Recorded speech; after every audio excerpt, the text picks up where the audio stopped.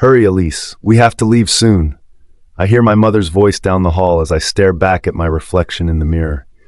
I put a hand to my chest to try to cool my rapidly beating heart, but how could I be calm in this situation? Especially when today was the actual day I've been groomed my entire life to be prepared for. I can't believe it's today. The day of my mating ceremony. The day I've been waiting for. The day that I'm supposed to do my duties as my father's daughter. My father, Chief Dexton Alderman, is the beta leader of my pack, the Silvernight Pack. Today was a crucial day that could lead to massive change. Ever since I was 9, I was set to be the bride of another pack when I turned 19, and my 19th birthday was yesterday. And everything is supposed to be perfect. I am supposed to be perfect. I couldn't help a shudder runs down my spine from today's event. Was it the wedding jitters? It had to be, especially since I had been chosen to be the bride and Luna by Alpha Kyren of the Dark Knight Pack. He is a strong alpha and the future leader of his pack, being that he was the son of the chief of his tribe, and to my father's words, a perfect choice for me. Finally, I would be able to set my wolf free for the first time, finally freeing my inner wolf to run free. This is only because our pack rules ban the change of a female wolf till she meets her mate, and they would both turn together after the bond is made whole under the high moon when we say our sworn vows and he bites and marks me.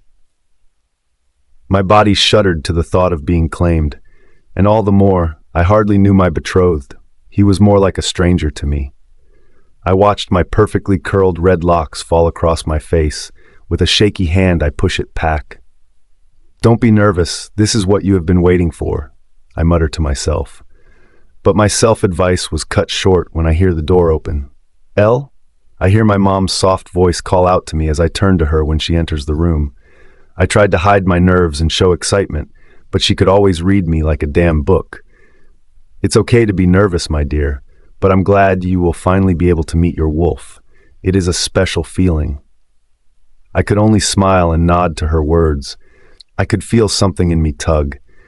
I couldn't tell if it was my wolf or my nerves getting the best of me, but I needed to hold my head high. I am the chief's daughter.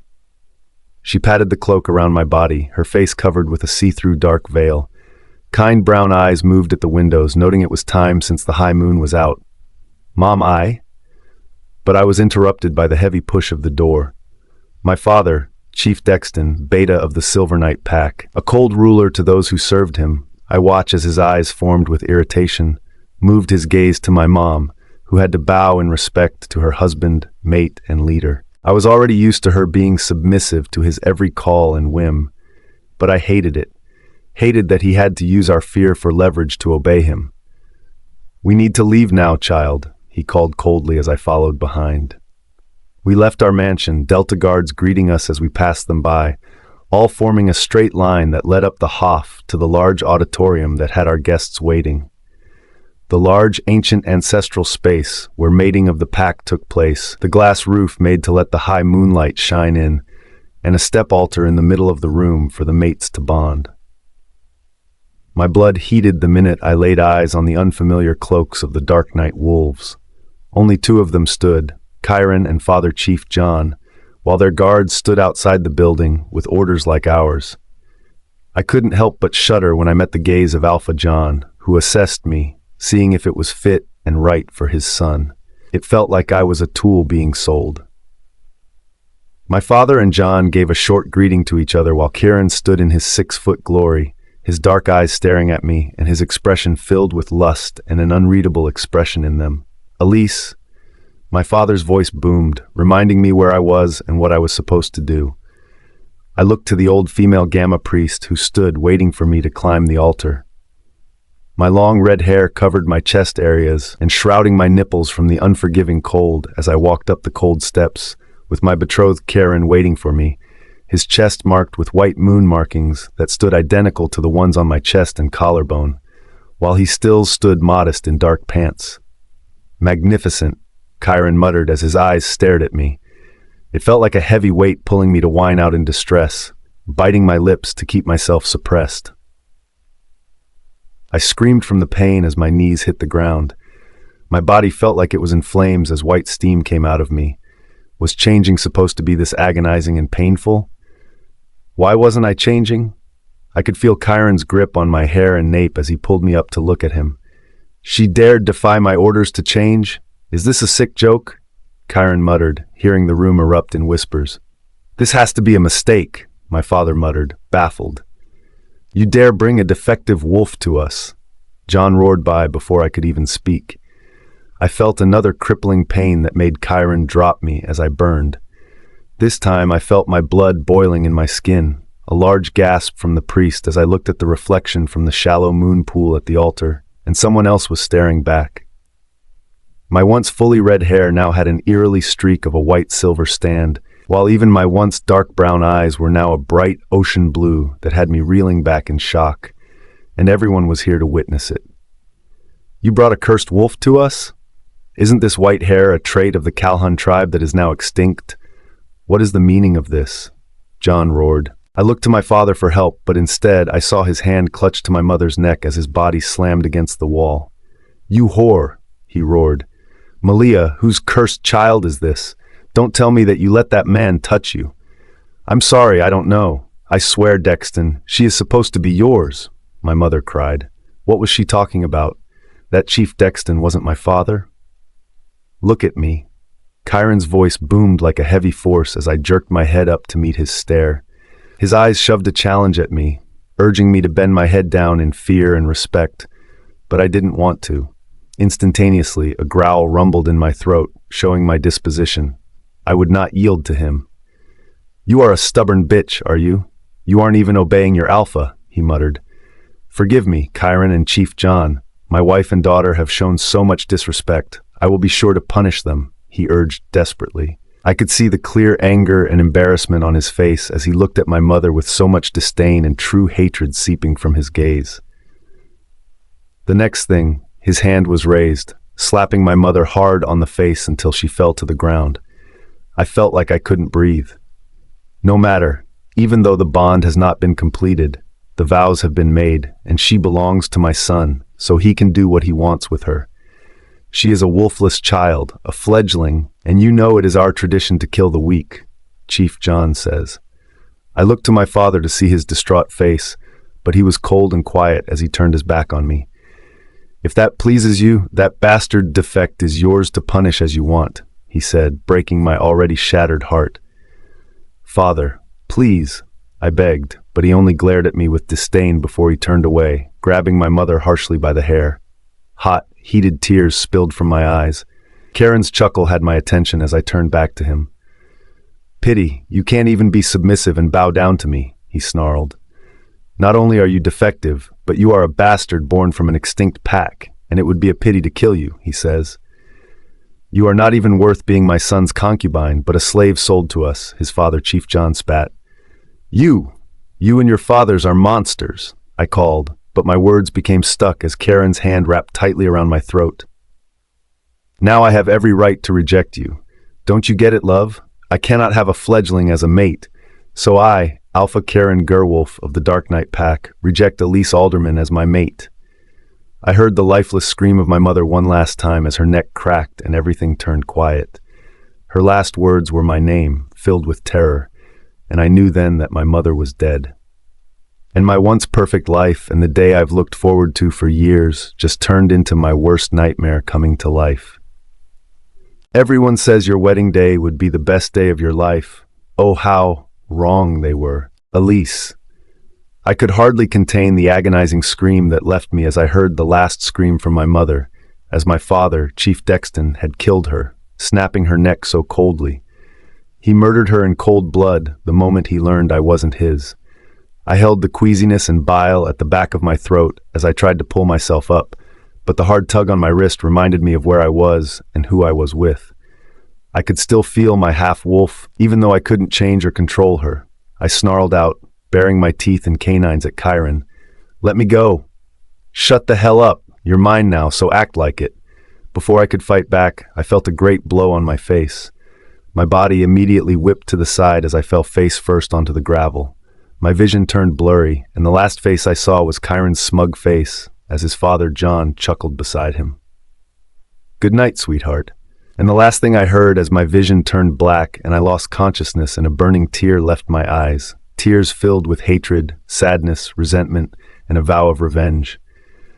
I find myself awake, my body aching as I try to sit up, only to see that the platform I was on was unstable. I wasn't on the altar anymore, and neither was I in the pack. I'm in the back of a caged carriage, surrounded by males guards around the carriage. The familiar insignia and dark red cloaks prove that I've been taken by the Silvernight Pack. I glance downward to see my hand and leg chained. They had the decency to put me in clothes, but it was hardly a clean fabric, more like rags that my father must have provided. My father, who is now a murderer. The memories immediately flashed in my mind, the screams of my mother. That monster wasn't my father anymore. "The little princess is finally awake," one of the guards announced it as the others chuckled. I could see the Silvernight Pack gate open as we trudged in. No, if I am taken in here, there is no way I will make it out. I had to escape now. "Let me out of here at once," I screamed, tugging on the chain that hurt more the more I pulled it, but I could hardly care. The dull ache in my skull still reminded me that I wasn't at full strength yet. "Shut the hell up," a Delta wolf says. I was stunned into silence. A Delta guard was speaking to me like I meant nothing. I was sure this was the work of Chief John. They must have all learned the news of my not being Alpha Dexton's daughter. His attention was called to the front as footsteps emerged from where I stood. A younger male who was of higher rank than the Delta walked over and said, "Alpha Kyren wants her in the hall now." I was pushed into the candlelit hall of the Silvernight Pack, its throne room large and mighty, with dark gray stones around the walls and pillars. Its lighting throne settled in the middle, with Kyren seated in it. I was stunned and a little confused to see why he was there, but then I realized that his father had given him the seat, and he was now the Alpha of the Silvernight Pack.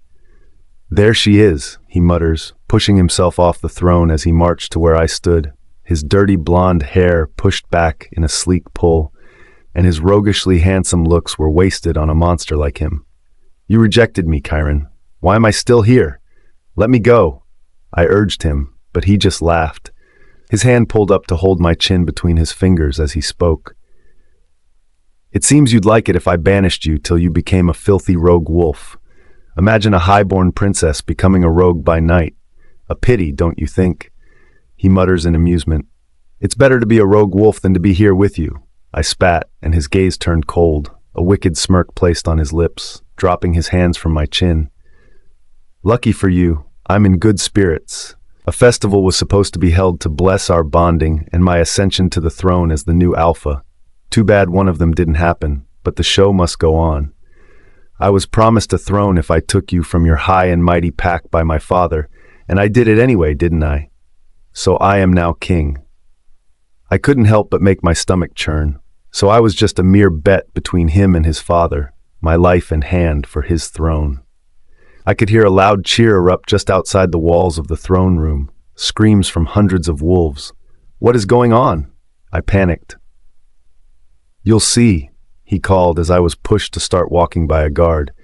It was agonizing to walk up the steps as my body ached, but I didn't let Kyren see that he was getting to me.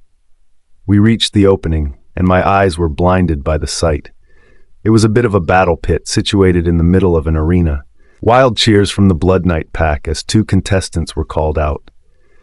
The first one was a roguish redhead, his muscles as large as my head, a smug pride on his face as he beat his chest to the crowd's cheers. He was feral and dangerous, and all in all, I hated the look in his eyes the moment he looked at me. Disgusting lust showed in them, and it had me shuddering. The other male that was called out had the crowd in silence. Even I took a large gulp at the stature of this male. His dark hair stuck to his sweaty skin like he had just finished multiple fights. I couldn't help but gasp at the inhuman and open gash wounds on his flesh. It was claws from a wolf, and the more his face was covered with a muzzle, the more it showed how dangerous he was. His aura alone had the crowd shuddering from his gaze and presence alone. I looked to Kyren, his eyes filled with a fit of intense jealousy, which he immediately covered with his casual yet wicked smile as he looked into the fighting arena and at the muzzled, raven-haired beast. "Ka'al, once again, it seems you've beaten one of my best men. he said to the muzzled, dark-haired male who walked up to the podium where I stood. I felt an electrifying buzz on my skin that caused the hair on my skin to rise the moment our eyes met. I looked away immediately. I wanted nothing to do with this dangerous man. But this duel will be special because I brought back a special gift for you. The Princess of the Silvernight Pack awards us with her presence. He said it mockingly as the whole crowd cheered. And if any one of you wins this duel, you will mount her and take her as yours, he said. And my heart dropped to my stomach. He had just doomed me to be forcibly taken and abused by one of these men, no doubt. My stomach churned and I could feel my body shiver from fear, real fear. I felt like I was going to throw up. Kyren, he ignored me as he faced the wild males in the arena. Let the tournament begin!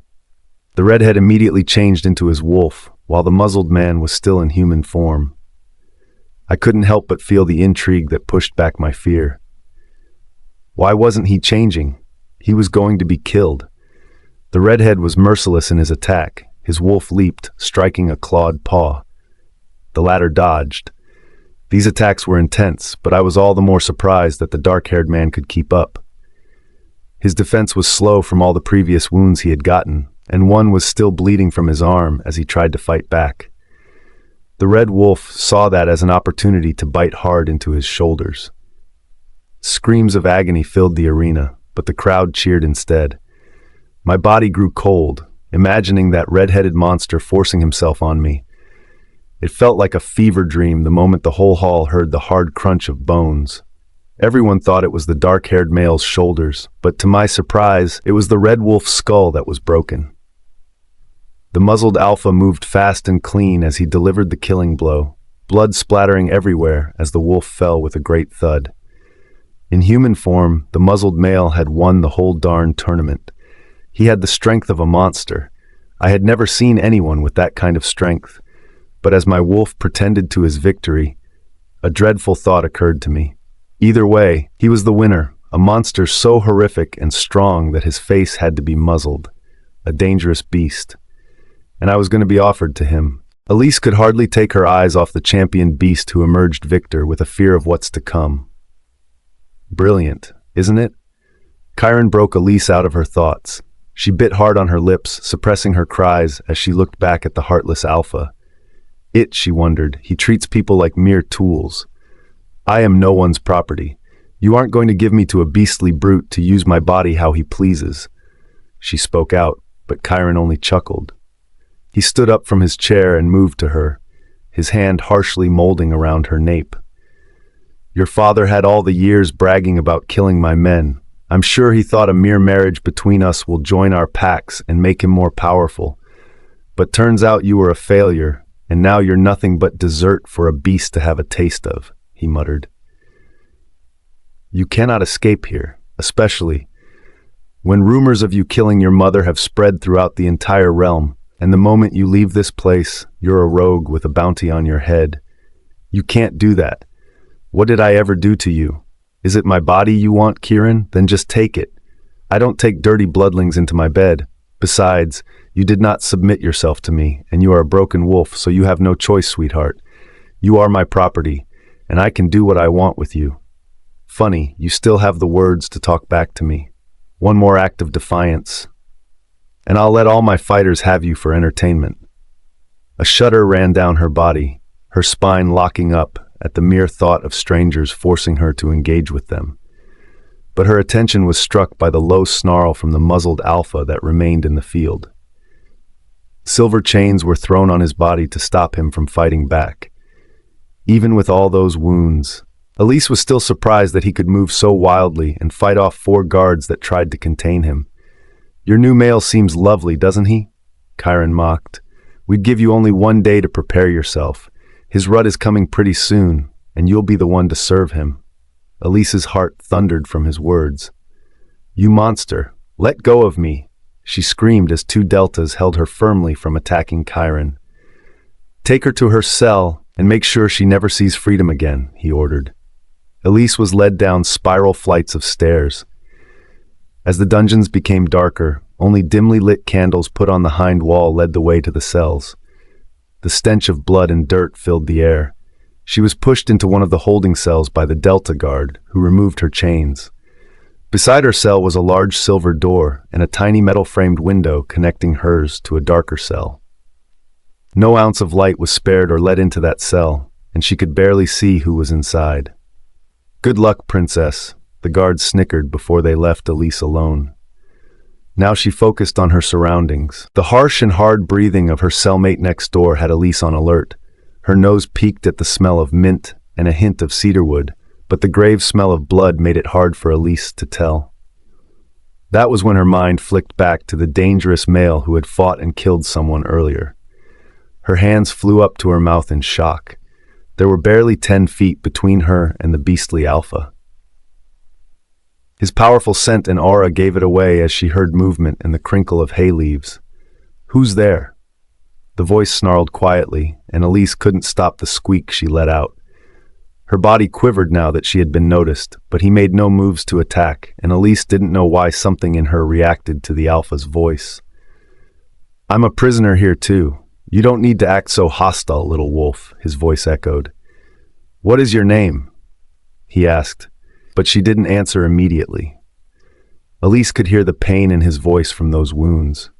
Her fear of letting someone die rode over her fear of survival as she stood up and peeked into the small window.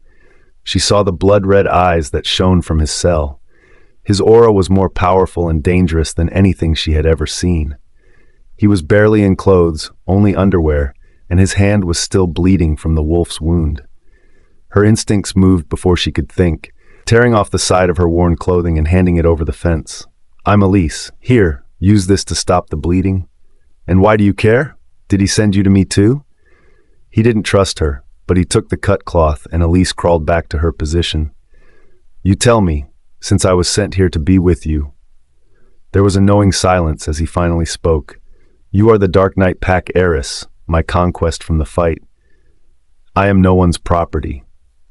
"You won't be saying that tomorrow when they put you in here with me," he added.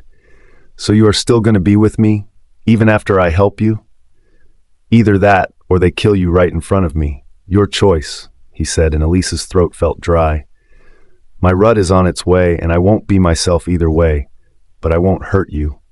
Kyren only wants to punish me. I thought you were his champion. His champions have estates and skilled healers to attend to them. I am his prisoner, and his plans to torture me include you," he said. Even though his muzzle had been taken out, the cell was far too dark for her to make a distinct image of his appearance. "Why? And why does he need me?" "He needs my offspring as leverage to hold on to me, and you have been chosen as the breeder, but none of them were ever successful and died with the child in them." Elise felt sick to her stomach as he explained. "Stop!" urged the alpha as he leaned back against the wall of her cell. Elise shut everything out as she placed her head on her knees, taking deep breaths to stop herself from having a panic attack. She squeezed her hands so tightly that her palms bled. She looked to see a small iron bowl that water dripped into. Her reflection on the surface showed her white-streaked hair, a harsh reminder of what happened. Now, not only was she cursed, but she was going to become a breeder. She wondered if death was a better option, but she recalled her mother's desperate eyes. She didn't tell her father there was a possibility Elise wasn't his because she wanted her to live, and she would. Even though she was cursed with freakish silver hair and said, "I'm Ka'al," she heard his voice echo off the wall as her eyelids turned heavy. She closed her eyes and her body fell into a slumber. She felt a whirling, cool wind in her head as she heard a male's voice that echoed in her head. "It's going to be okay, little one, trust me." Elise was too tired to fight the voice as she fell into a deep slumber. Bang! The cell states were hit hard, and Elise woke up. She looked to see that same Delta guard who looked at her lustfully, sitting down and staring at her. "Morning, beauty," he said, but Elise turned away from him.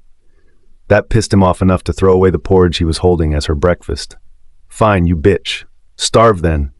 In a few hours, you'd be mounted like a mare and have little strength in your body until you fainted. Be careful, that monster will eat you right up for his rut." He chuckled. "Don't say that!" A dark voice loomed in Elise's head, shouting right up as she slammed her palms into her ears in panic, wondering where that voice was coming from. But the Delta Wolf just looked at her like she was insane before he got up and left. "Crazy bitch," the Delta muttered as he closed the dungeon doors. "Who said that?" That was me, and this time Elise recognized the voice from the cell. He was speaking telepathically to her. "They don't know I have this power, nor do they know I can speak, and all their attempts to cut my tongue off and permanently damage me have been futile since I don't speak when they are here. You were bleeding so much last night, and how is this even possible? Listen, I'm using the last bit of my strength and sanity to talk to you. I will soon go into a rut. Whatever you do not run from me. My wolf likes a chase. Do not run, and I will not harm you," he warned. Elise's heart thundered in her chest as she took in a hard gulp before nodding. The telepathic channel was immediately silent the moment she responded. And just like he warned, a few hours later, Elise was being let out of her cell. The heavy doors of the Alpha cell were barraged open as her heart spun 1,000 beats. With the last lock unbound, she was pushed into the dark cell, awaiting what was to come of the Alpha's feral rut. And now, her innocence was going to be taken. The harsh stench of blood and lust floated around the enclosed place from Khal's rut, filling the cell the moment Elise was pushed into the metal cage. It was a much larger cell than she was used to, with no source of light or even a window in the dark space. Panic reeled and rushed through her blood as she placed her hand on the walls to find some kind of footing, moving to lean on the cold iron door. She heard a slow, low snarl from the end of the room, her body jolting in surprise. Oh gods, she didn't realize he would appear far larger than what she saw in the arena. Now he was close to her, towering over her, making it seem like a losing battle. "No, stay away from me," Elise whimpered, but her words could hardly come out. She felt terror seeping through her skin the moment he stood up fully. His huge build had her mind reeling.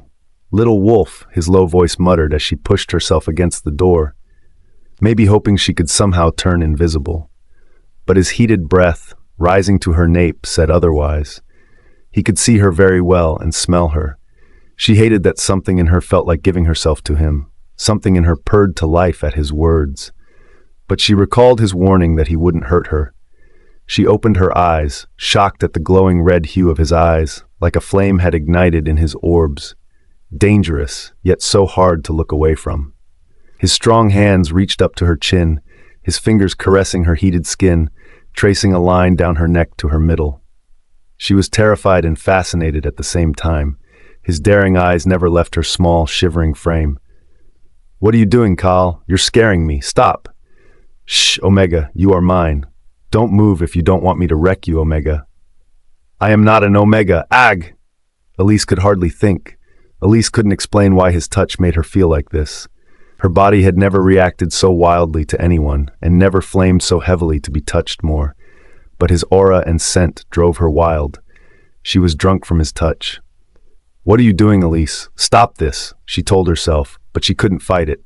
"Wait, stop. I don't," she started, but his growl was unpleasant enough to snap her out of her daze. Her first time was about to be taken in a cell by a faceless beast she didn't know. She couldn't breathe. She couldn't think. Slam! The painful full thrust into her virgin core caused her to lose her footing and mind for a whole second. Cries left her lips from the pain. "You can take me, little wolf." He snarled into her ears as he bit and kissed her earlobe. "Your scent is driving me crazy." "It's my knot. It's not going down anytime soon," he muttered, his voice finally sounding human. She was surprised that he was back. Stories she heard were that alphas could last days or weeks. "You're back?" She whispered into the dark cell. "Barely, but my ruts have been irregular from the months I've been trapped here. So I think it's over," he said. Elise couldn't help the blush that spread from her body in embarrassment. They were practically locked together. He carefully picked her up and took her to a haybed made at the side, lying them both down. "Sleep," he said telepathically. "You still haven't explained to me how you can do that or who you are," she muttered quietly through the darkness. "I'll explain that when we get out of here," he told Elise, making her stiffen up.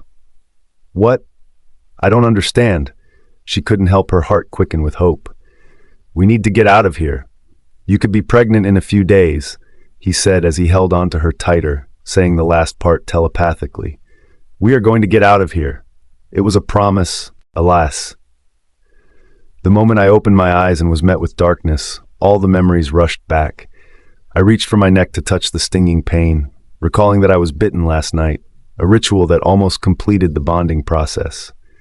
But I hadn't accepted it. My body, once warm, now felt cold, as if the warmth had been taken from me.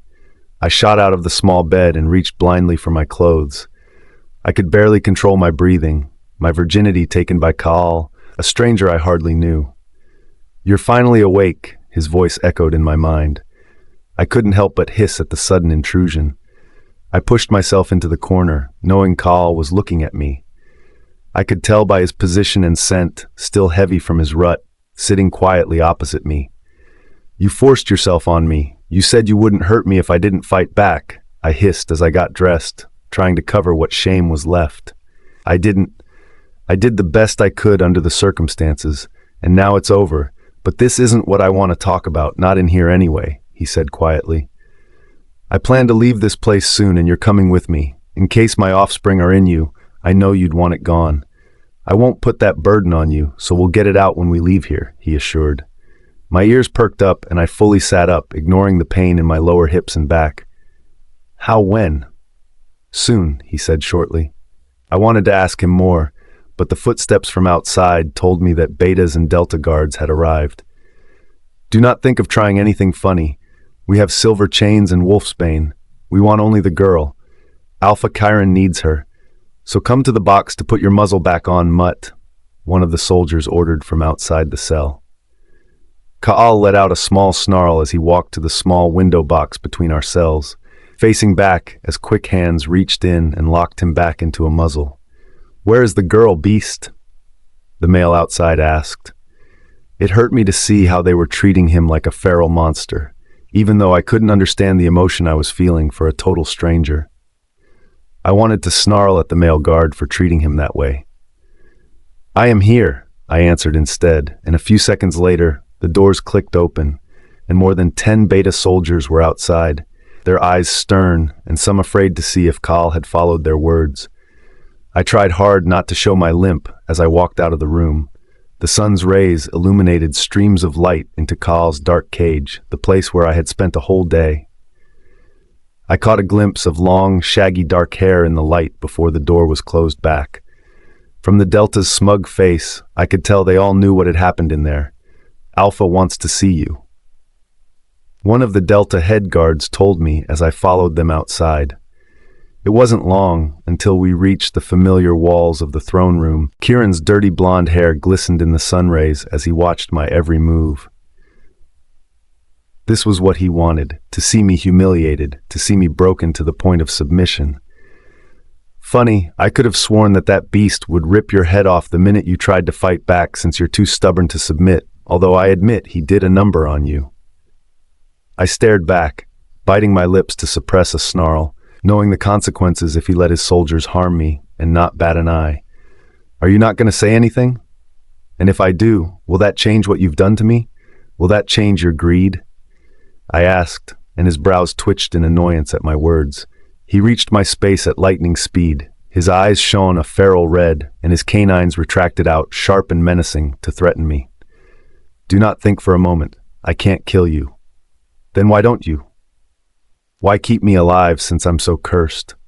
I continued, a part of me wanting to see his limit. We were half bonded but not mated. There was no mark or blood bond ever set in place. Yet I still wanted to see his limit. Or are you that coward? Smack! My cheeks stung, throbbing from the slap to my face. I could smell and taste warm iron as my lips had been split open from his abuse. His hands pushed heavily and painfully on my shoulder till I heard a crack. He had broken my bone as a warning. I screamed in agony at his attack, but Kyren only chuckled at my expense. Weakling, he spat. You and your mother are the same whore that has given yourselves to an unknown beast, and just as she gave birth, you will too, but not to any offspring you will ever see. I felt the wall of my throat constrict from his wicked words, so Kaal's words were true. I was going to be used as his weapon. Take her away. Just know this, Kyren. You made a mistake not killing me when you had the chance. I said as guards pulled me away. I could hardly recall how I got back into the cell, only the crippling pain that spread. My eyes and mind were clouded with so much anger and pain from this unfair world that I wondered if the moon goddess had cursed and abandoned me and my sweet, innocent mother who died for giving me life. My body sought comfort and reassurance that it would all be okay. I couldn't help but look at that small window and think of Ka'al. Why was I thinking if the madman just had his way with me? The clank of the cell's iron bars brought me back to reality as I looked at it to see that troubling Delta male whom he had come to know as Hans. His eyes still showed so much interest in me that I wondered if I could use it to my advantage, but the image of becoming friendly with him made me shudder. "Time for your lunch, beauty. Hopefully, a full day without one made you hungry," he said, sliding the tray of bread and soup under my cell. It was warm, and I wondered if he did that so I'd be grateful and owe him a favor, but my system needed it full as I munched on the bread. "Your breakfast, beast," he slammed coldly into Ka'al's cells as he passed his food from the middle chambers on the doors. After eating, our trays were taken back, and I began to feel sleepy. I was tired from last night and how much I was fucked, and I am still drowsy. I pulled myself into a small pile, facing the wall, and closed my eyes to sleep. Not once did I hear a word from Ka'al's cell. I squeezed my eyes tight, letting the disappointment settle in till I slept off. The sound of my cell doors quietly opening made me shoot up awake. I tried to remain until someone crept into the cell. The cell was far darker than earlier, proving that the sun was setting in. I felt clammy, warm hands rise my thighs as I quickly pushed myself up. The smell of dark lust attacked my nostrils and sent my body into fight mode. But he was quicker. I saw my attacker was none other than Hans. He must have put something in my soup because I could feel my body weaker as his hand clamped down on my mouth to keep me quiet. "Shut the hell up, bitch," he cursed at me. "You think you're better. You think you can look down on me. I will have a taste of you too." He laughed evilly. "There are no guards for miles away because they are drinking from the merry festival, and only you and I so scream no one will hear. Let her go." Ka'al charged from his cell, barging through the silver cage and his muzzle, which surpassed his strength. He couldn't get out without a key. He was trying to help me, but he couldn't. I could see desperation and bloodlust in his eyes, and the guard just laughed at him. "I should have known your tongue had healed. Bark all you want, beast. Those doors are enforced with silver, and I don't mind an audience. I will take her in front of you." No, I wouldn't let him have his way as my teeth clamped down on his hands. I bit it till I drew blood, and he let out a shout. "Ah, you bitch!" he screamed. Even with my half-broken shoulder, I picked myself up. "Fight back!" I heard Ka'al's voice channeling into my mind. I immediately felt a surge of power and attacked, punching the Delta the moment he was distracted. I gave one huge kick to his stomach, and Hans's back groaned as he hit the wall. Just when he thought it was over, Ka's hand reached out from the small caged window, his arms crossed around Hans's nape, immediately grappling the Delta in a suffocating position he couldn't escape. I watched as air and life seeped from his eyes. With one skillful pull, there was a loud crack as his neck was broken, but Ka'al didn't stop there until he ripped his head off. The blood splattered everywhere, and as I recalled the sound of my mother's neck crack, I fell to the ground, heaving all the contents out of my system. "Breathe for me, Elise," I heard Cal's soothing voice over the wall. "Can you do that?" I nodded quietly in response. His voice was the only thing keeping me morally sane right now. "I need you to focus on me. Don't think of anything else." I wiped my tears and picked myself up on shaky feet and said, "Get the 2 keys on his body. The small left is for my muzzle and the other is for my door." "You can do this," he told me firmly. I quickly reached into Hans's bloody clothes, taking the keys. I passed the one for his muzzle through the window box as I pushed open my cell. I pushed the keys into the large, mighty silver doors that were made to keep him in. I didn't care if he was a monster to them. He had been the only one by my side.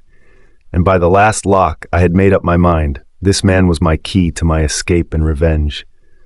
The door opened, and for the first time, I saw his tall stature up close in the light. He raised his blood-caked hands to give my face a light caress, but he looked down to see it was bloodied. There was a long, bloodied scar running from his brows to his lips, still red and fresh. They had given him no room to heal fast. Yet I could feel his powerful aura get more intense as he took in the moon's rays by the window. His cuts seemed smaller. "Good job, little wolf," he started. "Now let's get out of here." Elise could hardly contain the shock on her face at finally seeing Kaal without his wounds or muzzle. The moment he basked in the moonlight rays, his wounds began to heal and slowly fade. He was the most handsome man she had ever seen. His bronze skin and gray eyes felt like a powerful silver flame that left her in awe as he ran a hand through his hair. "Let's go, little wolf," he ordered as Elise nodded in understanding. Pushing all those trivial thoughts from her head, she needed to focus. This was their only escape plan, and there were no do-overs. As they exited the dungeon doors, Elise followed closely behind Kaal as he reached out to the spiral dungeon steps that led upstairs. That was the only way out of the basement floor, but they had to be careful not to encounter anyone along the way, or alarms would go off, risking their lives. Fortunately, at least one of Hans's words about the festival was accurate. The soldiers and warriors were all drunk from wolf wine and unresponsive. "I know exactly where we should head to," Kaal channeled to Elise. She couldn't help but be conscious of his large hands wrapping around hers as he led her out the doors.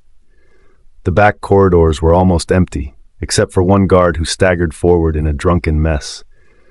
Kaal swiftly and brutally snapped his neck, leaving no traces of blood, making it appear as if the guard was asleep. They reached the back walls of the dungeon, finally finding a clear path to freedom.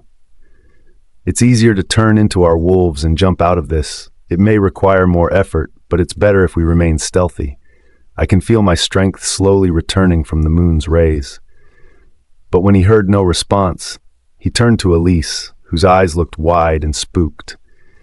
She shook her head in shame as she whispered, I can't turn. I have a defective wolf. I'm sorry." She said this to Kaal, whose face was stern. She felt a tremor of shame and fear overwhelm her. What if he decided to abandon her here and jump the walls without her? Elise wondered with her head bowed. She couldn't even attempt to climb without assistance due to her broken hand. She heard Kaal let out a grunt as he climbed over the wall. Kaal had pulled himself up and turned over the wall, and she could barely open her eyes to see that she'd been abandoned yet again. But then she heard him say, "Give me your hand, little wolf." She opened her eyes, stunned to see Kaal reaching for her. "Quickly," he warned in haste. Elise wasted no time. Taking his large, calloused hands, she bit her lip to contain the hiss of pain from her shoulder and tried to hide it under her clothes as he dragged her up, carefully helping her down the wall. She didn't want Kaal to know that she was wounded and that he could leave her behind. Because of that, Elise took one last look at the stone walls and castle gate of the dungeon. Her ears perked at the noise of fire torches passing by, noting that they were changing shifts. "We need to go," but he was one step ahead of her. His bones shifted in a fast and steady manner. Elise was shocked, no doubt. She had never seen a wolf who turned effortlessly without pain. He was more like a shapeshifter than her kind. His mighty size stood at 6 feet tall, and his whole body was covered in dark midnight fur, with his eyes still holding that familiar gray undertone. Elise took a step back, but something in her knew not to be afraid of this mighty beast's appearance. Kaal bowed to her to get on his back. "Hold tight," he snarled telepathically before racing out of the woods. They ran for hours, and Kaal didn't stop until they were out of the Silvernight Pack territory, passing 2 mountains, and he ran farther south. He stopped only when morning had come, and Elise could see the outline of the sunrise. But soon enough, the clouds turned dark, covering the entire sky as heavy showers began to pour. They needed shelter. The rain felt like a blessing in disguise that would wash away all traces of their scent and paw markings, making it difficult to track them. Elise was more worried that Kaal had not said anything since they began the journey. Luckily, they found a shed that looked like it had been abandoned for months. Elise was let down as Kaal walked around the shack to check the surrounding areas and ensure they were alone. Elise walked into the small, abandoned cabin first, eyeing a couch by the side with an abandoned fireplace. Luckily, There were a few piles of wood left unattended.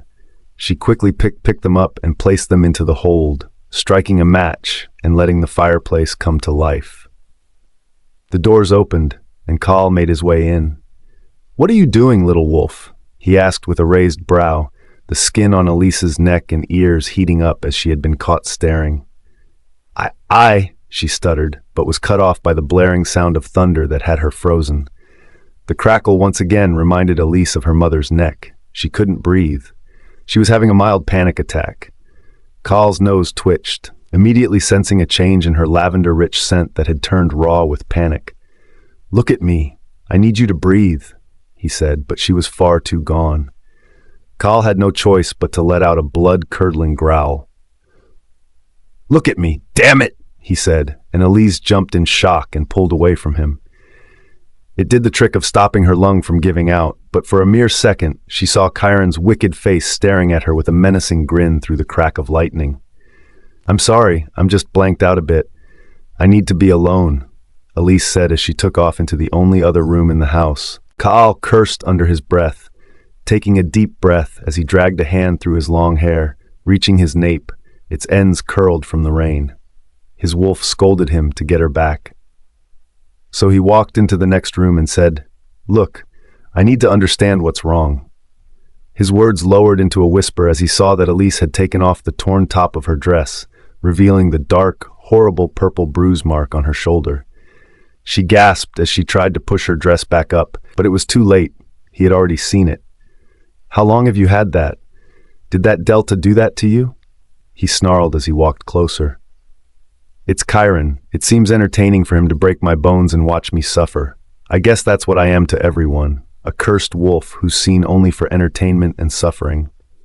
I'll rip that bastard's head off," he cursed as Elise stared up at him. Their gazes met, and it felt like the rain showers outside had paused, leaving them alone in the world. She quickly looked away. She had to remind herself of his selfish reason for saving her. "It's not too bad." "Sit," he ordered as Elise walked to the old bed by the edge, its frame groaning as he took a seat. "Take off your top. We have to reset the bones back. One more day like this, and it's permanently damaged," he told Elise. She pushed her wet hair from her back, hissing as she pulled down her top until her back was bare. She tried not to flinch the moment she felt his warm hands on her back. "You must think I'm such a joke and a wreck," Elise whispered bitterly. "I mean, who gets rejected on her bonding day and then gets turned into this mess? I couldn't even protect myself or my mother. I'm weak." "You're not weak. You are strong. You faced danger head-on and didn't back down. You need training, yes, but you are not weak, and it is not your fault, Elise," he said to her. It felt like she had been waiting a long time to hear those words. She turned her head to look at Carl, who looked at her. There was a tense silence. She opened her mouth to speak, but Carl had popped her shoulder back into its socket, eliciting a painful hiss from Elise. "Ah!" she cried from pain. She leaned back, her body resting on Carl's chest. Their shared and loud heartbeats thrummed on her skin, and that was when she noticed how heated his body was. She told him his fingers were drawing small circles on her bare skin to soothe her pain, and that unknown feeling between them hung in the air as Elise slowly turned her chin, facing Carl, whose eyes had darkened. He took one swift look at her lips, and that was the invitation it took for Elise to make the first move. She leaned in and traced his face with her hands, his slowly healing and now handsome face. The most gorgeous man she had ever seen. So she took the brave leap as she leaned in and kissed him. The heavy rain canceled out their moans from the outside as lust grew, with both their gazes telling that they were eager and waiting. Ready and hungry for each other, their lips met in another hot and heavy kiss, greedy for more, a promise of a steaming wild night ahead. Elise opened her eyes to find herself lying down in shallow water, yet nothing stuck to her skin as she stood up, the whole place covered by mist. Panic settled in, and she looked around to see she was alone. "Where am I?" she asked, puzzled. She heard a splatter in the water. The water splashed, and she knew something was approaching. What she wasn't expecting was to see fiery violet eyes and a snowy white wolf. "This is a dream. This has to be a dream," she repeated as she backed away from the wolf. But the wolf's wide eyes didn't show bloodlust but a quiet kindness and curiosity as the wolf whined. "Do you know me? Are you mine?" she asked, feeling a lump in her throat. She felt like she could cry. She touched the wolf's soft, snowy fur, and the animal purred in response. "You weren't here when I needed you, my mom." Elise spoke as grief gripped her and anger burned to the surface. The wolf yelled in response to her anger and backed away, giving her one last glance before it ran back into the mist. "Wait, come back. I don't mean to. I want to know you. What is the reason for all this? Who am I?" she cried. Elise's eyes shot open, and she felt her eyes wet from tears. She had been crying from the dream she just had, and now she was back to reality. She turned to the side and panicked for a second before she recalled what she was doing in this cabin. She turned to the side to see that her clothes were ruined, and Kaal had picked up a pair of what was abandoned and later put them out in the drawer with fruits she could munch on for breakfast. She ate the fruits, thankful for his care, and her heart skipped a beat, remembering what they did last night, as a blush crept on her cheeks as she put on the shirt and pants. She walked out of the small cabin to see Kaal standing under a tree. His eyes were cold yet steady, and while on the lookout, he never once turned to look at her. Elise felt that it was weird that he didn't acknowledge her, but she paid no mind to it as she moved forward. "What are you doing out here alone? You should have woken me up," she started. She glanced at his shirt, spotting a small flower that had fallen and perched beside his shoulders. She reached up to remove it, only for her hand to be coldly smacked away from her by Kaal. It shocked Elise as she stared at him and saw that only a blank glance was given back. She was utterly confused by his change of demeanor. Just last night, he was desperate to have her in bed and have sex with her, and now she didn't even know what to feel. "Let's leave now. I've burned our clothes, so we won't be tracked, so get on my back." "I have legs, and I can walk," Elise replied, leaving the male stunned. "Let's just go," she called as they began their journey up the third mountain peak and into the forest. At this point, Elise had become tired, and Kaal noticed as he walked up to her, "We can rest here, so." But Elise had completely ignored him and continued walking. It irked the alpha so much that he reached for Elise's hands to turn her around. "Look, you can stop ignoring me. I know you're tired. Why are you acting so cold?" Elise huffed out in disbelief. "You are the one who began acting like a stranger. I should have known you only wanted me for my body," she spat. "What the hell are you talking about? Let go." Elise snarled, pulling her hand so roughly from his hold that she lost her foot and fell, scraping her palm to the ground and hitting her shoulder so hard that she hissed in pain. Kaal reached for her, picking her up and holding her to a tree. "All right, cut the bullshit, Elise. What happened back there was a letter of convenience, just lust between two bodies. And I have my reasons, and I do not need to explain that to you. You are hurt right now and— Don't touch me. Why do you even care if I'm hurt? Stop making me feel these things when— Elise had gone quiet the minute she heard shuffling behind the trees. Panic filled her insides as her guts twisted. "Kyren soldiers?" she asked, but Ka's face was cold and dark, his pheromones emitting a warning of death to those close by. "No, they are rouges. They can smell you." "What? What do you mean they can smell me?" Elise asked, perplexed as Kaal's hold on to her became more strong and deadly. "They can smell you. Something awoke in you last night, and now you smell very different intensely than before. A scent I doubted, but now I know why they are here, because you are an Omega, a pride that they want for their own," he says to Elise, who is in total disbelief. That wasn't right. Omegas were so rare that there weren't many born in the last decades, and Elise had been made to believe she was a beta. So how? An Omega was a rare wolf that alphas and betas alike wanted for their mate. Their rare gene could produce the perfect and most powerful offspring. Literal wars have been waged for just gifted wolves and Omegas, and the realization just settled in Elise, and Kaal's words were very real. And she might be an Omega, but worst of all, they were in danger, and they were utterly surrounded by rouges with no way out. Rogues surrounded them before they could even notice, giving the rogues the upper hand from the very beginning. Kaal's hands tightened around Elise the moment he heard a dark chuckle from one of the males who emerged from the shadows. He had an eye patch on his left eye, and his pale, tall build, his grim face stretched into an unsettling smile. "I knew I smelled a good one," he said as the rest of the 4 males emerged, their hungry and lustful eyes fixed on Elise. Kaal gave them a warning snarl to keep them at bay. There were 3 betas, with the rest being Delta rogues. The mischievous glint in their eyes proved to Kaal that they wouldn't back off without a fight. Rogues were meant to steal and take, and now that they found a female so tempting, they would do anything to have her, even kill. "Do not take another step closer, unless you want your heads taken off," Kaal warned. He wasn't back to full power, but they could feel the intense pressure of his warning pheromones. "If you don't want this to become a very brutal and bloody fight, I suggest you leave the female, and we will let you pass this lonely backwaters road to whatever destination you want," their leader said. Elise held on to Kaal's hand tightly and stayed behind him. Even as the males tried to peer at her, Kaal's growl stopped them. "Judging from your pheromones, you are an alpha, a strong one, but we have tools to stop even the mightiest of wolves, dangerous ones that could leave you dead, so do not try to fight us," they warned. "Elise," Kaal said through his carnal psychic powers, "the minute they charge at me and I shift, I need you to run south. There is a cave before the forest ends. Stay there till I'm done," he told Elise. Not a moment later, the wolf attacked, with both betas being shifters turning into their wolves, which were painfully smaller than Kaal's. But being rogues, they lived to kill and hunt and had skills for a fight. Their Delta henchmen had wolf strength, but no trace of a shifter in them apart from their claws and canines. They snarled their teeth at Kaal.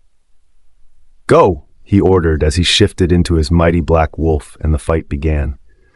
Kaal broke through the group's defenses, their plans wild yet coordinated as their claws reached for Kaal's heel to wound him.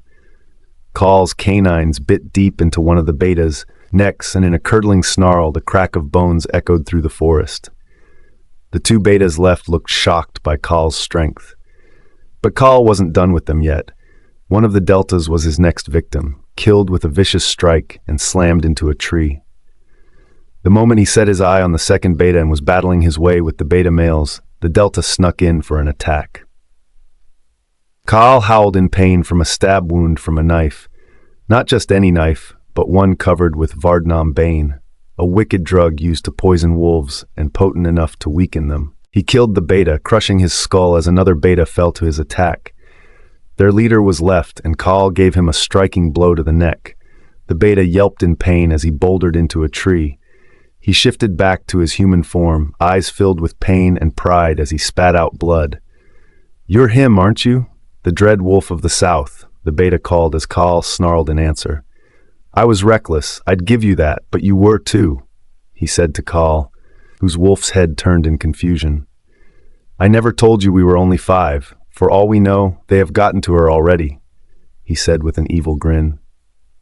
A deadly howl left Kaal's throat as he pushed his claws into the beta's neck, and blood splashed on the tree bark. He had no time to waste, but when Elise was in danger, the moment he tried to run, he felt a stabbing pain from the Vardnam. It was going to slow his speed, but Kaal didn't mind as he raced for Elise, hoping he'd get there in time.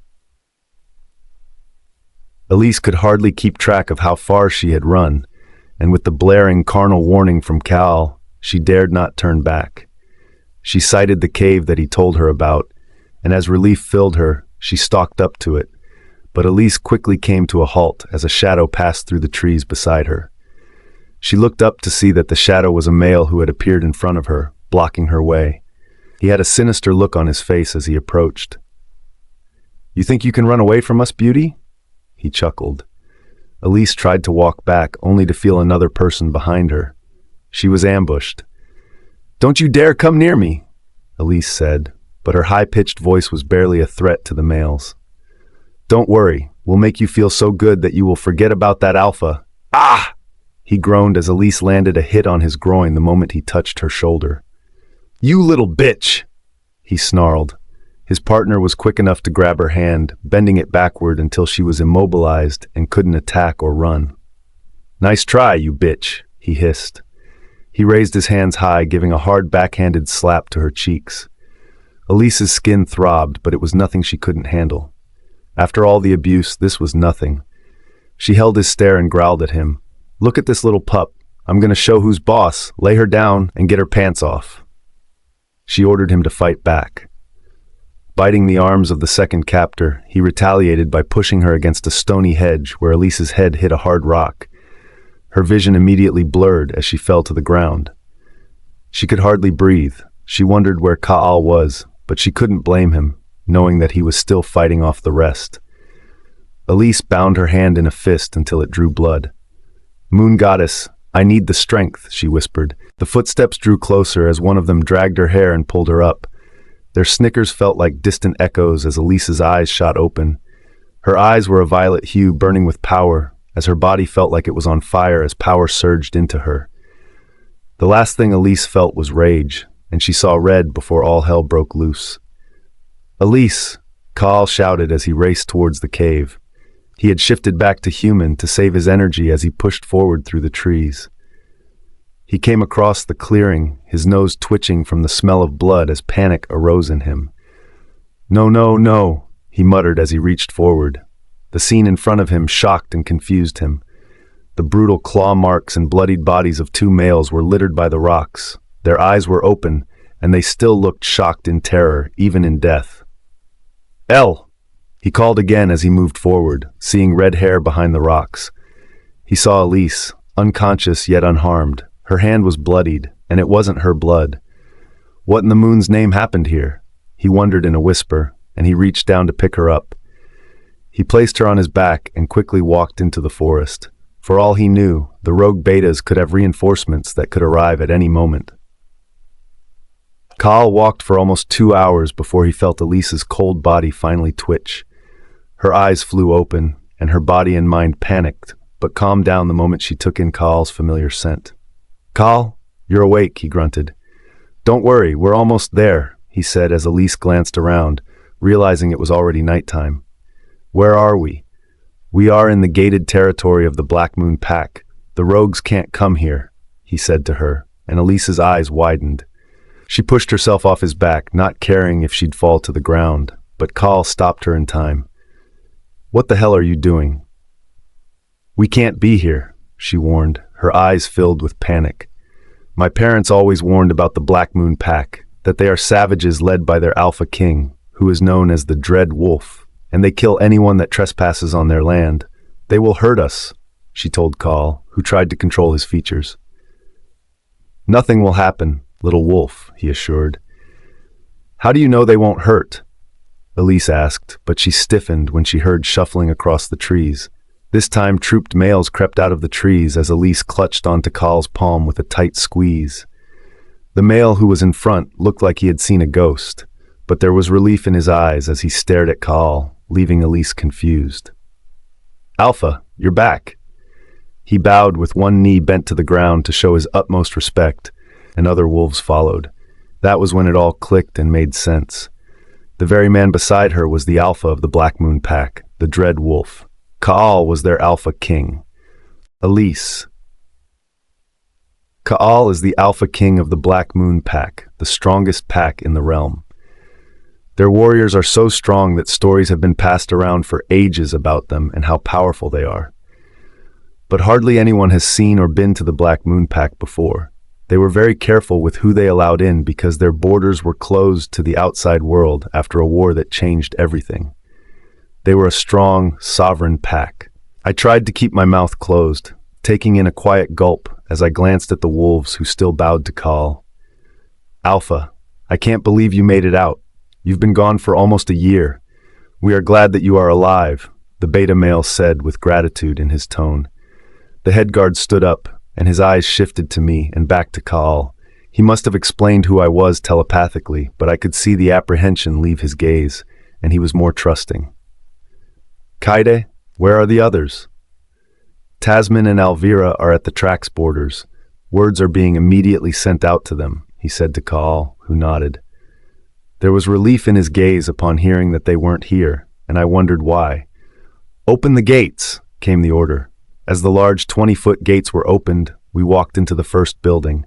"It's good to have you back, Alpha Rygan," he said to Ka'al. "Rygan?" I was confused as we stopped in the large hallways leading to the main doors. Kaal turned to me. His eyes looked tired and drowsy, and his breathing seemed slower than usual, but he still had a lazy smile on his face. Kaal isn't my name, he started. My name is Rygan al-Andrus. That bastard Kyren used Kaal, which means dread in my people's tongue, to mask my identity after I was taken. It was like a game to him, he explained. That's why Kyren wanted your offspring. Why is it so important? I whispered as Kyren had taken a safe distance between us so he wouldn't eavesdrop, even though our wolf ears were made for that exact purpose. Rygan al-Andrus, I said, testing his real name on my lips, Rygan. His eyes shared a glint that set my body on fire, and my heart skipped a beat. Ah! Rygan started, but his body froze in a stagnant, unnatural way as his eyes pushed to the back of his head, and he fell limp into my arms. Rygan, I panicked. I held his weight to pick him up, only to feel a warm patch on my hand. He was wounded. Kyren immediately knew something was wrong as he ran up to me. I pushed Rygan's shirt up to see a showing wound that was purple with gray blood spilling out. Oh gods, what is this? I whispered in horror. He had this all along, and he carried me here.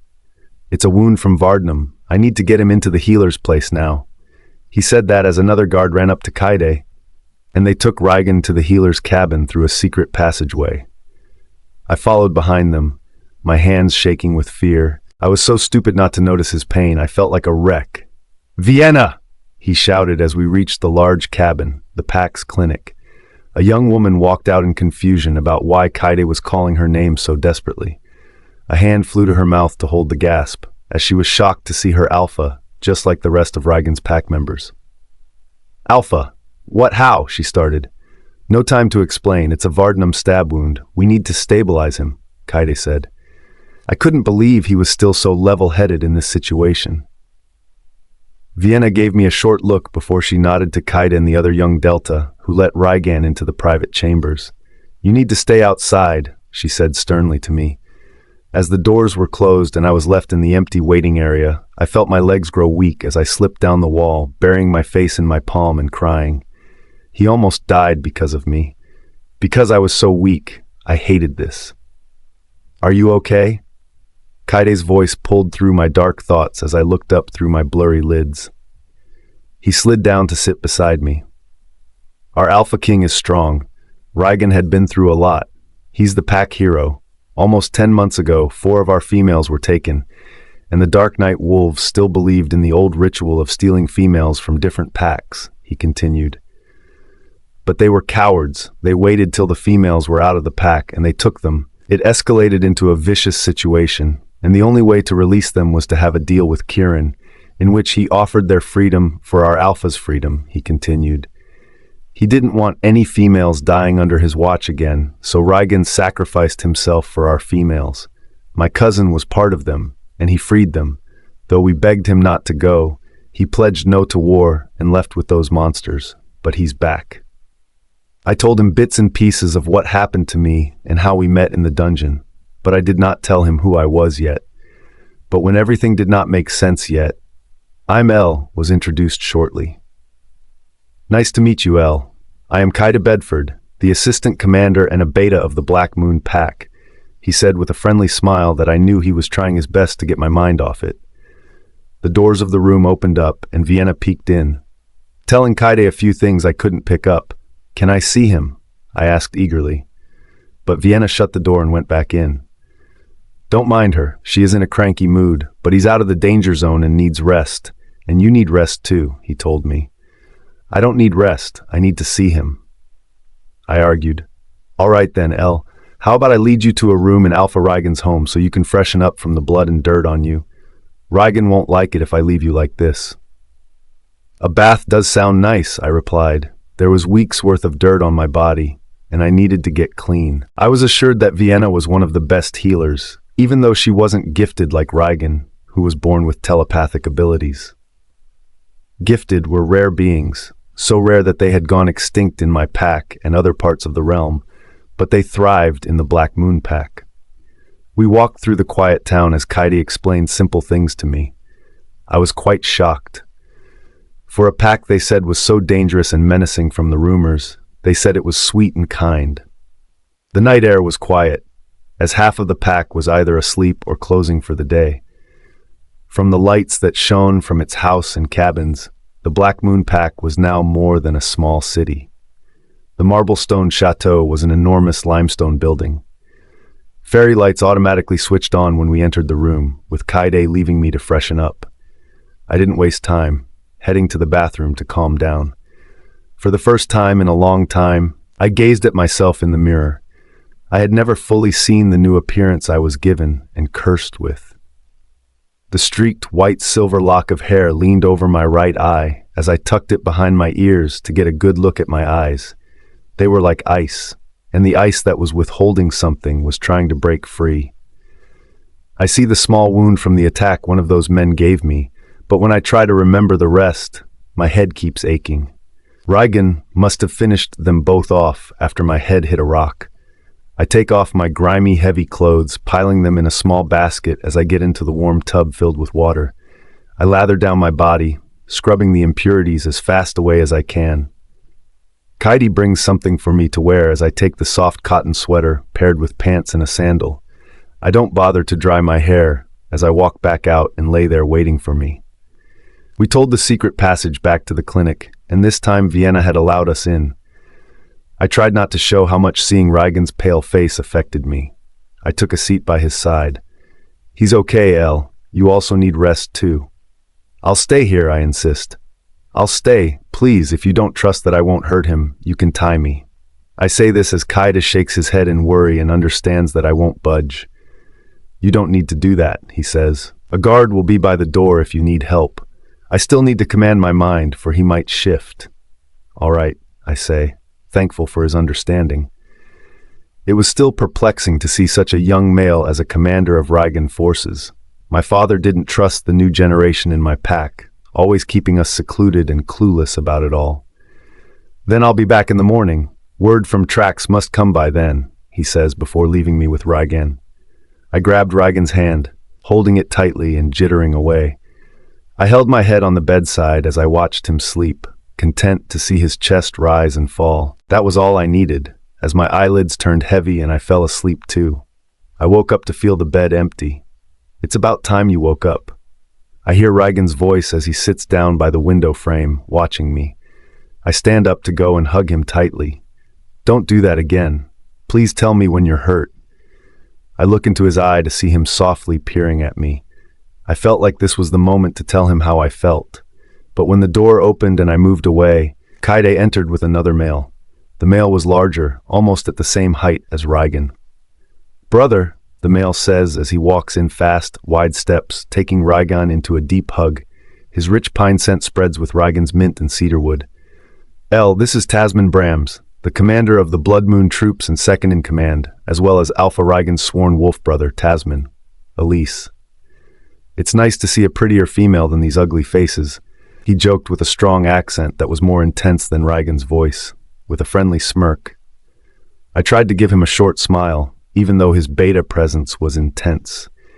If I hadn't spent much time with Rygan, I would have been lightheaded already. What I didn't expect was for the door to open once again as a blonde female entered, her fox eyes more attractive than my doe ones. She scanned the room as her eyes met with Rygan. "Rygan," she said, running and hugging Rygan, who hugged back. I could feel Rygan was avoiding my stares as I looked back at both of them confused, but I was all the more stunned when she leaped up and kissed him on the lips. She kissed Rygan. "El, this is Alvira Better, my cousin and Alpha Rygan's betrothed," Kyren says. It felt like my heart had been pierced and shattered into a million shards as I stared at them both. As the revelation finally settled in my head, Rygan was betrothed, and I was a fool once again. Betrothed. Rygan was betrothed. Elise could barely make out any words as those words came out of Kyren's lips. Elise waited for Rygan to say it was a joke, a lie, or at least pull away from Alvira, but he didn't. And then she felt a wave of embarrassment wash over her. In Rygan's defense, he did look like he was about to throw up from that information about his betrothal coming to light, and Elise prayed and wished the ground could open up and swallow her right that instant. El? Kyren called again, his voice finally reaching and breaking her clouding thoughts, and Elise forced herself to give a short, reserved smile and bow to Elvira, whose cold stare never left Elise. "We all need to talk to the Moonhouse now," he tells Tasman, Elvira, and Kyren, who give a nod of agreement. "Her too," he says, addressing Elise, who still hasn't said a word. The meeting point was in the white-stoned chateau. Its name was called the Moonhouse because of the intricate design of the mansion made of limestone. They all filed into Rygan's study. There was a tense silence as Elise entered.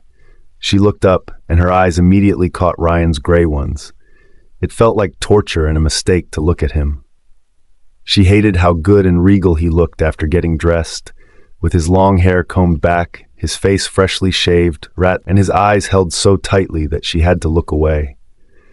Especially after what she had learned. Then what about the mark on her neck?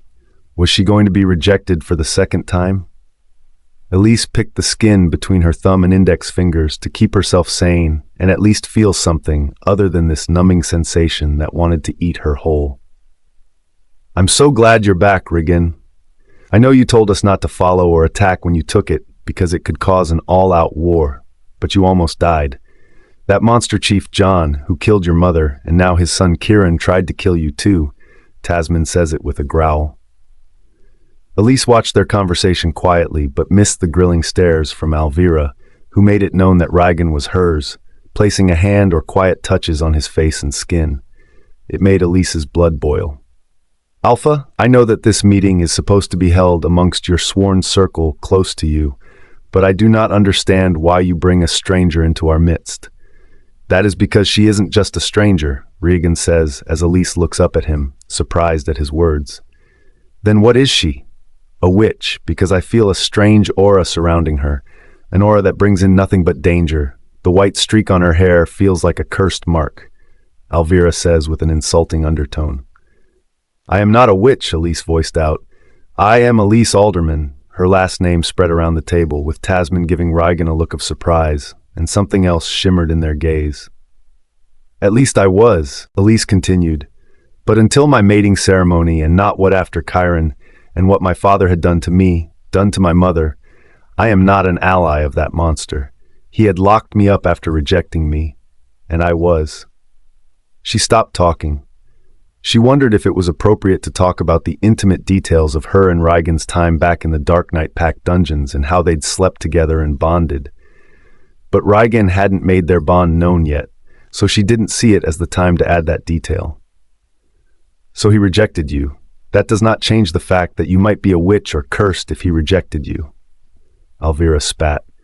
"Do not call her cursed," Rygan snarled, causing Elvira to flinch. She looked to Elise to see that her gaze was on Rygan, and an unspoken aura weaved around them. "What is with both of you? I've been sensing a weird energy around you both, and I know I'm not imagining it," Elvira hissed.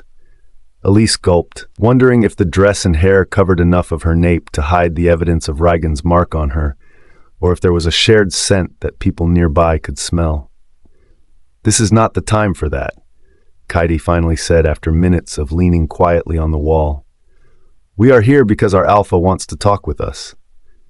"But she is an alderman, a sworn enemy of this pack. Remember, it was the Dark Knight and Silvernight packs that both colluded in the betrayal and uprising 20 years ago." "I know, but she is not his daughter. He rejected her and left her to Kyren and his beasts with no care or choice for her. She needs a refuge, and she will stay here.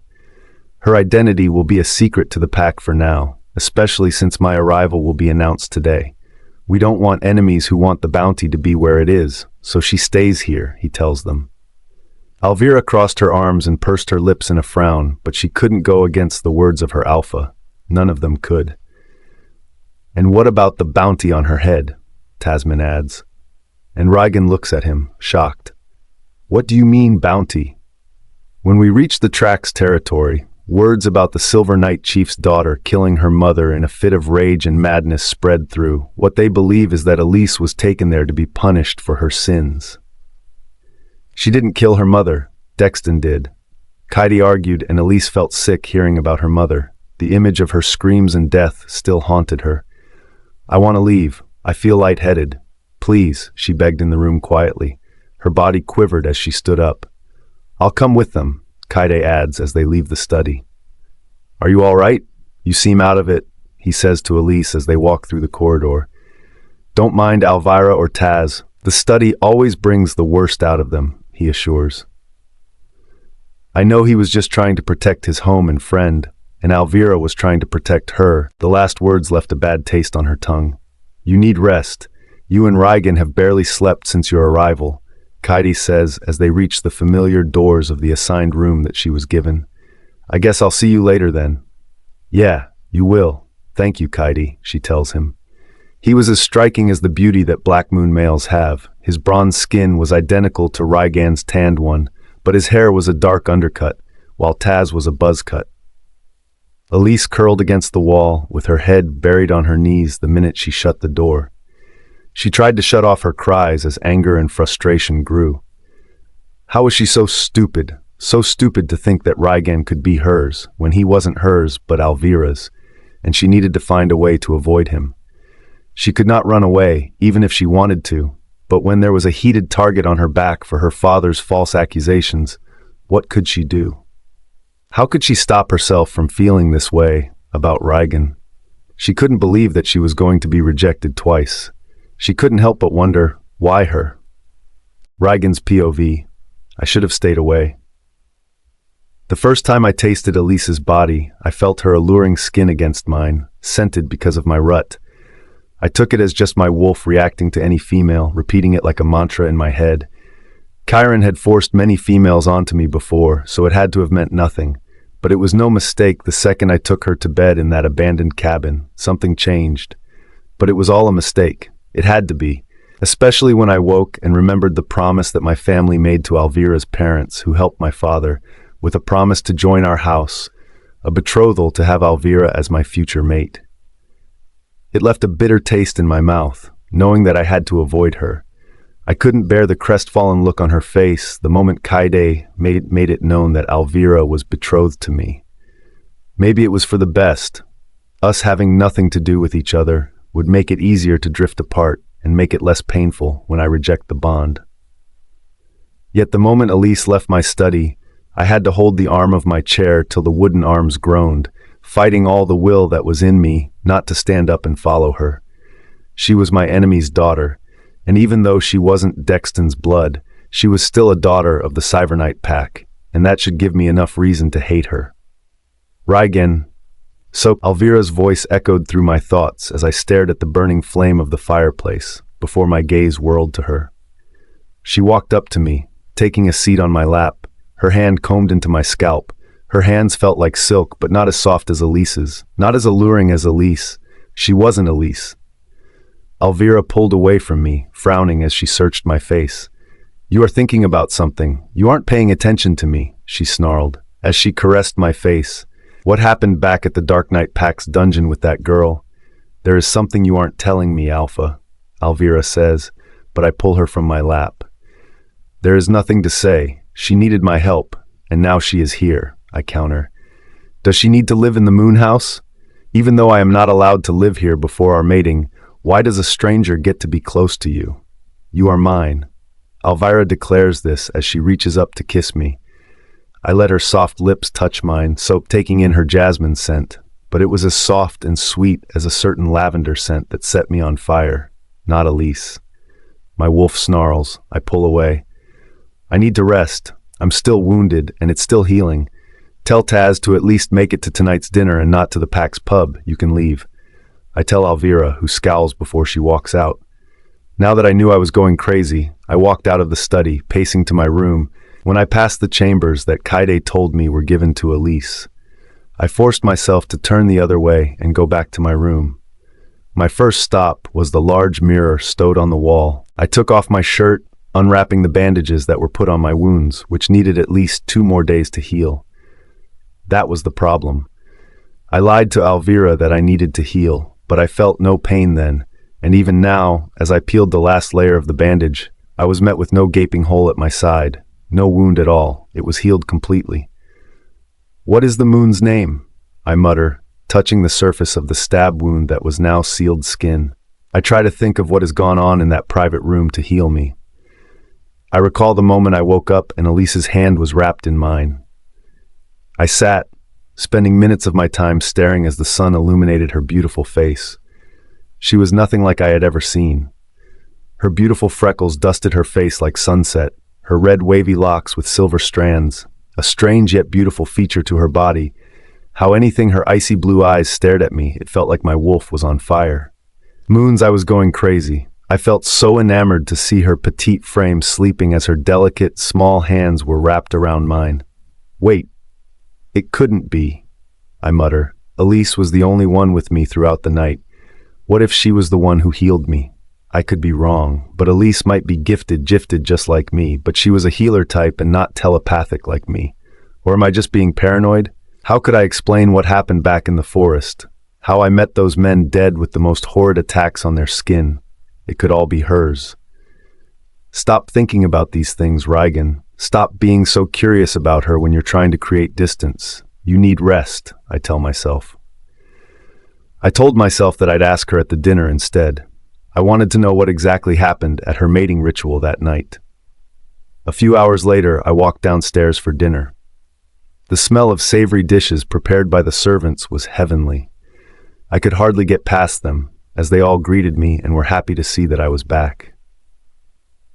The news had already spread that I was back in the pack, and I had to be prepared to expect a crowd tomorrow, especially the elders of my pack, who were never happy that I was alpha first and foremost, and I'm sure some of them weren't happy that I was alive and back. Elvira takes a seat on my left, and Kyren is on my right. Sorry, I'm late, Taz's voice echoed as he pulled his seat out. So are we supposed to wait for that little Miss Perfect then? Elvira says with a wicked venom in her tone that I could sense the tense animosity from her anytime Elise was mentioned. A response that I almost snarled against. She told me earlier that she wasn't coming, so I sent maids with food for her earlier, Kyren announced. Well, aren't you a darling? Elvira says it sarcastically with an eye roll as she digs into her meal. I could feel Taz's eyes on me like he was watching for my reaction, but I showed my usual bored expression. It was better this way. Better we drift off and I'd feel nothing at all for. Better that we were nothing with each other, so she feels nothing when I reject the bond with her. It was better to be apart. That's what I tell myself throughout dinner. So why the hell am I knocking at Elise's door right now? Elise's povee. I didn't go down for dinner. I couldn't stomach the thought of seeing Rygan and Elvira together. It made something in me want to come out and claw them apart. I couldn't even control my wolf anyway. My pack made me weak. Females were never taught anything but to be weak, or never taught to control our wolves until we were mated and obeyed our mate's wishes. He's going to reject you soon. You are nothing. You are weak. You are a burden and a curse. Those thoughts swarmed my head. I buried my head in my pillow, but a knock pulled me out of those thoughts. As I sat up, I wondered if Kyren was back. Kyren was caring enough to bring me food early, but I could only stomach a half sandwich and an apple. I trudged up to the door. Kyren? I called, but was surprised to see who was at the door as I opened it, meeting face to face with Rygan. He grunted the moment our eyes met, his brows furrowed in annoyance, maybe because I called Kyren's name. Why weren't you at dinner? He asked as he made his way into the room. I crossed my arms, watching as he walked to sit on the arms of an armchair. You know why? I said with an audacious stare at Rygan, standing my ground to one of the most powerful wolves in all the realms, and here I was waiting for an answer. I wanted to tell you, but... You wanted to tell me what? To the fact that you have a fiancé at home? That I was led on, and you marked me after having sex with me. You led me on, I cried. I did not lead you on. I fucked you. That was it, he snarled, shutting me up, his pheromones so intense I could feel my insides flip from his aura. The silence was gut-wrenching, like he knew what he had said was painful, like a hammer on a damning nail to my heart. It was almost comical that I couldn't help but laugh bitterly. That's right, nothing else. Elise. Rygan started as he reached out to touch me, but I pulled away. I didn't want my senses to be distracted by his touch. This was bound to happen. You are going to reject me in the next high moon, then our bond will be over. It can be done before your betrothed Elvira finds out, I said firmly, and then this twisted fate of ours could finally stop. Elise, I am deciding for both of us. I argue, but Rygan was too fast for me to keep up as he pushed me against a wall, his hands pressing on my shoulders as he leaned in. His breath hit my lips. His breath was heavy, and the air thickened with tension. "This isn't what I wanted," he said. "Make up your mind, Alpha Rygan, or are you greedy enough that you still want me in your bed, but not as your mate?" "Sorry, but I have too much dignity left for that," I argued. Even though I knew that one kiss from his lips would bring down my walls, his stare was dark and menacing, but it all felt strange when he pulled back from me. But I leaped in instead. Maybe the dignity I spoke of was non-existent as he caught my lips in a deep kiss. "Vienna will wait for you in the clinic tomorrow to check your wounds," and something in me broke when he said that. "To what?" "Check if there is a baby. Don't worry, Rygan Al Andras. I know for a fact that if that happens, you'll get rid of it," I said. I wanted to make him feel hurt, feel a fraction of the betrayal I felt when Kyren talked about Alvira. Even at this stupid moment, I wanted him to kiss me again, to tell me that it would be all okay. But Rygan walked out the door and not once looked back at me, leaving me an irreparable wreck. "I've checked your pulse. It's all good, and your shoulders are fully healed. It seems Alpha Rygan exaggerated the extent of your injury. I could barely see any scratch," Vienna said as she stood up from her seat. I looked up at the female healer. She looked in her late 20s, quiet and elegant, a prodigy in the medical field, and one of the pack's best doctors. Even from here, I could hear the cheers of the whole pack, knowing that Rygan had gone to meet his people. "Those loud meetups so early in the morning are not my thing, and besides, I'm more needed here. I like helping people," she muttered. "And this is not the start of it. I'm pretty sure they will throw a banquet tonight, but I'd prefer here too," she called, passing a pill bottle to Elise. "I could tell you're having trouble controlling your scent. This can help. Take it once a week until you can control the scent, especially when you want to go out in public. Some wolves aren't as patient when they smell an omega scent," she told me. "Thank you so much." I called grateful, and I appreciated Vienna's efforts, especially for a stranger.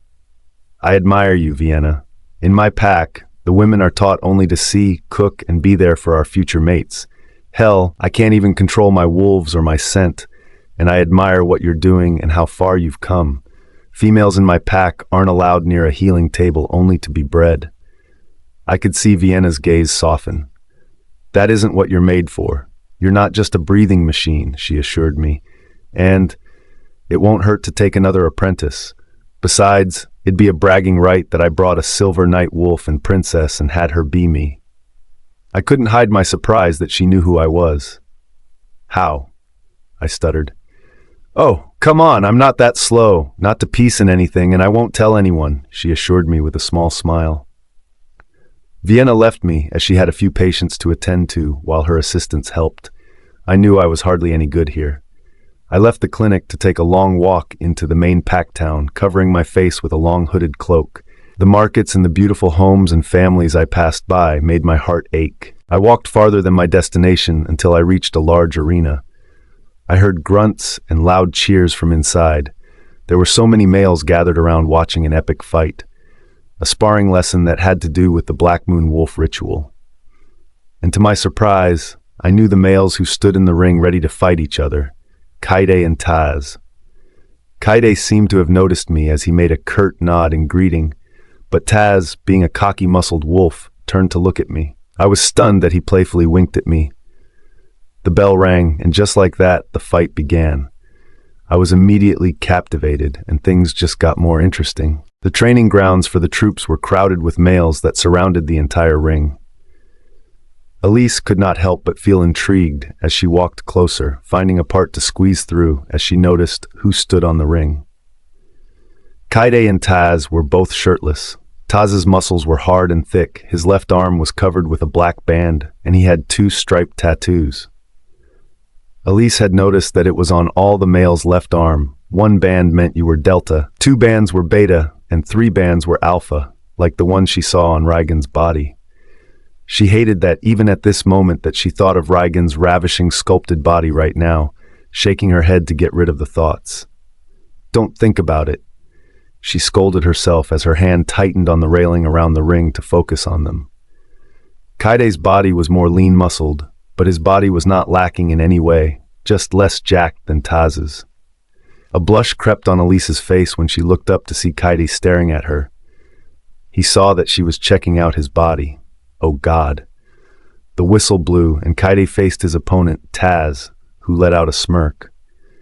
"It seems you're not tired of getting your face beat, Kay. You surely are a dark one, ain't you?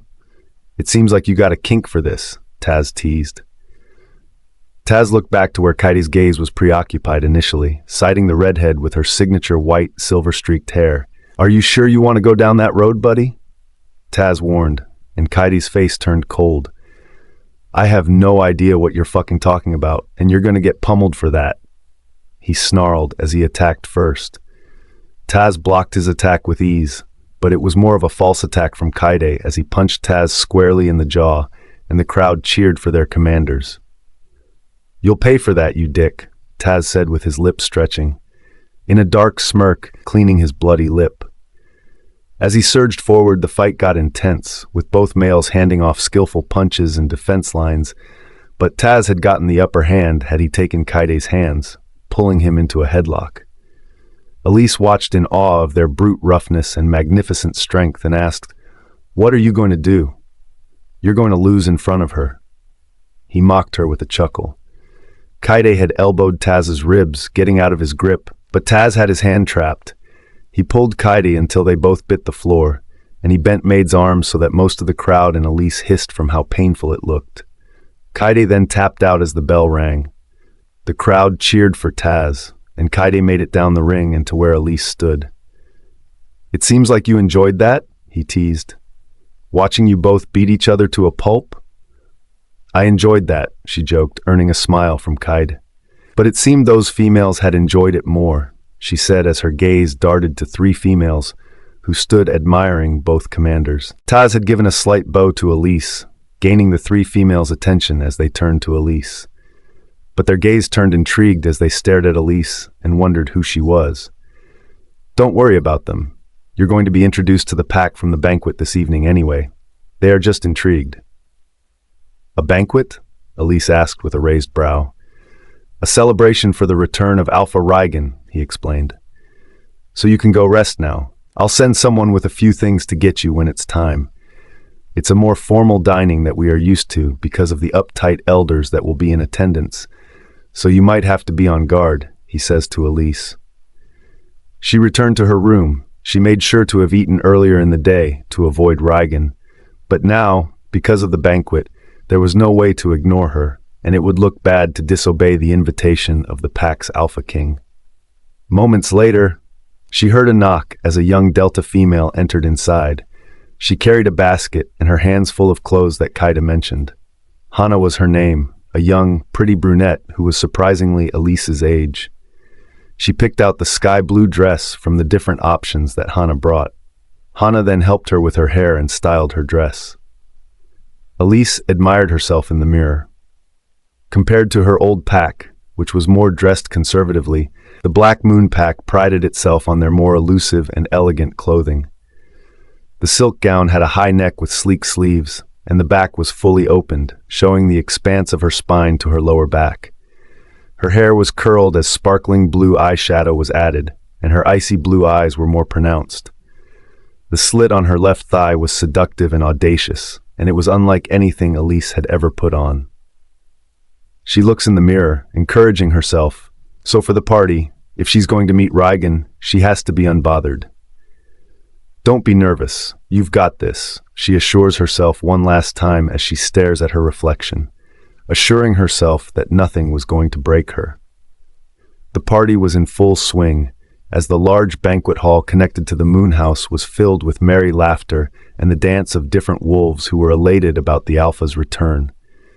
Rygan sat strong on his throne, his aura unlike anything they'd ever seen. He was still pissed at how he ended the night with Elise the night before, and now as he stared at the empty chair left for her, his irritation grew. His pheromones were starting to affect the people at the table around him.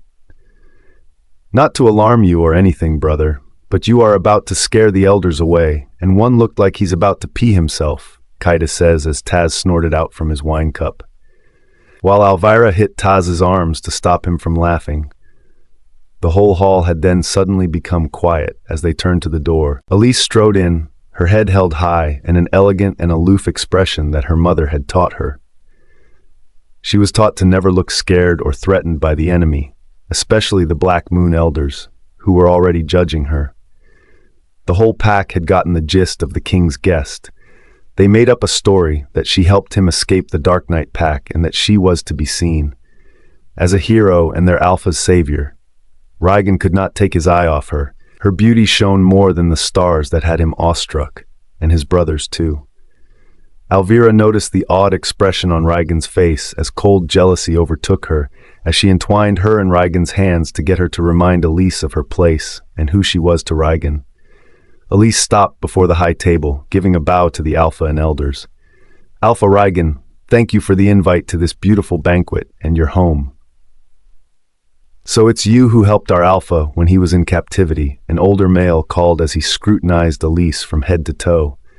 Rygan felt his wolf close to growling at the elder, who felt a scalding presence and a carnal message from Rygan telepathy, who gave him a very crossed threat which made the elder bow. That was what they needed to know for now. They might not be ready to find out whose daughter she was.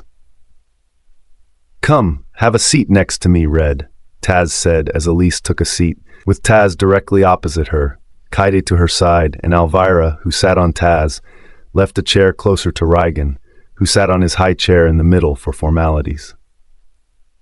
They dined and conversed before the elders took their leave, and what was left was a group of young wolves who were conversing but far away from the high table, while others continued with dancing and drinking. There were a few looks from males who admired Elise. Their eyes were filled with intrigue as they watched her occasionally, but Rygan's warning stare had them turning away. "I have to say, Red, you clean up well, and you look exquisite," Taz said as Kyren raised his brows. "That might be the first time this bastard compliments a female, unlike an obtuse brute," Kyren says, and Elise laughs. Immediately feeling better, she knew a certain alpha's gaze was on her, but she didn't once turn to him and didn't want to give him the satisfaction that she was watching. "Well, you weren't saying that when I won our sparring today, were you?" Taz called with a smirk. "Don't tell me you both were foolishly at it again. What would the troops think if the two commanders, who like to play and bloody each other up for fun?" Elvira scolded. "Well, Elise found it exciting," Taz says. The table fell silent. "What?" Rygan snarled. "She came and watched our sparring. She liked being interested, and sure our bodies were a sight for sore eyes. Wasn't it, Red?" "It was," Elise claimed, inciting a brow raise from Rygan, who couldn't believe her admitting she liked their bodies, even though Kyren tried hard not to stare at her. "I mean, who wouldn't like to have a nice view? But all the more, I appreciated your sparring skills. I never learned that, and I want to be able to protect myself," Elise says. "Then, of course, we'll teach you," Kyren replied. "A perfect idea. You guys can rough her up a bit and show a princess who has pampered her whole like what a real fight looks like," Elvira says. And Elise tried hard not to eye-roll at Elvira, who was purposely being rude to her to rile her up. "Pay no mind to her, Red. You need the training, and we will do that. I can't wait till you're in the ring to wrestle." "Could you handle me then?" Elise bites back on his flirting, and Taz's eyes turned dark with a stretching smile. "I can wrestle anywhere you want, if it's on the ring or in the sheets." Elise did not break his stare as she smiled back. "I'll be holding your promise to one of those," she called, and Rygan looked frozen on the spot. Not only was Elise outwardly flirting, but he hated how beautiful and ethereal she looked doing it. And worst of all, she had not given him an inkling of her gaze all evening. It unnerved the Alpha King as his palms grazed the table and balled into fists. She was right about needing to practice how to fight, but he still didn't like it one bit. He didn't like that another male would do it instead. And worst of all, the night was still young, and this was just the beginning of his torture. All because of Elise Alderman. The banquet continued in full swing as the circle converged on different tales. Elise found relief in Tasman's stories and world adventures, while Kyren watched and added a few bits and pieces to the story, which made her laugh. She didn't shy away from Taz's advances, especially the moment he tucked her hair behind her ears. She found relief in his distraction. Meanwhile, Rygan, on the other hand, looked like his chair was too uncomfortable to keep sitting down, as he tried hard not to look in their direction. Elvira was busy explaining that she had talked to the elders, who were willing to have the mating date set at any time, but Rygan was half listening at this point and was more focused on Elise's voice. Especially when he saw Taz's hands on Elise, she didn't pull away. He tore himself to control and contain his pheromones seething with anger and irritation as much as he could. He wondered if Kyren had noticed, but looked away, not bearing to look at his third-in-command and seeing a suspicious look from him. Kyren instead had pushed off his chair, reaching out a hand to Elise, who had turned to him and said, "Will you have this dance with me?" The handsome beta asks. His calm demeanor was like a drug that put Elise at ease. She let her hands slide into his. He led her down the platform and to the middle of the room, where most of the wolves were sitting and talking. But the room seemed to quiet down when Elise and Kyren came to the center, his hands sliding around her waist while her hands held onto his shoulder, and their other hands were upright with their palms touching. The strum of the strings began as the drum followed, with Kyren leading her in gentle steps. Elise couldn't help but feel a gaze directed at her as she looked up to meet Rygan's stare. Her spine locked up instantly. But Kyren had other plans as he spun her, her attention immediately taken away from the alpha and back to him, caught off guard by the beta, who she looked at perplexed. "I'd like a warning," she said to Kyren, who smirked as he bent to whisper in her ear. "At least quit staring before my dear cousin Elvira notices. You know, do you want everyone to know you are pining over a betrothed alpha?" Kyren says with an easy smile, but Elise has turned to silence. "How did? You can't have him. Rygan and Elvira's relationship is far deeper than what meets the surface, a promised oath between families," he explains. "Something happened back at the night park, didn't it?" he asks Elise, whose heart drops. "It's not like that." She wondered if he knew about his mark on her or about his bonding. A cool touch to her back had her body tingle with sensual intrigue as she looked up at Kyren's hazel eyes. "Do you need a distraction? I can be a distraction. You can use me to forget about him," he tells Elise, spinning her the second time as their chests collide again. What game was he playing? Could she trust him? He has been nothing but nice and kind to her since she entered this pack. Of course, he was offering to give himself to her, a kind male who wanted her, a male she wasn't forced on. "Just think about it, yeah?" he says in a whisper that moments had passed before Taz had come to interrupt them. Taz takes her hand and says it is his turn to dance with Elise, with his endless flirting and jokes, and Elise is entertained till the end of the dance. This time, Elvira was perched on Rygan's lap, her lips to his ears, whispering to him while his hands were on her waist. They went back to their seats, Rygan this time not even sparing her a glance. She took a full cup of wine and gulped it down her throat. She needed a distraction, and she might have just found her solution in a cup of wine. She had drunk till she felt tipsy. Kyren's face scrunched up in a worried stare, while Taz looked amused. "I need to clear my head for a bit," she announces as she takes a step out of the hall. There was another exit door that led into a greenhouse. She sighed out in relief to find no one there as she took a seat on the bench. "Kyren is right. I'm such a fool. He is never going to be with me," she whispered to herself. She hears clusters of sounds and slow footsteps. She gasps when she sees an older male, his suit elegant and clean. From his form, he was of high standing, probably one of the children of the elders. "Hello, I'm Emmett. I noticed you since you came into the ball, and I've been admiring you. Too bad that you were preoccupied with conversations with the two high betas of our pack. That means you know how to please betas in bed if you have their attention captured like that," he says, and Elise is immediately irritated by his words. Her head felt like it was about to implode, and she felt dizzy. "Excuse me? I am not interested," she says as she stands up to walk away, but she is held back with aggressive strength. "No female walked away from me. Why are you acting innocent when you allowed their betas to flirt with you? I am of higher standing than them, he argues, pressing on her wrist till Elise let out a painful hiss from his assault. Please, let go of me, she calls again, but his hand holds tighter. He does budge. Just look at you. Even though you are beautiful, you are still strange. You should be happy that I am interested in you, even if you have weird hair and yet an alluring aura. You tried hard to hide your sweet scent, but I can smell it, and I will have you, he claimed. Something in her burned to life. Emmett's face immediately changed from a smirk to a horrified look as he stiffened up. Elise's eyes were no longer blue, but a fiery violet hue.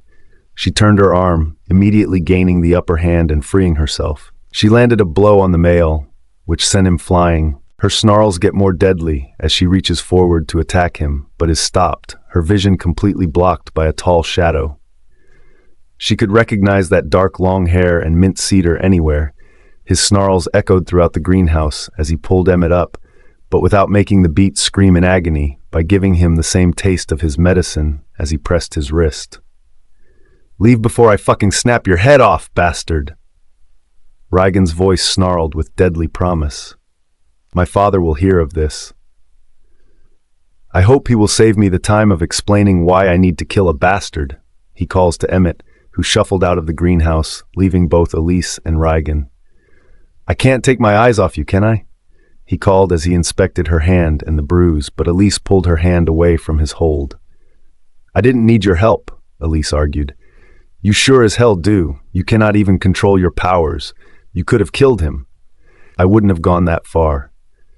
With that ridiculous, untamed strength, you would, he says, but immediately realizes his mistake in tone. You see me as a monster then, just like Kyren. You see me as cursed. I don't see you as any of those things. You know you're driving me crazy, Elise. You believe I'd see you as a monster and still care to follow you here? You think I haven't been out of my kind all night? You have no reason to be with me when Alvira is right there. You said it yourself. We are nothing to each other, and the bond is just a false hoax that will be removed when you reject me during the next high moon, Elise says. So excuse me. I've had a lot to drink, and I wouldn't want to hurt you with my untamed powers. I'm leaving your majesty. She called coldly as she walked past him, but she couldn't get far as Rygan wrapped a hand around her waist and met her soft lips with a kiss. Elise didn't care if it was the wine or the heated atmosphere. She didn't fight him as his tongue pushed on her lips and asked for access into her mouth, and she agreed. Smack! The Alpha King's cheeks stung as Elise pushed him away. Stop leading me on, you are destroying me, Elise called, wiping her tears. Are you satisfied after having my body again? You don't want me, Rygan, so please leave me alone. She waited for him to at last prove her wrong, but he let out a painful snarl as he dragged a hand through his hair, his thoughts in an internal battle. Elise, please, she called before she walked out of the greenhouse and into the moonhouse. Rygan's body slid to the wall, his hands in his head as he growled out before punching one of the potted flowers that smashed into pieces from his raw strength. He knew he had to choose between a bloody promise to his family's oath or what he wanted. He is the Alpha King, but he feels so powerless to fulfill his late parents' wishes. What should he do? Meanwhile, after Kyren had found out about their escape from his prison, he was filled with so much rage that everyone walked on eggshells back at the Silvernight Pack, looking for ways to appease their Alpha King, Kyren, who had been in a maddening mood for days with no end. There was a startling knock at the door, but Kyren made no move to stop as his beta guard was let in. The beta knew it was a death sentence to look at his Alpha, who was deeply engaged with a woman. What is the news? Kyren grunted. Alpha, we have searched the surrounding areas. The rain had altered our hunters' senses, and we couldn't get good information on their whereabouts. I'm sorry, but... Smash!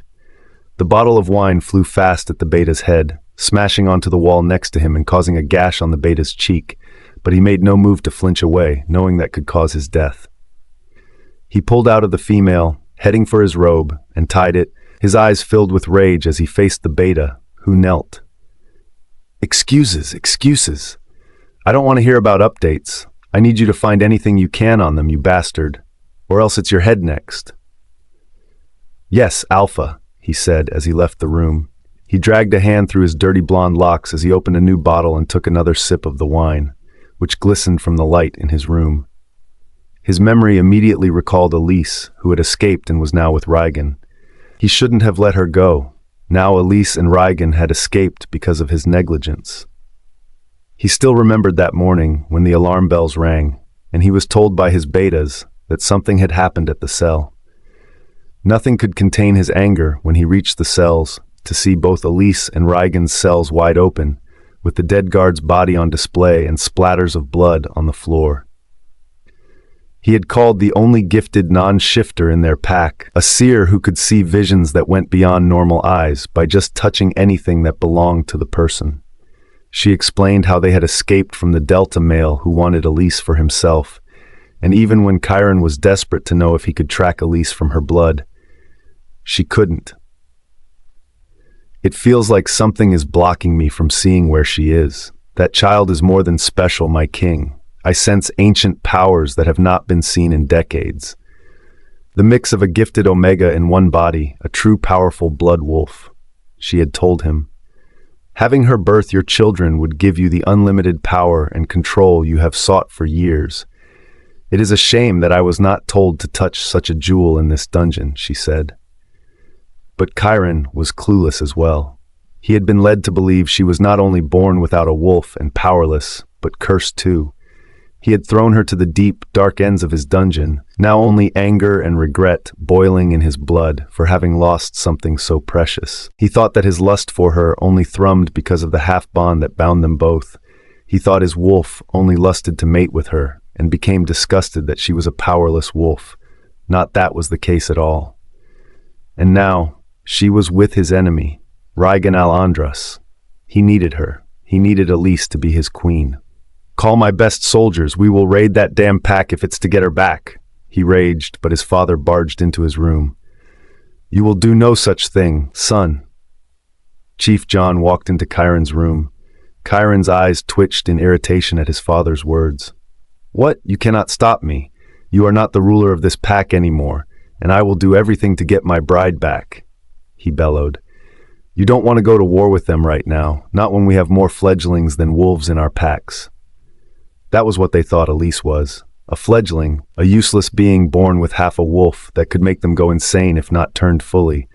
But Elise was different and smelled different. The seer had also told them that Elise's blood was special and powerful. "Do not wage war now, son," Chief John begged. "Not until we have her in our grasp." He knew what he was going to do. He would never lose to Rygan. His mind was made up as he called the guard outside. "Call my assassins," he ordered. He knew that the Blackmoon territory was a dead man's wish if they ever trespassed. So they had to take another chance and get in. Even if that meant using more secret and elusive methods. He was going to get his bride back. She was his, and no one else's. And no one else would stop him from getting her back. A hard knock on the door had pulled Elise from her sleep. She could barely keep her eyes open. And worse, the pain she was feeling felt like she had been barreled by a heavy boulder. Elise should have known how much she would have regretted it. Regret the decision to drink so much at the party last night. Now that her head was aching so bad, she felt like it had been split open, a punishment for her greedy and guilty thoughts from last night with Rygan. She could still taste him on her skin. She groaned as she rolled out of the gray cotton sheets, her dress draped to the floor while she had slept naked. She moved to take a robe from resting on an armchair, wrapping it around herself, as she heard Hannah's voice echo from the door. "Elise?" "I'm awake. I'm awake," she mumbled as she pushed another lock of hair obstructing her view from the door as she sat down back by the foot of the bed. The look on Hannah's face was almost comical. She was trying so hard to burst into laughter as she saw Elise's face. Elise had told her to speak casually to her, and now they were friends. It felt all new to her, especially since Elise never had a friend back at her pack, as all her days were filled with training to become the perfect wife for her future mate.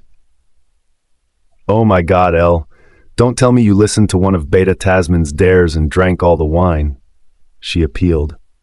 "Ugh, I wish, but I did this all to myself." "Why?" "To forget about Rygan. But she didn't dare say that out loud, not when she would be shamed by Alvira, who for sure wants her out of this pack. Hana then rushed to get a jug of water, filled a cup up, and handed it to Elise to drink. She thanked Hana quickly as she took the cup. A drink of the cool liquid felt like a refreshing drop down her throat as she sighed in relief. How about going to the hot spring? It's on the top floor, but no one ever goes there. I heard it can help with the headache and relieve stress still in your body. You can go there while I prepare a hangover soup for you. How about it? Hana suggests. It was too good and enticing of a suggestion to refuse, and Elise was far too intrigued. She had never seen a hot spring in a house before, especially since her pack never dealt with the outside human world, but rumors held that the Blackmoon Pack did have outside yet strict relations with them, and learned more unique builds from them. Elise made up her mind as she trudged out of her room, heading through the quiet house. Hana told her Rygan didn't need a swarm of maids, especially during the day, so the house is fairly empty. And right where Hana had mentioned them were the white-lined doors. Elise pushed them and walked in head first. Her face was immediately warmed by the heating steam of the pool. A gasp escaped Elise's lips as she let out a breath in awe of the gray marble-lined walls and a window deck that let light into the space. There was no one here, and Elise then took off her soft cotton robe, letting it rest on one of the small benches as she dipped her naked body into the water. A moan of relief escaped her lips as she dipped fully in. She needed this silence to think about what happened last night, from what Emmett had tried to do and how, for a moment, she felt like something had taken over. Emmett's body was by the wall, like her wolf had taken over. Elise raised her arms to check for the bruise from Emmett's brutal hold last night, only to see that nothing was there. Strange, she thought as she dipped both her arms back into the warm, steaming water. She recalled what happened after that, bits and pieces while drunk, and how Rygan had come in. The next thing she knew, she was pulled to the wall with her hands wrapped around his neck. "You're so stupid," she muttered to herself before she dipped her whole body back into the water. Until then, only bubbles remained on the surface of the pool. After spending at least 30 seconds submerged in the water, she didn't hear the door open, and someone else had come into the hot spring. When Elise felt her lungs start to ache, she pulled herself out of the water, pushing her hair back in a sleek drag. That was when she noticed a change in the calm, cool scent that surrounded her. Now there was a hit of mint in the air. "It looks like the hangover hit hard," Rygan's voice echoed through the spring, her eyes immediately meeting his stormy ones, and her stomach did a flip from just the intensity of his gaze on her. That was when she noticed his gaze had moved closer, down to the expanse of her naked breast. "Why are you here?" she snarled. "It's my home, shouldn't I be?" he called, making her face flush in embarrassment. It had been a mistake to come here. A dangerous mistake, especially being left in a place like this alone with him. She climbs out of the water, not caring as his gaze turns dark in lust at her naked frame. She quickly reaches for her robe, tying it fast as she marches to the door. "You're right, I shouldn't be here," she said. Elise reached for the doorknob when she stopped. Rygan's large, warm hand slid over hers as she felt his warm chest press against her back. "You don't need to leave, Elise." "I don't mean it that way," he countered, but Elise knew it was dangerous to be here with him. Her mind could hardly think with him around. It was never safe to try to act like his very presence didn't affect her, and something inside her was thrashing, forcing a need to touch him. Elise wondered if it was her wolf inside. "I told you, Rygan, it's better to be apart. I don't want anything to do with you, so please," she whispered, and Rygan's hold loosened against the doorknob. She finally escaped the room, walking down the steps in record time and to her room on the second floor. Her eyes were already blurry with tears while walking. She hadn't noticed someone was coming the other way and bumped into them. "Oh, I'm so sorry," she quipped. "El?" A voice called as she looked up to see Kyren, his eyes staring with concern and confusion, a dark gaze clouding over them as he caressed her face. "What happened?" he asked as his jaw tightened. Elise knew that he was being protective of her, and she didn't want to think about Rygan, so she shook her head in response to his questions. "Nothing, Kyren. Nothing at all." How was she going to tell him she'd slept with the man he told her to avoid? No, she would deal with it herself. She'd shut all her emotions out. That's the only way she knew how. Elise felt like vanishing when Kyren held back her hand as she tried to enter her room. So much for dealing with it alone. What's wrong? What happened? Kyren asked Elise, his jaws squared in, filled with worry and alertness as he caressed Elise's face. But Elise shook her head. Nothing at all, she said. You don't need to worry about it, please, she said, and Kyren knew she was asking him to let it go. His hands dropped from her soft cheeks, taking a step back to lengthen the space, which he had noticed was far too small because of them. What's in your hand? Elise asked, her gaze lowered to what Kyren was holding in his hands. Elise then looked back when she heard the sounds of someone coming down the steps. And for a moment there was noticeable panic on her face that Kyren noticed, but before he could ask, Elise had pushed him into her room, closing the door in haste. Sorry about that. What were you saying? She asked, forcing a smile that was almost comical. Kyren let out a breath of laughter and actual amusement at how frantic she was. Clearly, she was avoiding something, but from her nervous scent and his intuition, he knew it wasn't a threat. First day of training, and you are far too late, but I figured Taz would let this go since you took an awful amount of wine last night. Even Taz avoids taking that much. Really? Elise called, surprisingly. He hates to mention it, but when we first had our drinks as teenagers, Taz had lost control of his shift and went hammering on a restaurant stall and ate all her meats and pastries. It happened twice, he tells Elise, who let out a genuine laugh. She pushed her hair that clung to her face and her shoulder back, and Kyren was met with a part of her pearly, alluring skin, her collarbone prominent enough that Kyren had to swallow and turn away. You need to get changed, he called, handing her the clothes and boots he was holding. This is your sparring attire. Go change, he orders as Elise takes it from him. Thank you, she muttered with a smile on her face. Her nose then perked up to the warm smell of something else that filled the room. Speaking of pastries, it seems Hannah left me some with the hangover tonic. Please wait, let's both have breakfast, she called, beckoning to the armchair in her room for Kyren to see it. Elise had been left in awe the first time she took in the large room that was given to her. It had its own small corner living area that had 2 armchairs, a small fireplace, and a curtained door leading to her room, something she was grateful for. Kyren had accepted her request as Elise walked into her room to change into the clothes. He couldn't help recalling what he'd seen yesterday. Seeing Elise trudge out of the greenhouse with her dress and hair messy, while Rygan walked out after her, calling her name as she walked away. It wasn't his secret to ask about, especially now. I'm surprised this is comfortable, Elise's voice echoed as she walked out of the room a few minutes later in full clothing. She had tied her now damp, messy red bun in a knot on her hair, the black leather piece fitting her like a glove, her hips and accentuated figure shaped out in the right places, and Kyren tried so hard not to react outwardly as she walked out. You look good, he forced out as Elise let out a chuckle before they both sat and ate breakfast. They cleared out the plate and bowls not long after as they walked out of the room, heading down to see Taz and Rygan, who were talking. Both pairs had paused, with Rygan's gaze moving from Elise to Kyren, who let a curt bow to his alpha. Rygan, he called. Kyren, Rygan started. The air began to fall into a tense silence, but Taz immediately broke it as he walked to Elise. Well, look at you, little red in full attire, he called, picking Elise up, and Elise couldn't help but squeal as he spun her around. We thought you died because of the wine. My apologies if I did not warn you that black moonshine is not for the faint of heart. Elise was so half ready for that tense moment as she turned to Taz. Ready to lose?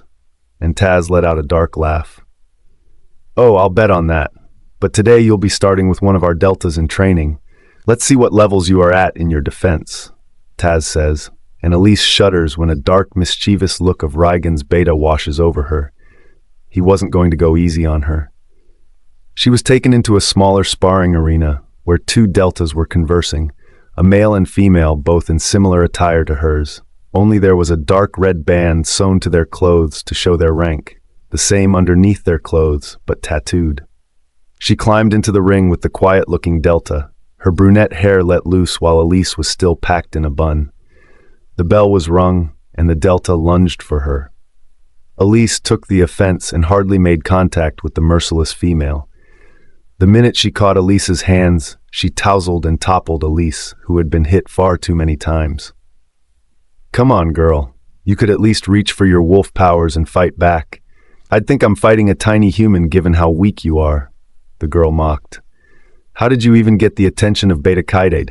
You deserve it, weakling," she spat. She takes Elise's hands, giving her the final attack of a headlock until Elise taps out. She heard the female snicker as she left the ring, and her partner shook her hand before they both strutted out victorious from the spar with Elise. "Well, it could have gone worse," Taz says, and Kyren gives him a dark stare. "What?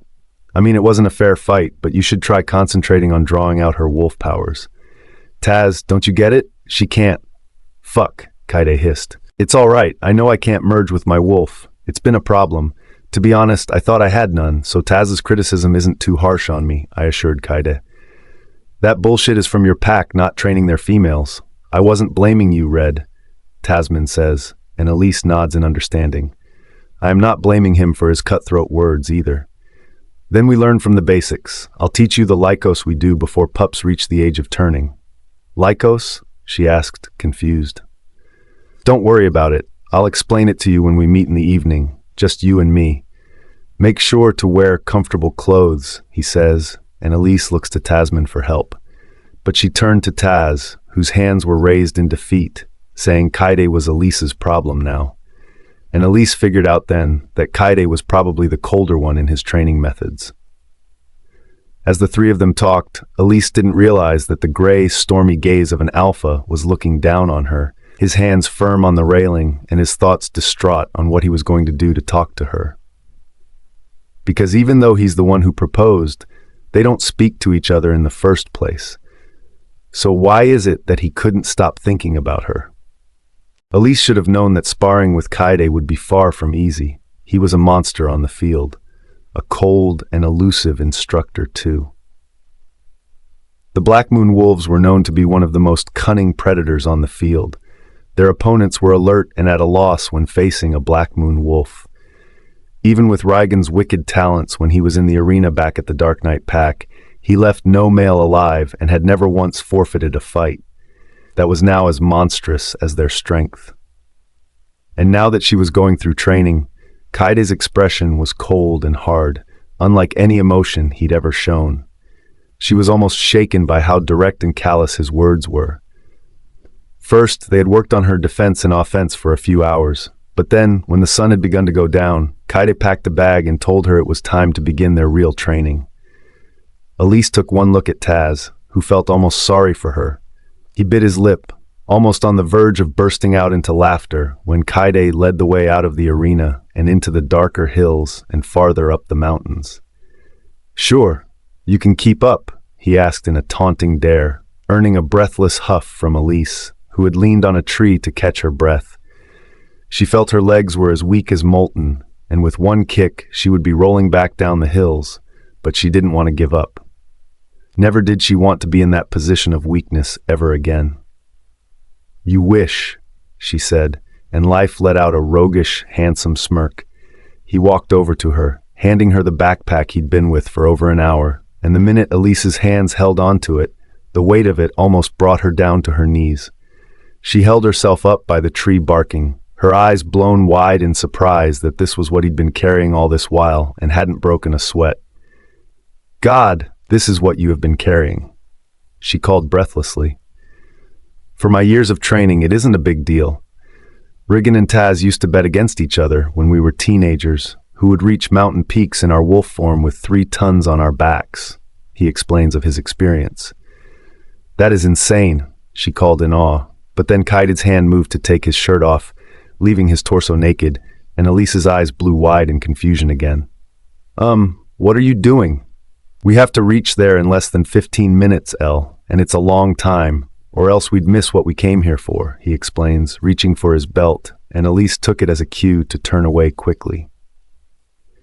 Kyren couldn't hide the smirk that formed on his lips as he stopped himself from snickering, but he knew she wasn't used to him yet. "And the reason we have to be quick is," she asked Kyren, who had shrugged.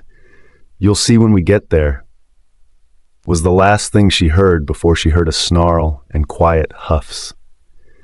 She turned back to see a brown wolf with those familiar brown eyes staring back at her. It bowed its back, beckoning for her to get on, as she pushed his clothes into the bag, placing it steady on her shoulders before dripping on his fur and climbing on Kyren's back. He leaped up with a great yet careful jump, his feet sparrowing through the trees and stone trail. An open trail by the side came into view, and as they finally reached flat, solid ground, he continued for a few minutes till they passed large, tall shrubs and came into an open clearing. It was a wide open space, with a small waterfall creek by the right end of the trail. Elise took in the magnificent space of lush green grass, covered by tall trees and beautiful, darkening blue skies that almost felt too good to be real. Kyren had clutched the bag to his teeth as he walked behind the tree to get changed back to his human form and into his clothes. Elise, on the other hand, was still in awe of the space, but turned when she heard Kyren approach from behind. "What is this place?" "It's kind of like a secret place to think. No one or the pups could make it without being breathless, so we made it our spot, but it has a secret between the three of us," he explained. She followed his gaze and glanced up at the sky, its once empty path now filled with a beautiful green stream of lights that formed mystical roady paths in the sky. "This is nothing like I've ever seen," she said with a gasp, admiring the beauty of the lights. "It is a phenomenon. The northern lights have been like a tale through time. You'd find your light when time," he says as he turns to Elise, whose gaze is still stuck in awe. "It's so beautiful." "It is," he answers back, but his gaze is still on her face, unbeknownst to Elise, who has no clue. "And your second mission starts now," he says, immediately getting her attention. "What?" "This mountaintop is acres wide. It's flat enough for you to walk and run on, and I need you to hide and mask your very evident scent, especially since we want you to be well hidden. Those scent pills only work for a short while, and then they lose their effect, so you need to be able to do without them." "How did you know I was taking scent pills?" "It made your scent bitter yet distinct, showing the effects are wearing down. It isn't going to work soon, so I need you to learn how to control it." "Yeah, so what do I do then?" "Let's start the game of hide and seek, a tag race," he explained, and her brows were raised in question. "If I catch you, you'd have to get the arena clean tomorrow, and I would if you hid for more than 10 minutes without getting found. Deal?" he tells Elise, who winces but nods in agreement. "All right, deal." This was far harder than what Elise had envisioned, with Kyren giving her a head start only 1 minute before he would come after her. First, she ran farther away, like her life depended on it. She raced till she reached trees that were covering a small opening in a cave. Elise pushed her way through till she was fully stripped into the tight-hold space, but only when she was halfway there. Did she realize how wet and muddy the space was? She had no time to complain or change her hiding spot, because she immediately heard a howl from Kyren, signaling the start of the hunt they had practiced for. A few minutes of meditation and mental training before they began the game. And with that howl, she knew she was on the chase for her. She wondered if her shoes and hair tie she discarded earlier would trick him with her scents, as Elise could do nothing but hope that she wasn't found. Lower. A voice in her head echoed. She listened before she could even fully recognize it was her wolf. The moment she did, she heard a snapping shoulder telling her that Kyren was close and he could have seen her if she hadn't gone lost. "Are you here?" She closed her eyes, concentrating on that voice. "I am always here. You need to find yourself, Elise, and then you will find me," the calm voice says. "He's here," her wolf warns, and Elise pulls herself from her hiding spot and makes a run for it. There are only 2 minutes left if she could evade him before then. Her line of vision was immediately broken by a fast attack. Kyren had turned back to his human form, but his eyes and claws were still evident of the carnage and monstrous power that lurked underneath as he crept out of the shadows, his eyes bright and his teeth snarling. In the wild, there is no mercy. There is no hesitation, because your opponent, whether human or wolf, will try to kill you, he says with another attack. Elise ducked the attack as she slid down enough to avoid his touch, but Kyren was quick, spun, and quickly caught her legs, earning a grunt from Elise as she fell. She was not able to evade his quick grip on her. "Time's up." "Shit," she groaned. "And you won," he says to Elise, who looks at him, stunned and happy. She pulls herself up with an excited smile. "Really?" "Yeah, you did. I was surprised by you. Your method was excellent. Like a hunter used to her surroundings, and like a dangerous wolf, I could hardly get a read on you until the last moment," he explained. "So well done, Elise. You beat the second commander of the Blackmoon forces, and now his ass has to clean the sweaty and dirty arena." Elise laughed at his jokes. She wondered if he was just going easy on her with his training, but she was thankful for it. His gaze lowered to her clothes as his brows furrowed. "But it seems you've gotten yourself dirtier than I presumed you'd be," he called, looking at her clothes. "Thankfully, I have spares for us, but I need to get the mud out of your skin first," he says. "To be honest, I can feel the dirt on the back of my ear and behind my throat," she gagged, making Kyren laugh as they walked back to the creek. Elise took off her clothes till she was left with a black satin two-piece, grateful that her shorts were long enough to reach her thighs. She dipped herself in the water, washing off the mud, as Kyren did the same by the edge. Elise walked out of the water only to be stopped by Kyren's voice as he cursed. "Fuck! I think I lost my ring," he called, and Elise recalled a ring that was identical to the ones that Rygan and Taz wore on their left index fingers, a ring of their sword loyalty to each other and their pack as wolf brothers. Elise decided to help him check, since it was important. As she moved a black tunic that lay on a rock, she heard a small metal clink to the ground. It was the small ring that had gone in between the rocks. "I think I found it," she called as he bent to look deeper. Elise had let her guard down, as she did notice when her hair slipped to the side and her nape was open and exposed to the bright lights under the stars, and Kyren, who had gone eerily silent. "I found it," she exclaimed softly. She stood up to show them the ring off to Kyren with a smile. She was surprised Kyren was already by her side. He'd already walked up to her, his face hard and stern as he held onto her shoulder in a grip. "You are marked?" he asked, and the smile on Elise's face immediately dropped, and Kyren could see that he was spot on, and he felt like he knew the culprit as he asked. "Tell me, is it Rygan? Did he mark you?"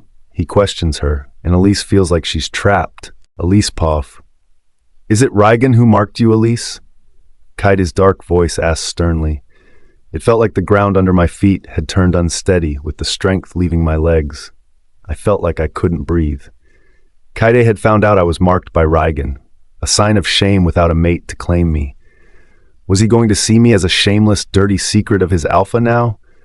Was he going to believe that I was shameless enough to be marked but not mated to a male? Now that I'm left with only a half bond, I could do nothing but hide. "Elise?" I heard his voice break through the dark void of my thoughts as my eyes glazed over to his now worrying ones. My vision is blurry with tears. "Kyren."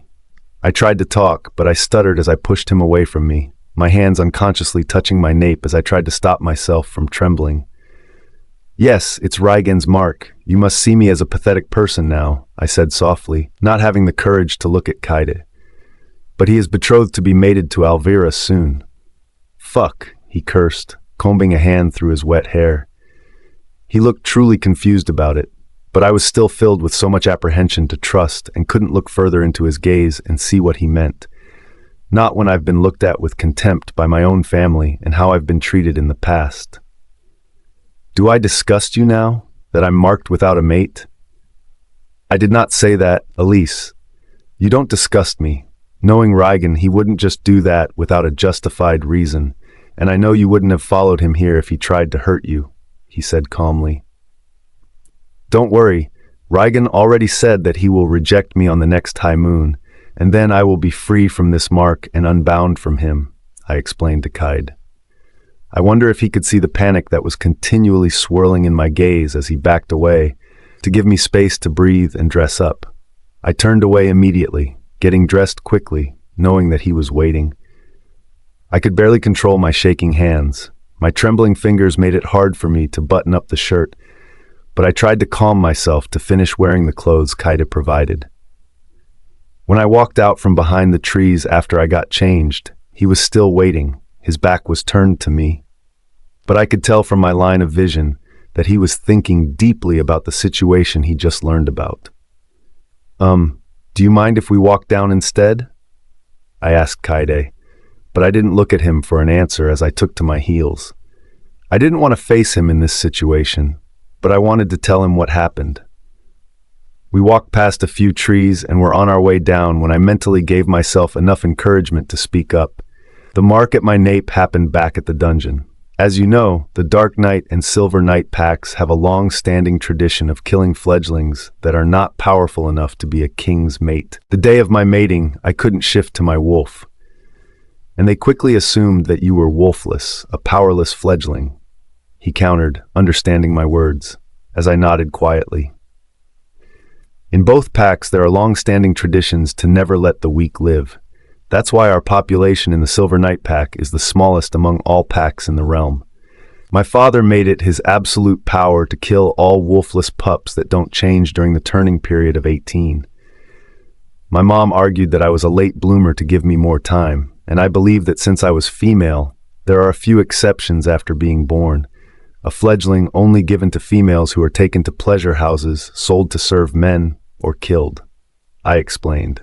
I felt Kyren halt. The Blackmoon was the only remaining pack that didn't follow that tradition of killing fledglings. Instead, they were left to live normal lives in the pack and seek common jobs.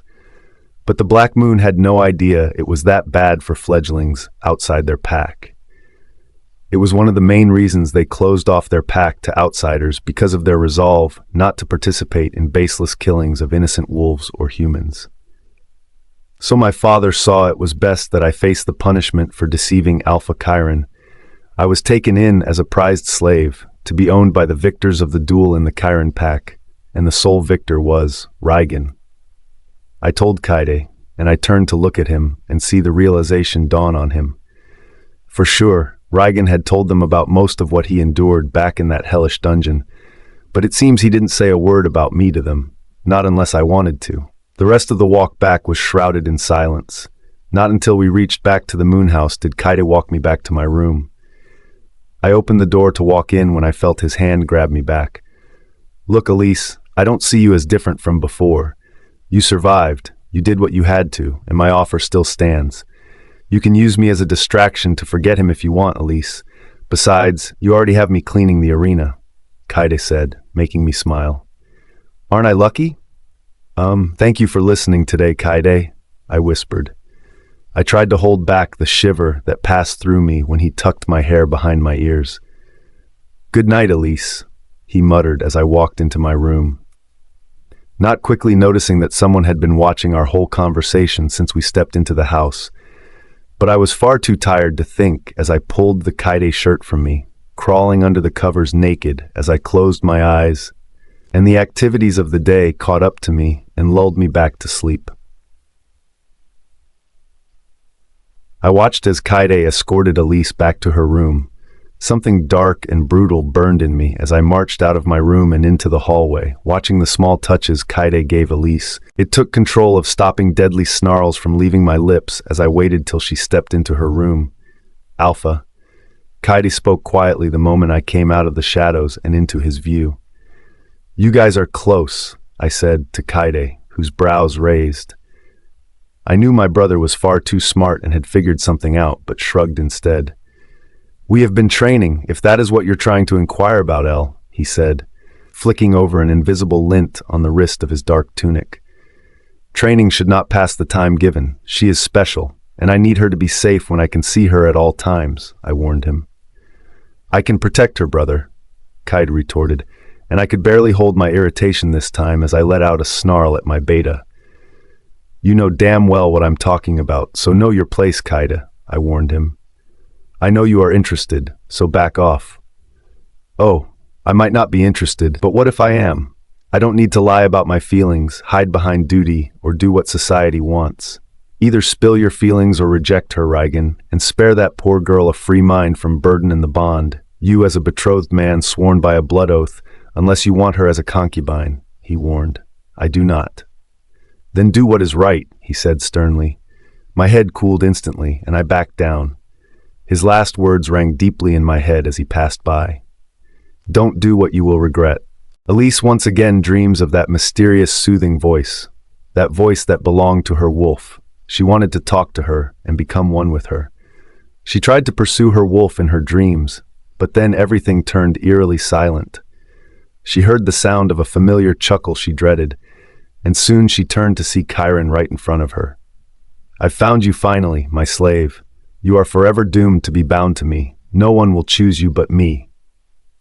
He snarls with a venomous growl as he grabs for Elise, who screams. No! Elise screamed as her eyes shot open, and she rushed up from the bed as she was woken up from the nightmare, with cold sweat clinging to her skin. It took a few seconds for her to recognize her surroundings, ensuring herself that she was no longer in the dungeon. He cannot hurt you anymore, Elise. You are safe, she muttered, clutching hard to her folded arms. She thought she could hold the rising bile in her throat and the twisting feeling in her guts, but she was wrong as she leaped up and rushed to the toilet. Heaving out any small content that was left in her small stomach, she then flushed, too weak to stand up as she placed her head on the side of the cooling porcelain bowl of the toilet. Why did I have to dream of that? She thought as she sat naked on the cold tiles of the bathroom from the darkness illuminated by the window. She knew it was still early, but she could not go back to sleep. Instead, she filled the tub with warm water and dipped herself into it. Cleaning what was left from yesterday and cooling her heated skin, that flame from the nightmare was only a nightmare. He is not here. Elise heard that voice as she opened her eyes. The bathroom was still very dark, and she was the only one here, as she knew her wolf was there. You came. Why did you run from me when I searched for you? She asks. I'm sorry, Elise, her wolf apologized, earning surprise on Elise's face as she sat up in the bathtub. I'm just glad I can speak to you now. I wonder why I could never do that when I was back in my pack. What changed? Your instincts were finally woken after years of your pack telling you to shut me out. I am not like other wolves, Elise, but your spirit for survival has been slowly bonding us. But you have to learn how to control our strength and not let me completely take over. It's dangerous if I do, but not until you are ready. Elise was confused about what her wolf meant. What do you mean by? Elise? Hannah's voice rang from outside the bathroom door, but being startled had cut off the connection she had with her animal. She rose from the tub, covering herself with a robe, as she walked out to meet Hannah. Hannah? Isn't it too early? What do you mean? It's mid-morning? Hannah called as she rushed to the windows, opening them and letting the sun filter in. That was when Elise noticed that she had been in there for hours that she had not noticed. Vienna told me that you wanted help from the clinic, so she sent me to get you, she explained. It wasn't until recently that Elise found out that Vienna and Hannah were sisters and well adopted. Hannah was taken in by Vienna's parents before they passed. You're right, Elise noted quietly as she went to pick something to wear, but Hannah's steady gaze was on her. Feeling something was wrong. Did something happen? Hannah asked, but Elise only shook her head. Denying her questions, she changed quickly to a navy woolly turtleneck sweater and black leggings before they made their way down to the packed town. Elise then asks Hannah if they could follow the main town. She wanted to feel that life was coming from the bustling streets of the town and that she wasn't alone. Even though she had covered her hair with a cloaked hood so as not to draw so much attention to herself, they browsed open shops, buying warm pastries that Elise munched down with such gusto, a relief to her emptied stomach. They had then taken a bridge, heading to the familiar large housing clinic. Hannah told a story of how she almost got lost when she was little, with Vienna scolding him so badly but still cried after it, and Elise laughed along to Hannah's antics. But not until they reached the front porch of the cabin, and Elise's smile had dropped. It was Emmett, the elder son, who had tried to attack her, but Emmett's gaze was immediately blown wide with fear when he saw her. He looked down and turned the other way as they both passed and walked inside the clinic. That's odd. The Emmett I know is a shameless flirt who would go after anyone or anything in a skirt, Hannah said, but there was relief in her voice. I'm glad he didn't come near us, she said. Let's forget about him. He seems like bad news, Elise says. Hannah then nods before she leads her upstairs to the second floor of the building. Oh, I forgot to get the herbs back from the other room. Go to the door on the right. Vienna will be there, Hannah instructed Elise before she went back down the steps. Elise walked closer to the door, but she slowed down her steps when she heard not one but two voices conversing behind the door. It shows that you are all healthy, Elvira, especially since your heat is coming, so you're fertile enough to get pregnant. Vienna's voice echoed. I can't wait to have a little one that looks like Rygan running around, Elvira says, and Elise feels a painful twist in her heart. Elvira could be pregnant soon. She tried stepping back, but instead, she hit the wooden panel of the doors, alerting the two women that someone was close. The door opened, and Elise and Elvira's eyes met in a heated stare. Elvira's gaze held so much contempt, not even sparing Elise another glance as she walked out the door and down the steps to the exit. Elise? Vienna says this to Elise, who walks in, trying to hold a smile on her face. I'm glad you could make it, she says to Elise. Morning, Vienna. It's all right. I wanted to be here to learn, so what are we doing today? You'll see, she says as they both leave the room and head downstairs. They walk down the familiar path to the arena where the troops trained. Elise could hear the grunts and snarls from the young wolves inside. Today is trial, so young wolves are led to spar with no limit today to test their strength before the lunar race. What is that? It's an upstanding tradition where all new pups transform for the first time and have their first run with their alpha, a moment where their rank will be determined. Vienna explains as they reach the arena. The hall was packed with young female and male wolves who had been trained. Elise felt eyes on her as she looked up to see the three strongest males of the Blackmoon Pack. The trio leaned on the balcony as they watched and accessed their troops. She met the gaze of Kyren, who gave her a soft smile while Taz winked at her. His flirty remarks left Elise chuckling before she turned to the last male. Her smile immediately fizzled out as she bowed in a curt nod to Rygan, whose gaze was dark and yet studying her every move. She had to turn away before their stare could get more heated. This was good, she thought, and the distance that they were both putting in would be sure to work this time. Don't worry, Elise. We wolves relatively heal fast, but new wolves with no shift do encounter problems, so we are just here to help with a speeding process in case there are any accidents, she assured, as she must have noticed how down Elise looked a minute ago. And who knows? Maybe you could meet a suitor to suitor when the time for choosing one comes, Vienna says, and Elise couldn't help but feel a pricking feeling on the covered mark on her nape. And the only person's face she could think of having for a mate was already betrothed to another. Vienna was once again proven right by how dangerous the training had gotten and how many wolves were getting injured during the fight. It was a lot easier to help with apprentices and Elise, who did her best to learn quickly, even helping until 3 days later when the training finally ended. Elise saw it as a perfect opportunity to avoid someone, and this was a better distraction. Elise got the hang of it during the 3rd day. There was a more serious accident that shook the arena on the last day, a young female who was fatally wounded and had broken her wrist. She cried out in pain as Vienna ushered her quickly into the back room of the arena. Elise, you have to start with cleaning her wounds because I'll be gone for a few minutes. I have to get another bandage for her arm, Vienna tells her quickly, before she bolts out of the room. The door was shut with both Elise and the wounded female in the room. Elise was anxious at first, but she knew to calm her anxiety and help the female who was whimpering in pain. She was almost out of it. Her eyes looked glossy and drowsy, probably from the numbing medicine that Vienna had quickly shared with her before she left her in Elise's care. Elise then gained closer, bending down to meet the gaze of the girl who was sitting in the corner of the room. "Hello," she started quietly, but the young she-wolf's gaze was more glaring and unfriendly. "You're the girl who can get back with our alpha. People are weary of you. We don't know who or what you are or if we can trust you," she says abruptly. That was when Elise understood that the girl was afraid and didn't trust her.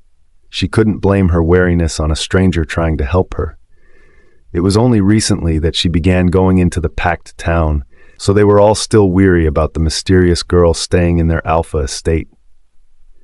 "It's going to be okay. We're going to get you fixed up before the lunar run," Elise assured instead. She made sure her voice was kind and unthreatening, as she could immediately see the relief on the female's face, and her guard dropped a bit. "You don't get it. If I don't run, then everything I've worked for will be in vain. I need to shift to my wolf this time. I didn't turn last year. I need to prove I'm stronger than they think, and I'm not some weakling because of my small stature," she-wolf hissed. And Elise couldn't help but admire her determination to not be afraid, and ask, "What is your name?" Elise softly. "Bellamy," she answered. "I think I can help, but you need to trust me, okay?" Elise whispered and then reached to hold her swollen wrist. She didn't know what made her do it. Maybe it was to let her touch assure Bellamy or something else. But Bellamy's eyes had closed as she became sleepy. Elise felt her blood warm around the small, cool room. She felt like even the air had paused for her breath, and then everything began moving again, and she could breathe again. She looked down to see that the girl's hands looked less crooked and her skin was sealed and healed. Elise was so confused about what the hell just happened as she backed away from the girl, staring at her hand. Had she just done that? She just healed the girl. Her thoughts were knocked down when Vienna was pushed into the room with a bandage and a small surgical tool. She might have diagnosed the problem as bad and wanted to usher in a quick operation on it before moving her. "Why are you hiding at that edge when you're supposed to be with the patient? Why are you acting like you've seen a ghost?" Vienna asked as she reached for Bellamy. Elise felt like she couldn't breathe, especially from how quiet it got the minute Vienna took Bellamy's hand up to inspect it. "What the hell?" she whispered. "This isn't even possible in any way. I was sure her hand was in ruins. I was going to tell the girl she couldn't even run in the lunar race." "How?" Vienna whispered with terror and confusion in her voice. She then slowly turned to Elise, who felt like the room was closing in on her. Great, now was Vienna going to see her as a freak too? Was he going to be outed to the pack as a witch? She couldn't bear the thought of Rygan looking at her like she was some freak show. She needed to explain. A hard knock on the door spooked Elise so much that she flinched and backed away from it to the far corner. "Vienna, we are with the stretcher to take her. Is Bellamy ready?" A male from outside spoke. "Vienna," Elise started. "You, don't say another word. Don't act like anything is out of place too." She snarled to Elise. "Come in," she called as the door opened, and two Delta males rushed in with a stretcher to take Bellamy back to the clinic. But Vienna's gaze never left Elise. "We will talk about what happened when I'm done with Bellamy and see what you did to her," she called as she rushed out of the room, following the males out of the arena. Elise didn't come out of that room till the whole arena was cleared and empty. She hated bees. With this feeling, she had no idea who she was or why things were happening to her, but he needed a way to channel out all her anger and frustration. She pulled herself out of the back room and into the large space. The sparring dummies were the first thing in Elise's line of sight as she walked to them. "I think you should spar with a living, breathing, healthy male, don't you think?" Kaide's voice echoed. Elise couldn't help reacting to the cheeky smirk on Kaide's face with an eye roll. "Aren't you supposed to take the results of your wolf training or something?" she asked Kyren, who chuckled. "The test was finished a long time ago, and you were only on care duty. You didn't need to help, but you did." "Thank you," he called to Elise, who walked to the ring. She wondered if Kyren would still be thanking her if she found out what happened earlier, but she withheld it. "Well, since you offered, I have been looking for something to punch," she called as Kyren stretched a hand for her to get in the ring. Thankfully, she was wearing pants and not a gown that would slow her form down, and then they began. Elise went headfirst for an attack, but Kyren easily dodged it. "Why only on a fence? Are you scared I'd land a hit?" she teased, but was only met with Kyren's laughter. She pulled herself up to see him smiling at her, and she attacked again. His moves were like a symphony of an elegant rhythm, with Kyren taking one of her hands and bringing it behind her back. Elise hissed, but she elbowed him enough to release her. The sparring kept on till their breaths were heated, sweat coated Elise's forehead, and her red hair clung loosely to her face. An idea popped into her head as she slid under his open legs. "Fuck!" he cursed, knowing that she was going for an attack, but it was too late to counter her. Taking him into a curved pull on his thighs to drag him down, she saw a road to victory the moment one of his knees hit the ground. But Kyren was fast enough to stop the finishing move, pinning her to the ground instead. "Nice try, Elise. Now yield," he said to Elise, whose hands were now trapped under him. Elise had tried to shake herself from under him, but he wouldn't budge. His large body was on top of her, his legs straddling her waist so tight she could barely move, and he had both her hands trapped above Elise's head. There was something about how softly he called her name that made her think back to the conversation where he offered himself to her, offering to be a distraction. The tension in the ring grew as Elise caught a glimpse of Kyren's gaze move to her lips. He lowered her head slowly as she could feel the fan of his heated breath on her lips. But even at that moment, Elise couldn't stop thinking about something else with a more roguish smile and longer hair. "Well, well, well." Taz's voice rang, both their necks whipping in unison, as they turned to see the beta with a smug look on his face. "If I had known you'd want to fuck on the ring, I wouldn't have invited the others, Kyren," Tasman says as Kyren releases her hands.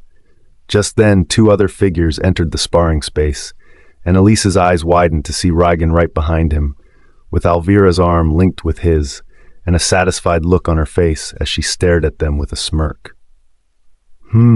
It seems we have a new couple," she added with a mocking delight in her tone. "Good thing I brought wine. Let's go wild on the feast I prepared for the successful conclusion of the training season," Taz added, but Elise's gaze had not left Rygan's unmoving stare on her. She felt a shudder as his gaze turned cold as he turned away from her. "Let's go," he called shortly. But the sharp gaze he gave Elise made her stomach churn as she wanted to scream for him to stop, and what he saw wasn't true. But Rygan had already left. Taz had invited them back to his place. The walk to his home felt uncomfortable to Elise, especially after what had just happened at the ring and the misunderstanding with Rygan because of it. Rygan and Elvira's arms were still entwined as she caressed his forearm and flirted with him through the walk, while Elise, Kyren, and Tasman followed behind.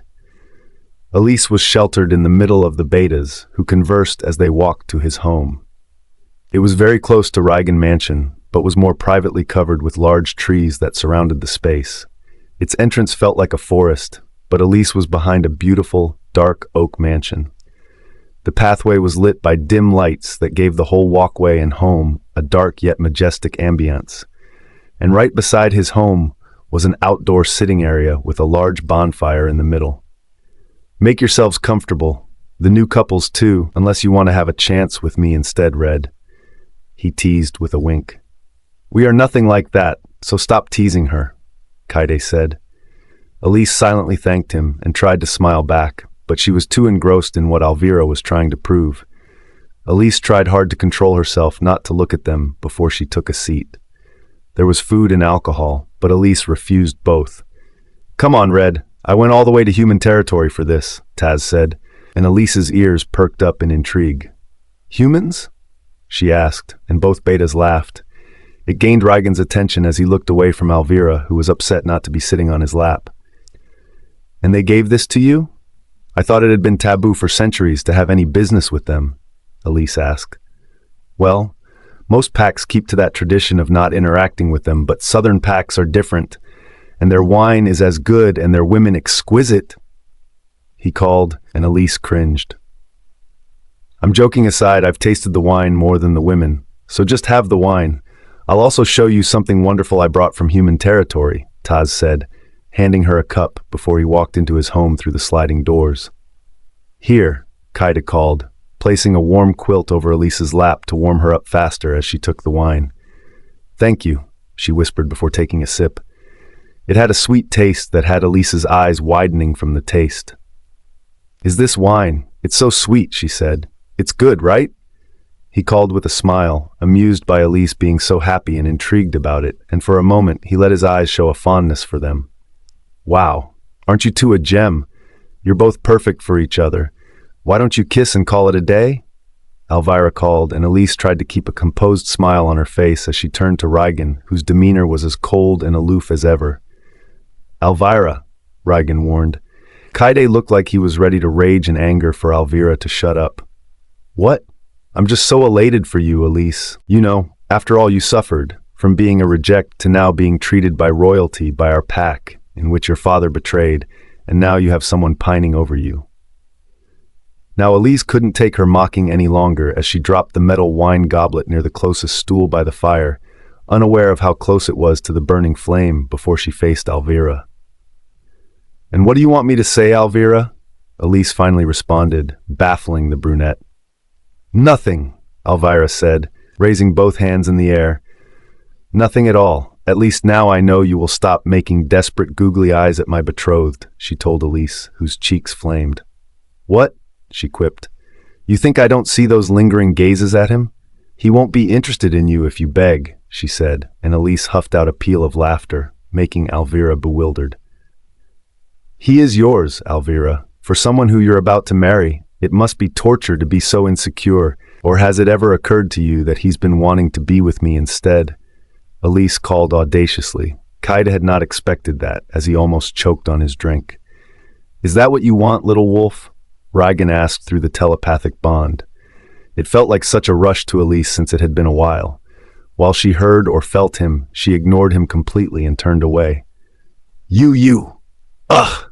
Elvira stuttered, embarrassed, as her lips floundered open and close, but no words could come out. She looked to Rygan, who was on his second bottle of wine, and his eyes were on Elise, like Elvira wasn't even there. Elvira felt so much hatred rush through her core for the redhead that she then glanced at Elise's cup, which had been close to the fire, as a dark thought filled her mind. It seems I deserved that one. I was just testing you, gosh, Elise, she called, sitting back down. You know what? Let's cheer for peace and bury the hatchet behind us, she called, raising her cup. Elise looked at Kyren, who insisted they all choose peace. Elise then reached for her cup, but was met with the harsh reality of the pain that made her hiss out in agony. Her palm was burned. Ah! Ah! Elise cried. Both males became alert and reacted to Elise being hurt as they reached for Elise's side, but Kyren was closer. Rygan had to hold his chair to stop himself from going to her. Taz rushed out of the noise, the tray of whatever he was preparing abandoned. What in the moon's name happened? He hissed, putting a cool rag on her palm to ease the pain. It seems she was far too careless. Shut up, Elvira, Rygan snarled at Elvira, and the other males flinched in shock, but Elise pushed Kyren's hand away. I'm fine, I'm just a bit tired. I have a bit of medicine left from Vienna anyway. Goodbye, she called, not giving another glance as she trudged down the small steps of the porch. Elise! Taz called back, but she didn't turn. She didn't want any of them to see how pathetic she was, so she reached the moon house, climbed up the steps, and kept the stinging pain in check. But all the more, she left in a hurry, afraid her hand might start glowing like before with Bellamy, and she'd heal herself in front of them. She walked into her room and straight to the bathroom, dipping her fingers in the water till it cooled. She looked at herself in the mirror, her teary eyes, which she quickly dabbed dry. Today felt so shitty from the incident with Vienna, and now this! You're so freaking stupid, Elise. Why would you say that? She questioned herself. For sure, Rygan would reject her this. She cleaned and dried her palm, carefully preening the edges as she stepped out. She was so concentrated on her hands that she didn't see who was in her room. Elise. Rygan's voice echoed as Elise flinched, the towel dropping from her shock. Rygan leaned by the dark walls. She could only make out his eyes that glowed before they tremored back to the normal gray shade. Rygan, what are you doing here? You were hurt. I needed to see if you were okay. I know you told no one to follow you, he said, taking her hands in his, but I can't stay away. She could smell the slight hint of alcohol in his scent, and she tried pulling out her hand from his grip and holding on tighter. Let me make it feel better, he muttered. Elise was shocked when she felt a heated breath near her skin. He licked them, coating them with saliva, but Elise was far too stunned and felt like she was dreaming. "Rygan, what are you doing?" she whispered. "The lick of a powerful alpha can help numb wounds," he said. He lowered his head, taking her lips into a deep kiss. Elise felt her mind spiraling deep. Why could she never fight against him? Why did her senses go astray whenever she was with him? She pulled herself away from his inviting, pink-closed lips and laid a hand on his chest to stop him from going further. Elise could hardly breathe. "You're drunk. We promised not to do this, especially not when intoxicated. I can't believe those words. I can't." Elise whimpered. "Then will you wait for my confession at first light? I am going to end things with Elvira. She isn't for me, right? She isn't you," he called, leaning his forehead against hers till their brows touched. "Rygan." Elise whimpered breathlessly. "Then tomorrow, I will wait, I will," she said to Rygan, who left her room. The minute Rygan left her room, Elise's strength waned, and a wave of happiness and relief flooded her system. Her legs felt weak as she slid to the floor. He was going to choose her. He was going to choose her. She didn't think she could wait until morning to be with him. Forget self-control. It hurt to see him leave her room, and she was going to tell him how she felt. Elise stood up from the floor with new strength as she walked out of the room and made her way to Rygan's chambers with a confession and love for him. It was a mistake she would regret. Rygan couldn't do it anymore. He couldn't hide the fact of his feelings that burned so strong, the way his wolf yearned, the way his eyes always followed her when she was in the room. And he knew now he wanted Elise.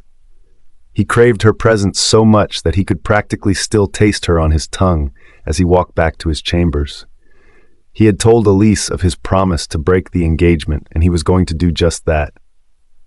Rygan was in deep thought as he marched to his chambers. He paused in his step the moment he was about to open the door. His nose had twitched from the scent of a familiar she-wolf that he could sense in his room. He knew that it was Elvira.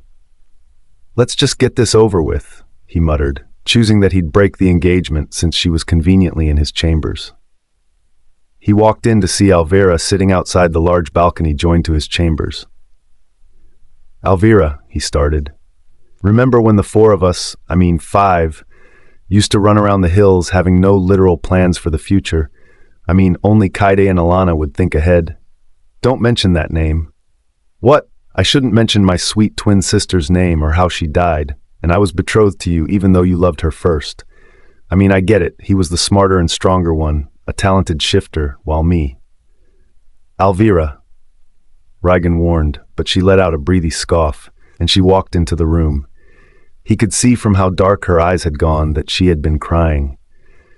"I'm sorry for my outburst and how I treated her tonight, but you must know I am territorial about my mate." "We are not mated yet," he corrected. As Elvira reached for the wine bottle, filled 2 cups, and headed to where Rygan stood. "Of course, future mates are still here. Indulge me this evening, Rygan, just for tonight," she pleads with a desperate whisper. He didn't know why he took that drink. Maybe a soft spot from that small, shallow space of their childhood that she had opened up, the wound of the past of Alana. "What do you want, Elvira?" he said, downing the cool wine down his throat fast so he could shorten the conversation. Elvira then walked around the chair to sit softly on them as she watched Rygan. "I just wanted to talk to you, and like I said, I apologize. I cannot let you go. Those months without you here, I felt I was going mad and so guilty." "Why would you feel guilty?" Rygan called, and Elvira stood up to fill his goblet again. "Because after my sister was taken by a human and killed, I felt it was my duty to protect my people, my friends, and you," she explained, watching Rygan take the cup of wine. That memory of Rygan finding Alana's body down the hill with a stab wound. "We still do not know if it was the humans," he corrected, but now Rygan's eyes had begun to blur, and he felt his speech getting more slurred by the second. "And if you have nothing better to talk about, I want you gone," he drawled out slowly. "I can give you time to think, but I am not letting you go, Rygan, especially not to that half-breed cursed bitch."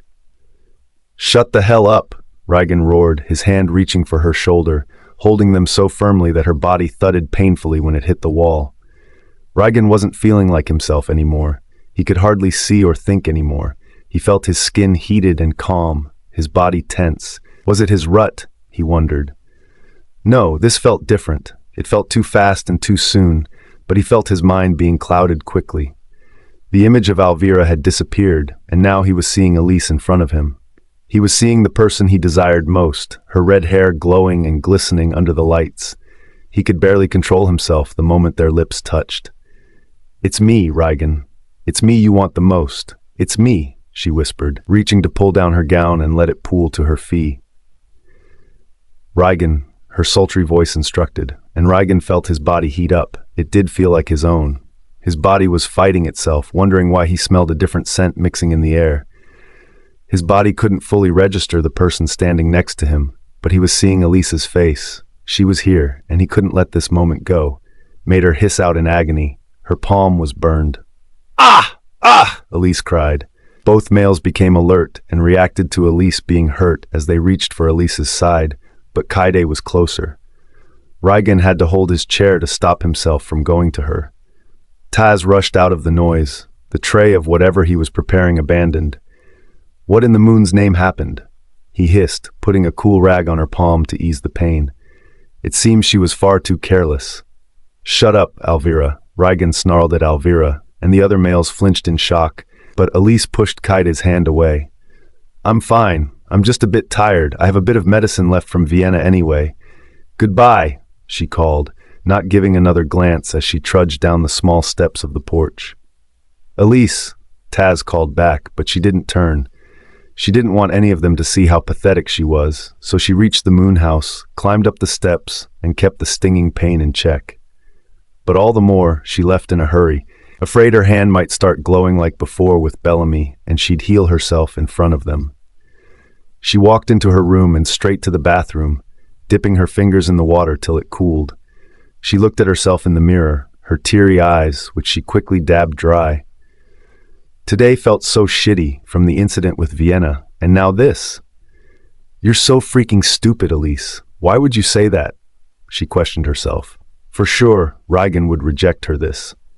She cleaned and dried her palm, carefully preening the edges as she stepped out. She was so concentrated on her hands that she didn't see who was in her room. "Elise." Rygan's voice echoed as Elise flinched, the towel dropping from her shock. Rygan leaned by the dark walls. She could only make out his eyes that glowed before they tremored back to the normal gray shade. "Rygan, what are you doing here?" "You were hurt. I needed to see if you were okay. I know you told no one to follow you," he said, taking her hands in his. "But I can't stay away." She could smell the slight hint of alcohol in his scent, and she tried pulling out her hand from his grip and holding on tighter. "Let me make it feel better," he muttered. Elise was shocked when she felt a heated breath near her skin, with her index and middle fingers being pushed into Rygan's hot mouth. He licked them, coating them with saliva, but Elise was far too stunned and felt like she was dreaming. "Rygan, what are you doing?" she whispered. "The lick of a powerful alpha can help numb wounds," he said. "I can also lick you wherever you want and set your body, wound, and pink aching cunt on fire. However, you want me to," he confessed. He lowered his head, taking her lips into a deep kiss. Elise felt her mind spiraling deep. Why could she never fight against him? Why did her senses go astray whenever she was with him? She pulled herself away from his inviting, pink-closed lips and laid a hand on his chest to stop him from going further. Elise could hardly breathe. "You're drunk. We promised not to do this, especially not when intoxicated." "I can't believe those words. I can't," Elise whimpered. "Then will you wait for my confession at first light? I am going to end things with Elvira. She isn't for me, right?" "She isn't you," he called, leaning his forehead against hers till their brows touched. "Rygan," Elise whimpered breathlessly. "Then tomorrow I will wait. I will," she said to Rygan, who left her room. The minute Rygan left her room, Elise's strength waned, and a wave of happiness and relief flooded her system. Her legs felt weak as she slid to the floor. He was going to choose her. He was going to choose her. She didn't think she could wait until morning to be with him. Forget self-control. It hurt to see him leave her room, and she was going to tell him how she felt. Elise stood up from the floor with new strength as she walked out of the room and made her way to Rygan's chambers with a confession and love for him. It was a mistake she would regret. Rygan's POV. My head throbbed like a sore blow Taz gives from a sparring gone wrong.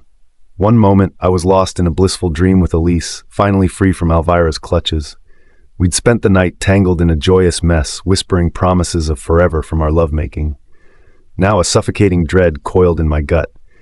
A scent, not the familiar lavender that usually lingered by my side, jolted me awake. Panicked, I scrambled away from the warm weight on my chest.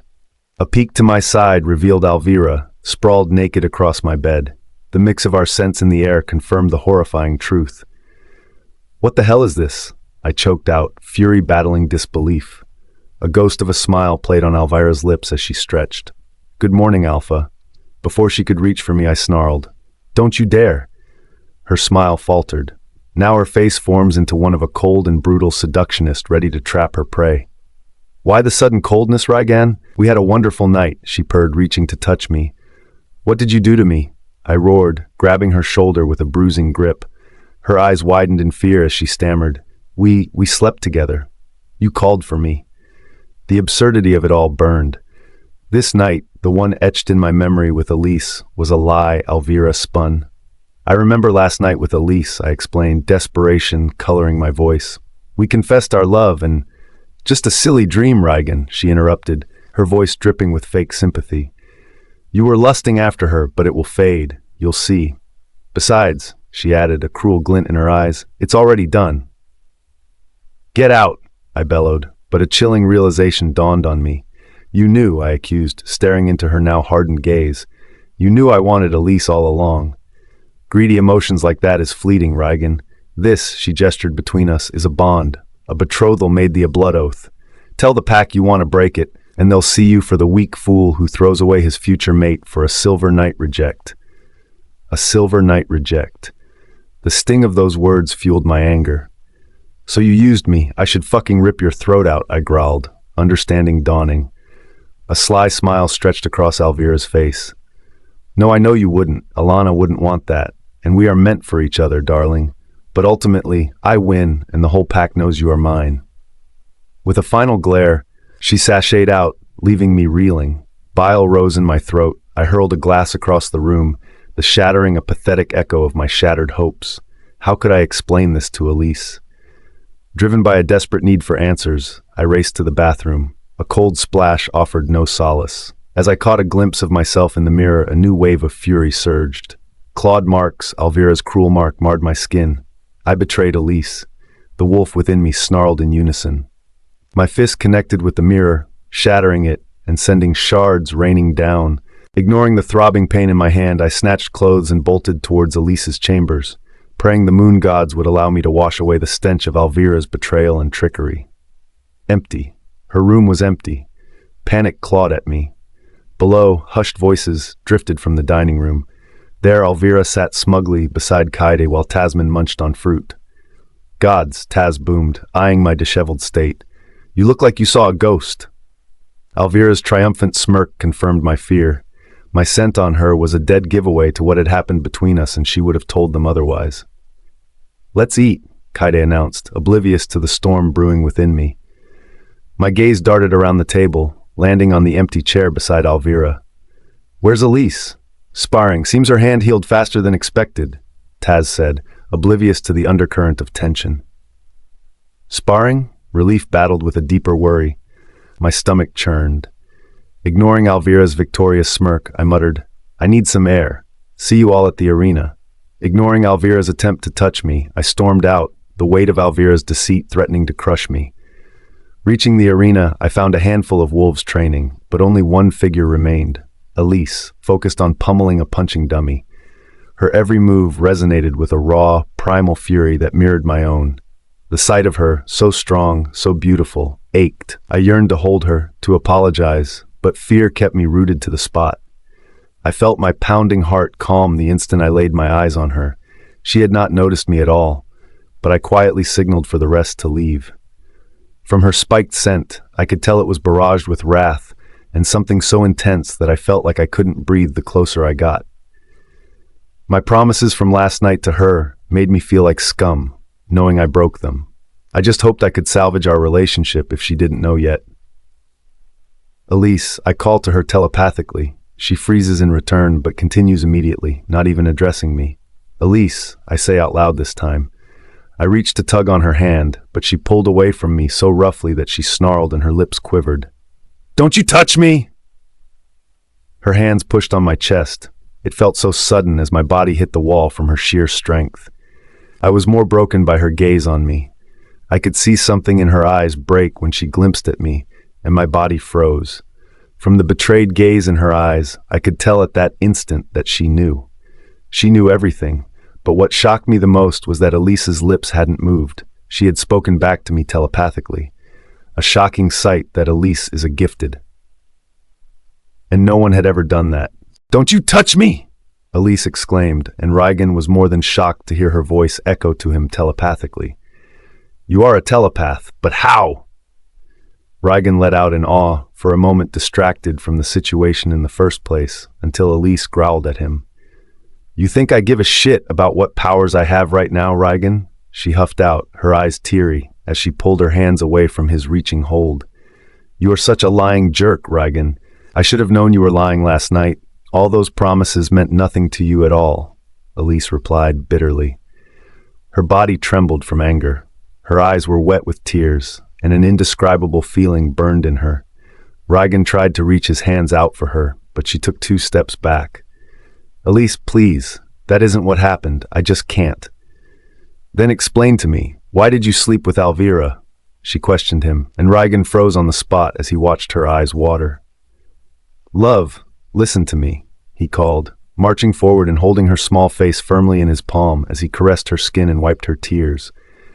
I don't know what Alvira told you, but she did not need to tell me anything. Elise snarled as she pulled his hand away. I saw everything last night. You have no respect for me, Rygan. You never have. You are a liar. You did not choose me. You never have, and no one ever does. No, no, he exclaimed. I have only ever wanted you, Elise. I don't know what came over me, but I did not betray you. I thought it was you. Oh, please, spare me your lies, Rygan. You have already broken my heart into a million pieces with your actions. What more do you want from me? Elise cried, choking back her tears, the moment she heard footsteps heading closer to them. She retreated a few feet away from him. Rygan still tried to come to her, but she shouted, "Don't!" telepathically, making him stop in his tracks. Even though she didn't know how she was able to do that, right now she did not care. Kyren then made his way in and immediately halted when he saw them. He noticed the gloomy tension on both of their faces. Elise quickly turned away to wipe her tears. Kyren bowed to his alpha before carefully moving across the room to stand beside her, showing he meant no harm to get a raise from Rygan. Tasman came in next with Alvira and other young males and other warriors in tow. They all looked to Elise, who was shielded by Kyren, and it took all control in Rygan's body to stop him from growling at his second act of being so protective of his own woman. Everything all right, Red? Tasman asked with a brow pulled up in concern as she looked at the trio standing close together. No, nothing at all, Elise answered. From what Rygan said, I expected that you both would duel since you've been training here for a while. I want to see how you do against him. Taz joked, but Alvira was annoyed that a joke was being made about her fiancé. She then stepped forward with her hands crossed and a smug look on her face as she strutted to Rygan, placing a palm on his chest and his neck to show the hickey she deliberately left. I think my alpha still needs to rest after last night, she said, looking straight at Elise, smug and unfazed. She knew exactly what she was doing, especially since a small crowd of wolves was there to witness her claim on her alpha. I'm sorry, I have to leave, Elise muttered quietly, almost a broken whisper, before she moved away from the group. Kyren instantly turned to follow her, but he stopped in his tracks when he heard the command from his alpha.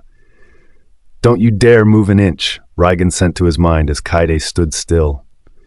Rygan pushed Alvira's hands away from his nape and let out a low snarl. I'll deal with you later, he said before following Elise out of the hall. They took off on a narrow road, and she heard footsteps behind her, with Rygan hot on her heels. Stop, but she ignored him. Stop running away. Stop right this instant, Rygan ordered, and she stopped and turned to him, her tear-stricken face filled with so much heartbreak that Rygan felt like pulling his own heart out would stop her tears. He'd give anything. He closed the space between them, taking her face between his hands, and kissed her, pouring his desire for her into it. She pushed him off, and her hands raised in response to all the pain and anger she felt, as she put it all into a punch that landed on his face. "Don't you touch me," she screamed, her eyes wet with tears. "You betrayed me, and there is nothing that makes me come back to you, and I cannot and will not be a second choice. I will not be your mistress." She called with an accusatory finger towards Rygan. "Elise, just listen to me. I will reject her. No, I'm never listening to you again. You told me you'd choose me, and minutes later I find you fucking Alvira in your chambers. I cannot think or even trust you right now, Rygan, and I will not apologize for hitting you. Lock me up, just like Kyren did." "I do not care," she raged, wiping her tears. "I know I am a weak Omega with nothing or even a pack to call my home, and there will be nothing if you choose me. You have made your choice, Rygan, and on the high moon in a few weeks, I hope you reject me because I'm sick and tired of playing the patient dog to people who do not want me," she said. "You know I will never do that. I am not that bastard," he called, reaching out to touch her. His wolf felt like it was on fire, not being close to her, and hearing her cry that he caused it. "Do not come near me," she whimpered. She didn't want his touch to tempt her and change her mind. "Please," she added telepathically. "You can lie to the others that I'm sick since you are good at that," she called with a bitter plight, hoping to hurt him somehow. "Goodbye, Rygan." This time Rygan stopped in his tracks, letting Elise walk away into the mist-covered cold morning. But Elise didn't head back to the moon house. Instead, she took a familiar trail and bridge to the healer's house. Holding back her tears till she saw Vienna's doors, she didn't care at that moment that Vienna might be terrified of her after she helped Bellamy that day and healed her. She just really needed someone to talk to. She headed to Vienna's dark oak cabin, knocking on the door till she heard someone approach. Vienna opened it, stunned to see a disheveled Elise, whom she immediately opened her arms up for the young female to hug. "I can't do this anymore. I'm a mess. No one wants me, and everywhere I go, I'm always cursed. I can't do it anymore." "Shh, calm down, Elise," she said softly as she hugged her tight. "I'm here for you, but you need to explain to me what's going on. I promise my words, and I swear for my life that I will not judge you. But you need to tell me what's going on, please," she pleaded. Elise read Vienna's face and tone and saw no lie but a genuine answer in them as she sniffled out. "All right, Vienna," she called, looking at the healer who led her into the house.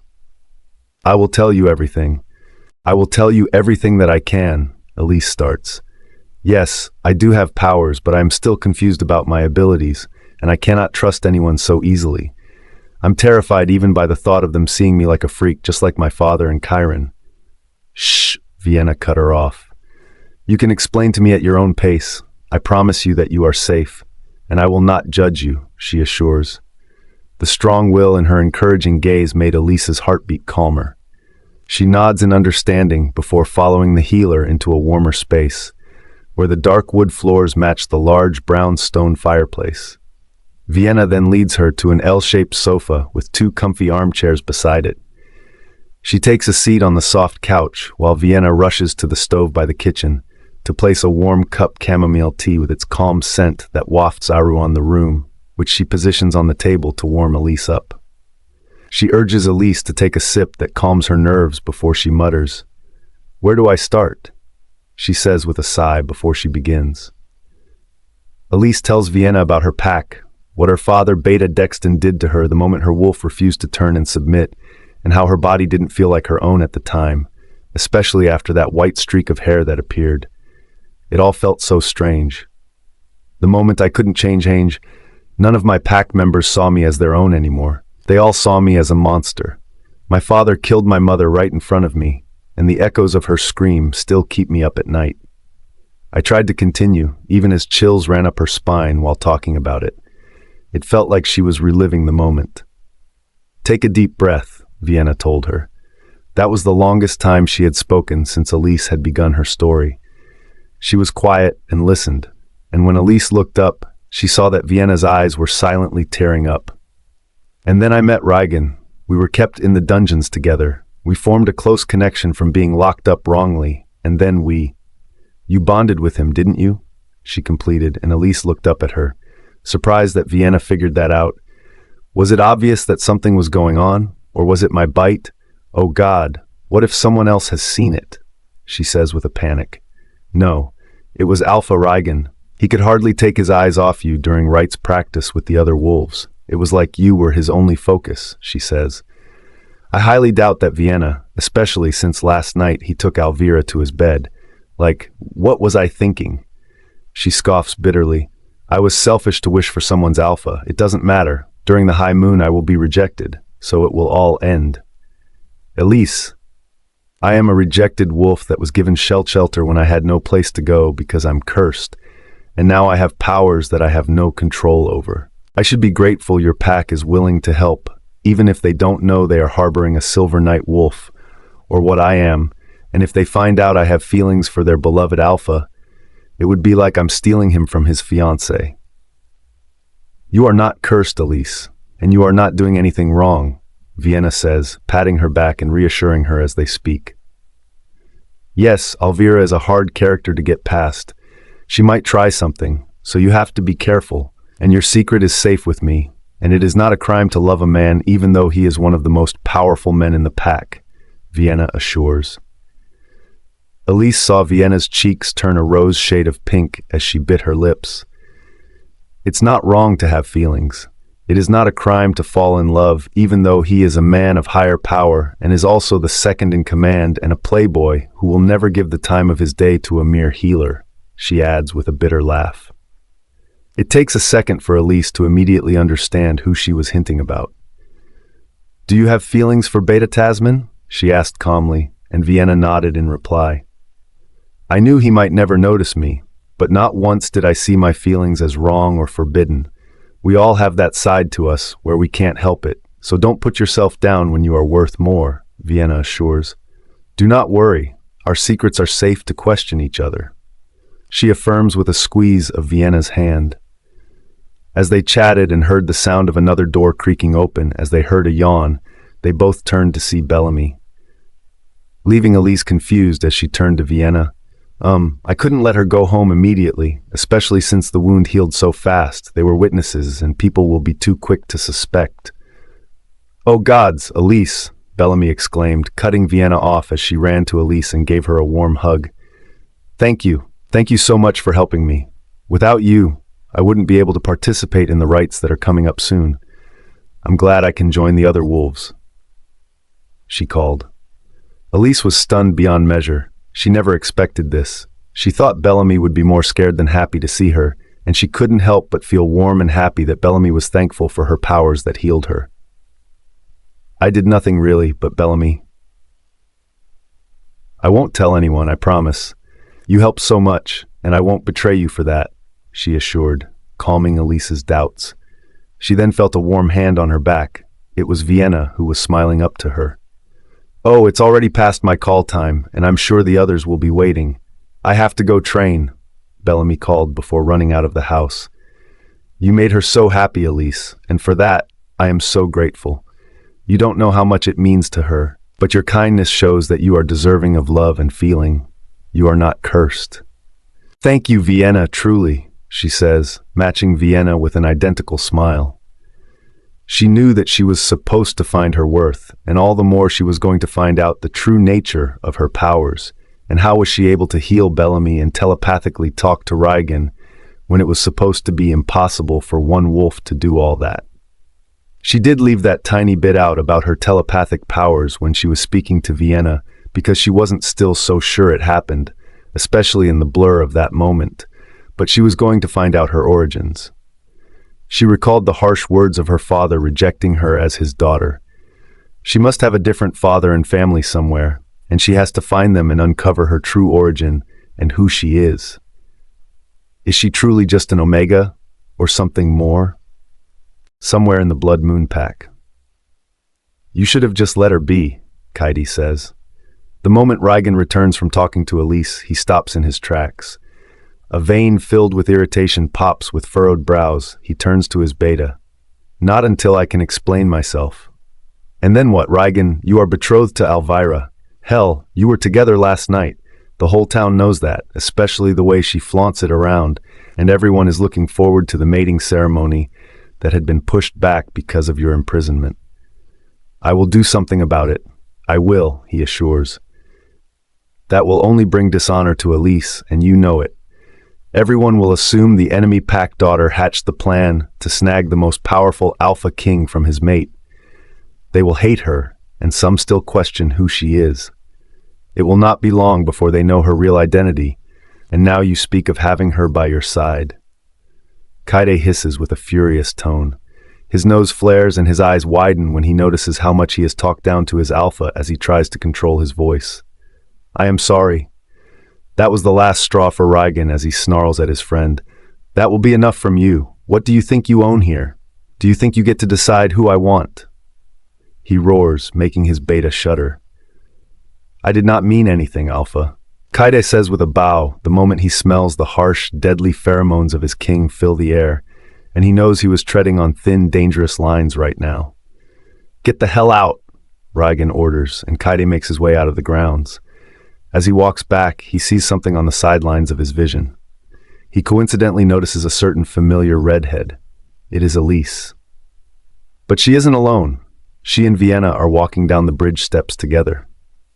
The moment she sights him, she also stops in her steps, her cheeks flushing in embarrassment when she recalls that he was the one who shielded her during the confrontation with Rygan earlier. Vienna quickly notices the situation, and Kyren gives her a quiet look to make herself scarce after greeting them goodbye. Hey, Elise mutters quietly as he marches towards Kyren, who walks closer to her. The annoyance from earlier, after the incident with Rygan, quickly melts at the sight of her. He can't help wondering why. I'm sorry for how I took off earlier. I just needed to think, she explains, and Kyren nods his head in understanding. Of course, you have the right to that. The right to feel that way, he continues. He has to physically stop himself from touching her. She isn't his. Rygan has already claimed her, but soon enough she will be free, and he could have her. What was he thinking? Kyren? Elise's voice breaks through his thoughts as her brows furrow in concern. She tilts her head, watching him quietly before she speaks. Is something wrong? Kyren blinks rapidly before he shakes his head. No, not at all. I was just thinking about the rites in a few days. I don't think I'd be able to meet you until then.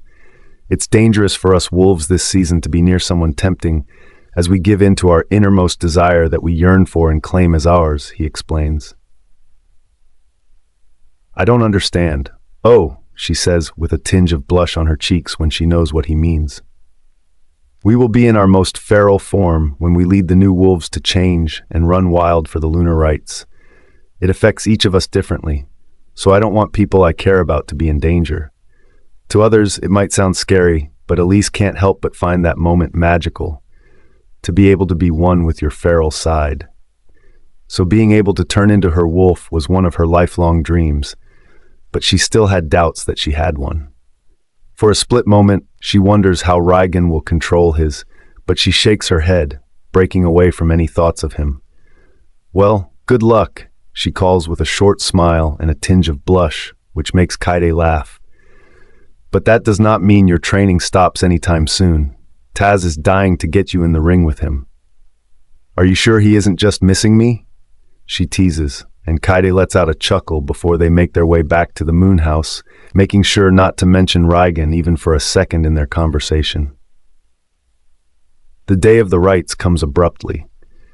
The moon hall is filled with Delta and rankless wolves and their families, who cheer for them as they are ready to prove themselves in the blood rites.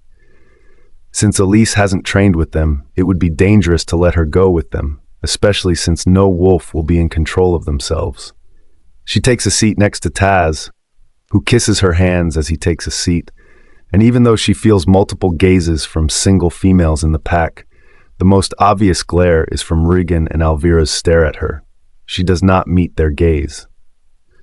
Rygan bites back his tone as he stands up from his throne, but Elvira grips his hand and gives him a firm shake to not pursue or do anything rash right now, especially with hundreds of wolves in attendance. He knows it is best not to do anything. He isn't about to cause commotion, especially since it would make Elise feel uncomfortable, and today is the day. After affirming words to the young wolves ready for the lunar race, they all march out into the open field with a large bonfire in the middle, where all the wolves line up. Elise catches a glimpse of Bellamy in the lined-up crowd of other wolves. Her small stature is admirable as she waves shyly to Elise, and her forehead is marked with dark ink, shaped like a moon, as other wolves are marked too. An elder comes forward to give prayers and ancient chants as the crowd hushes down, and Elise can feel the mood and atmosphere shift from under her feet. All of a sudden, it gets warmer, and Elsie can feel the heated rays of the moon from where she stands. There is a significant shift in the air, so quiet that one could hear a pin drop. The silence feels like an eternity. That stillness ends with a crack and a groan from one of the changing pups as they begin to grunt and growl in pain. Whimpers and growls echoed through the moon hall. Elise, perched on the edge of the crowd, watched with a mixture of fascination and dread as the young wolves of the Blackmoon Pack endured the brutal transformation ritual. Their guttural cries resonated, a reminder of the primal power coursing beneath their skin. The painful cries and howls continued. She watches and sees the pain and anguish on Bellamy's face, which hasn't turned yet, but the minute her eyes meet Elise's, she feels something intense from it as her back arches. She is on all fours as brown fur begins to rise out of her skin and bones curve, crack, and shift into a small wolf, a size Elise had predicted and to fit Bellamy so well. She is proud to see that Bellamy is a shifter. In a few minutes, a field of wolves has emerged, but a few aren't so lucky to change. Beside her, Taz stood as a grizzled warrior with a playful glint in his eyes, squeezed her hand. "Nervous, little one?" She nodded, her throat tight. The air crackled with raw energy, the anticipation building towards the full moon's peak. Unlike the others, she remained human, a gnawing self-doubt twisting in her gut. Did she even possess the spark to become a wolf? Suddenly, a booming voice cut through the noise. Rygan, the Alpha King, stood on the dais, his powerful physique radiating an aura of untamed dominance. His eyes, usually a warm storm, blazed with an intensity that sent a shiver down her spine. Today, he wasn't just the leader. He was a predator waiting to be unleashed. Elise couldn't tear her gaze away. A forbidden heat blossomed in her chest, a yearning she couldn't explain. Alvira, his betrothed, stood beside him, a picture of icy elegance. Rygan ripped off his shirt, revealing the intricate black moon inked on his chest. A guttural growl ripped from his throat, the sound echoing through her soul. Then, with a sickening crack of bone, flesh morphed into fur. His transformation was swift, breathtakingly brutal. He let out a primal roar, with his wolves howling back before leading the newly transformed wolves into the night. Elise watched them disappear into the darkness, a pang of loneliness gripping her. The pack howled in unison, a sound that resonated deep within her, a call she couldn't ignore. Later, as the celebratory bonfire dwindled to embers, Elise excused herself from Vienna's invitation and slipped away. The crisp mountain air filled her lungs, the scent of pine needles and damp earth calming her racing heart. Tonight, under the watchful gaze of the full moon, she would try again. She is better at climbing now and gets used to the rough tracks and path in no time. She walks through the dark woods, her body aching from each climb and her skin flaky with sweat.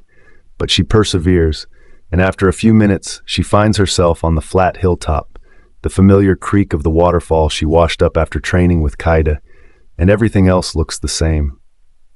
Following Kaide's instructions, she reached the secluded clearing, the same place where he'd taught her to hone her senses. Closing her eyes, she focused on the rhythmic beat of her heart, willing her body to shift. Minutes turned into hours, the frustration mounting. Was she destined to remain forever human? Elise tries again. She takes time to adjust to what Kaide taught her. She crosses her legs in a bow form, her eyes closed and her arms relaxed, and she takes controlled breaths as her body stills, searching for that connection to her wolf, but nothing. Training starts as a slow and sad attempt to change into a wolf. She races through the woods, improving her agility and speed. A sense of calm takes over her while she feels the wind in her face as she runs, It feels like her own little lunar race. She decides to soak in the small creek lake. She dips into the cool pool of water to wash under the small waterfall. She dips her hand into the cool water to splash her face, but she freezes the minute she hears the rustling of leaves. She isn't alone anymore. She pauses in concern as her senses heighten, but she can't stop the gasp that leaves her lips when she sees a muddy, dirty, and very naked Rygan. His eyes a deep blood red, his canines and claws out. "Rygan," Elise mutters, but he moves forward at the speed of lightning, grabbing her. He doesn't care if she is naked. As his nose dives to her nape, "Mine, your scent is so sweet. I want to devour you. I want to own your every breath. You are mine," he declares with a growl. He isn't in his right mind, and before Elise can protest and push away from his feral touch, Rygan shuts her up with a kiss. Blackmoon wolves are known to go feral with what they desire through the lunar night, and he wants her. His kiss was intoxicating. A primal heat flared within Elise, warring with the voice of reason in her head. She tried to resist, a flicker of defiance sparking in her eyes.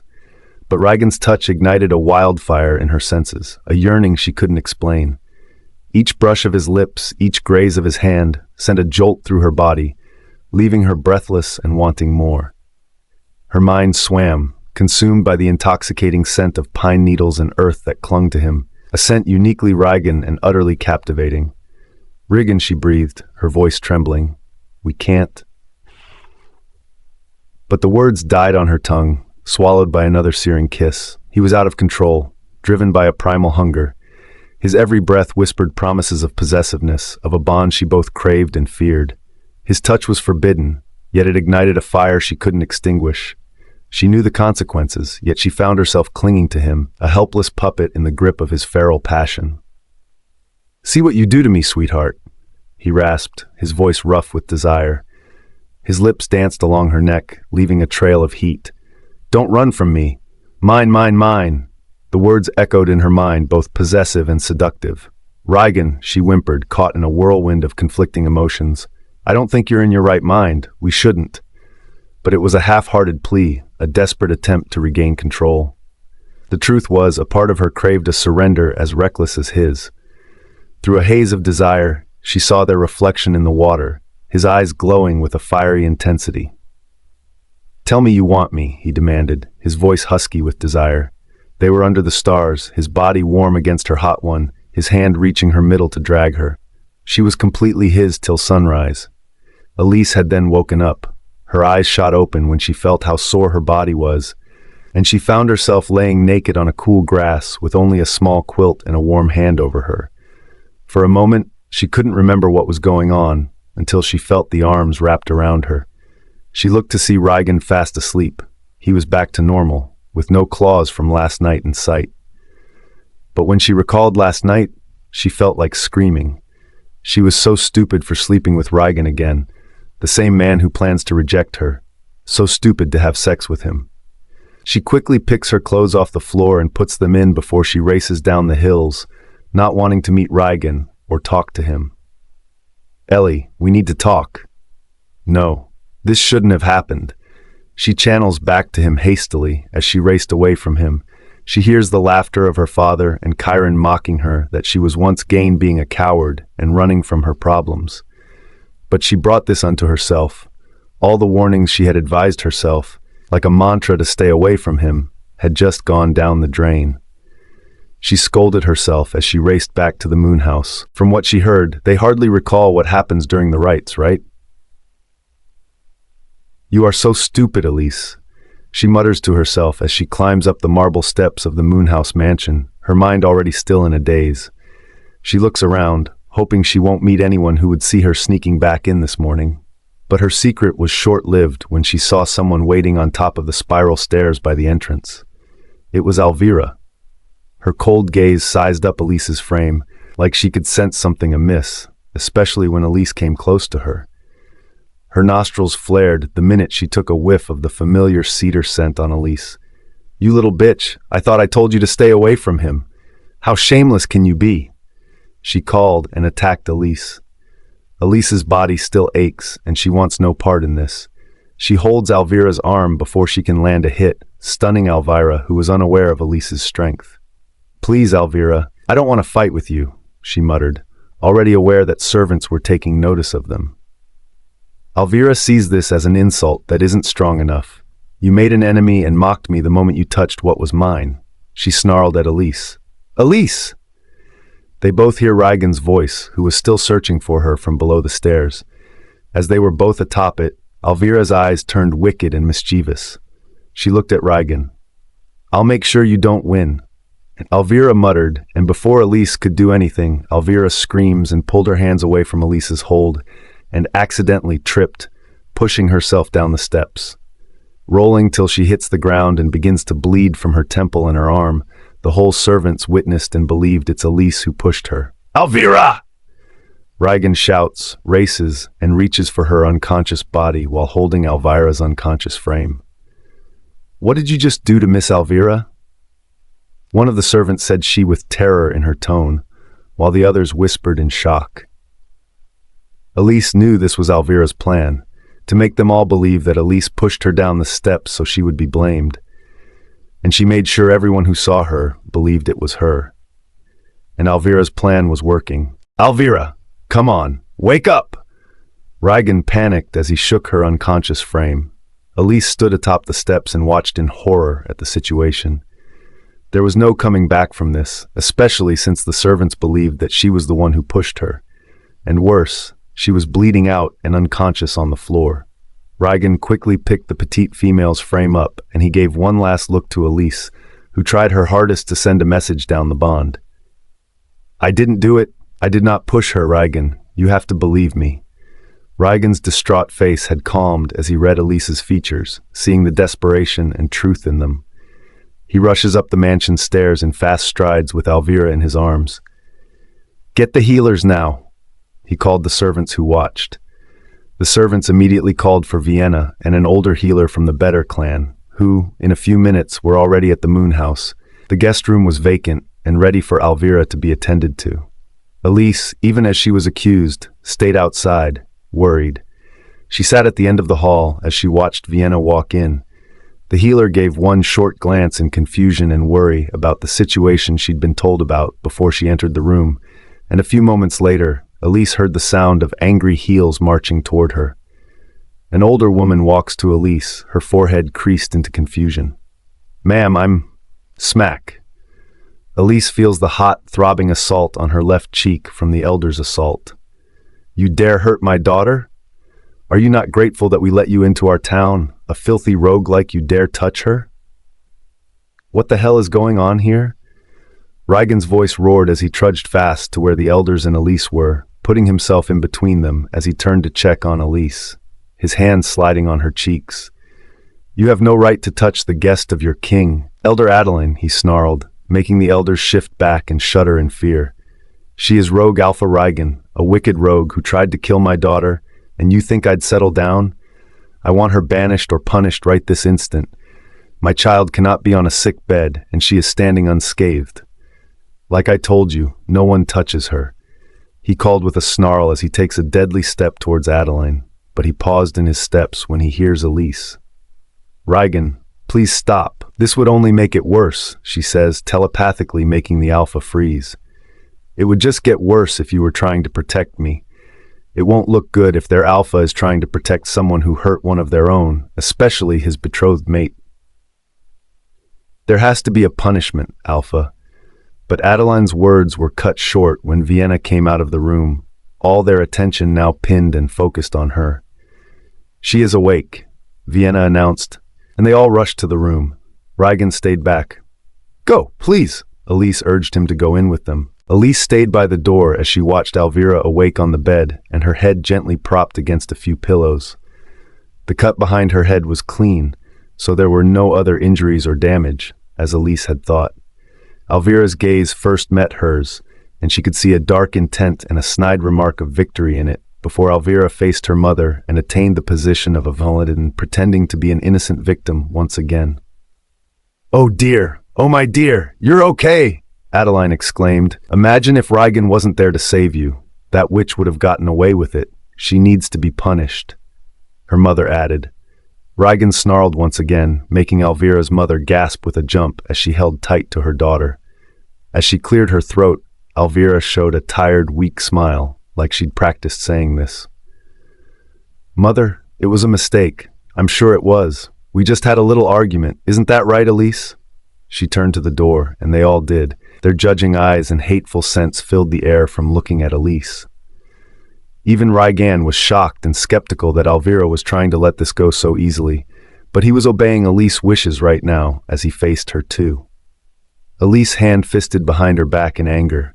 She knew this was Elvira's plan. This was what Elvira wanted, to look like the most perfect angel who could do no wrong and make Elise look like the jealous villain. But she knew well enough to not show fear. "I've checked on her. It was a minor concussion," Vienna tried to add to lessen the stress that Elise was experiencing, but the elder just hissed in response. "Don't try to demean my daughter's pain after that wicked girl's attempt of killing her. She will be checked better by our in-house healers back at our home. Your healer doesn't know what she is talking about," Adeline argued. "I assure you, Vienna is the best one in this pack." Tasman's voice echoed from the hallway. Elise looked up to see that Tasman had just arrived. He and Kyren had gone out to scour the territory with the Delta troops. Taz walked in, and Vienna couldn't help but hide her blush from Tasman speaking on her behalf, which shut the elder up. Rygan was trying his best not to disrespect the elder, since Elise had begged him not to do anything rash. In these types of situations, the mind-body bond was quite useful, especially since only they knew about it. "I heard what happened as soon as I and my team got back. Kyren is still on the outer border patrol, and it will take a day for him to be back." "How are you holding up, Elvira?" Taz called, and Elvira nodded. "I'm good, and like I said, let's not stop everything we've been planning on my account, and let's leave the punishments," she adds.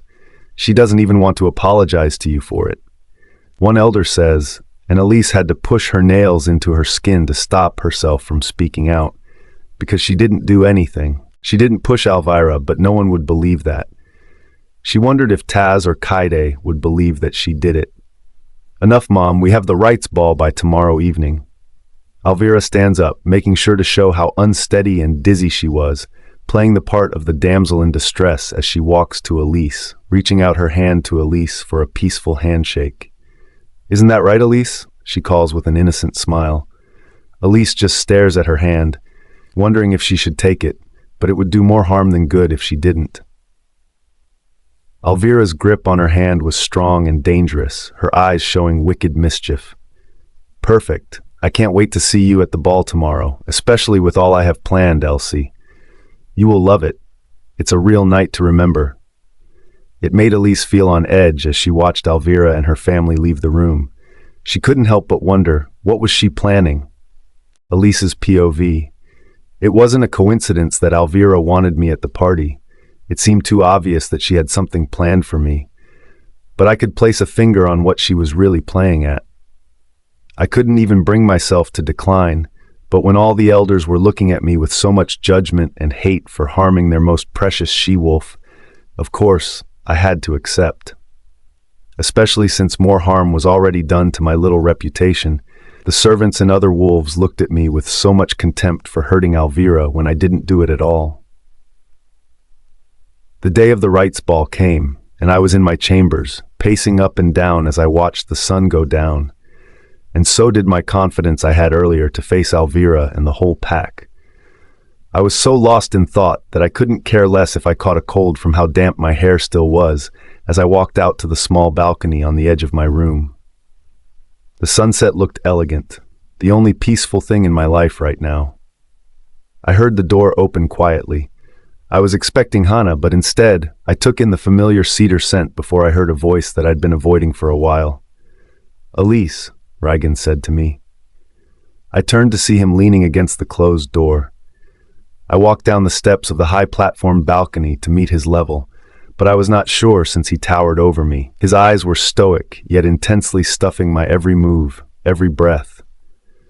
Just looking at him made me remember that night of the lunar rites, how his breath clung to me hotly and how my body exploded into a million pieces in his hold. I shivered from just the mere thought of those strong hands around me again. but the image of him with Elvira still haunts me, as I cleared my throat, pushing those thoughts down as I swallowed a deep breath before looking up at his storm-gray orbs. "What are you doing here, Rygan? I want you to explain to me what happened, and not avoid it like you've been doing all day.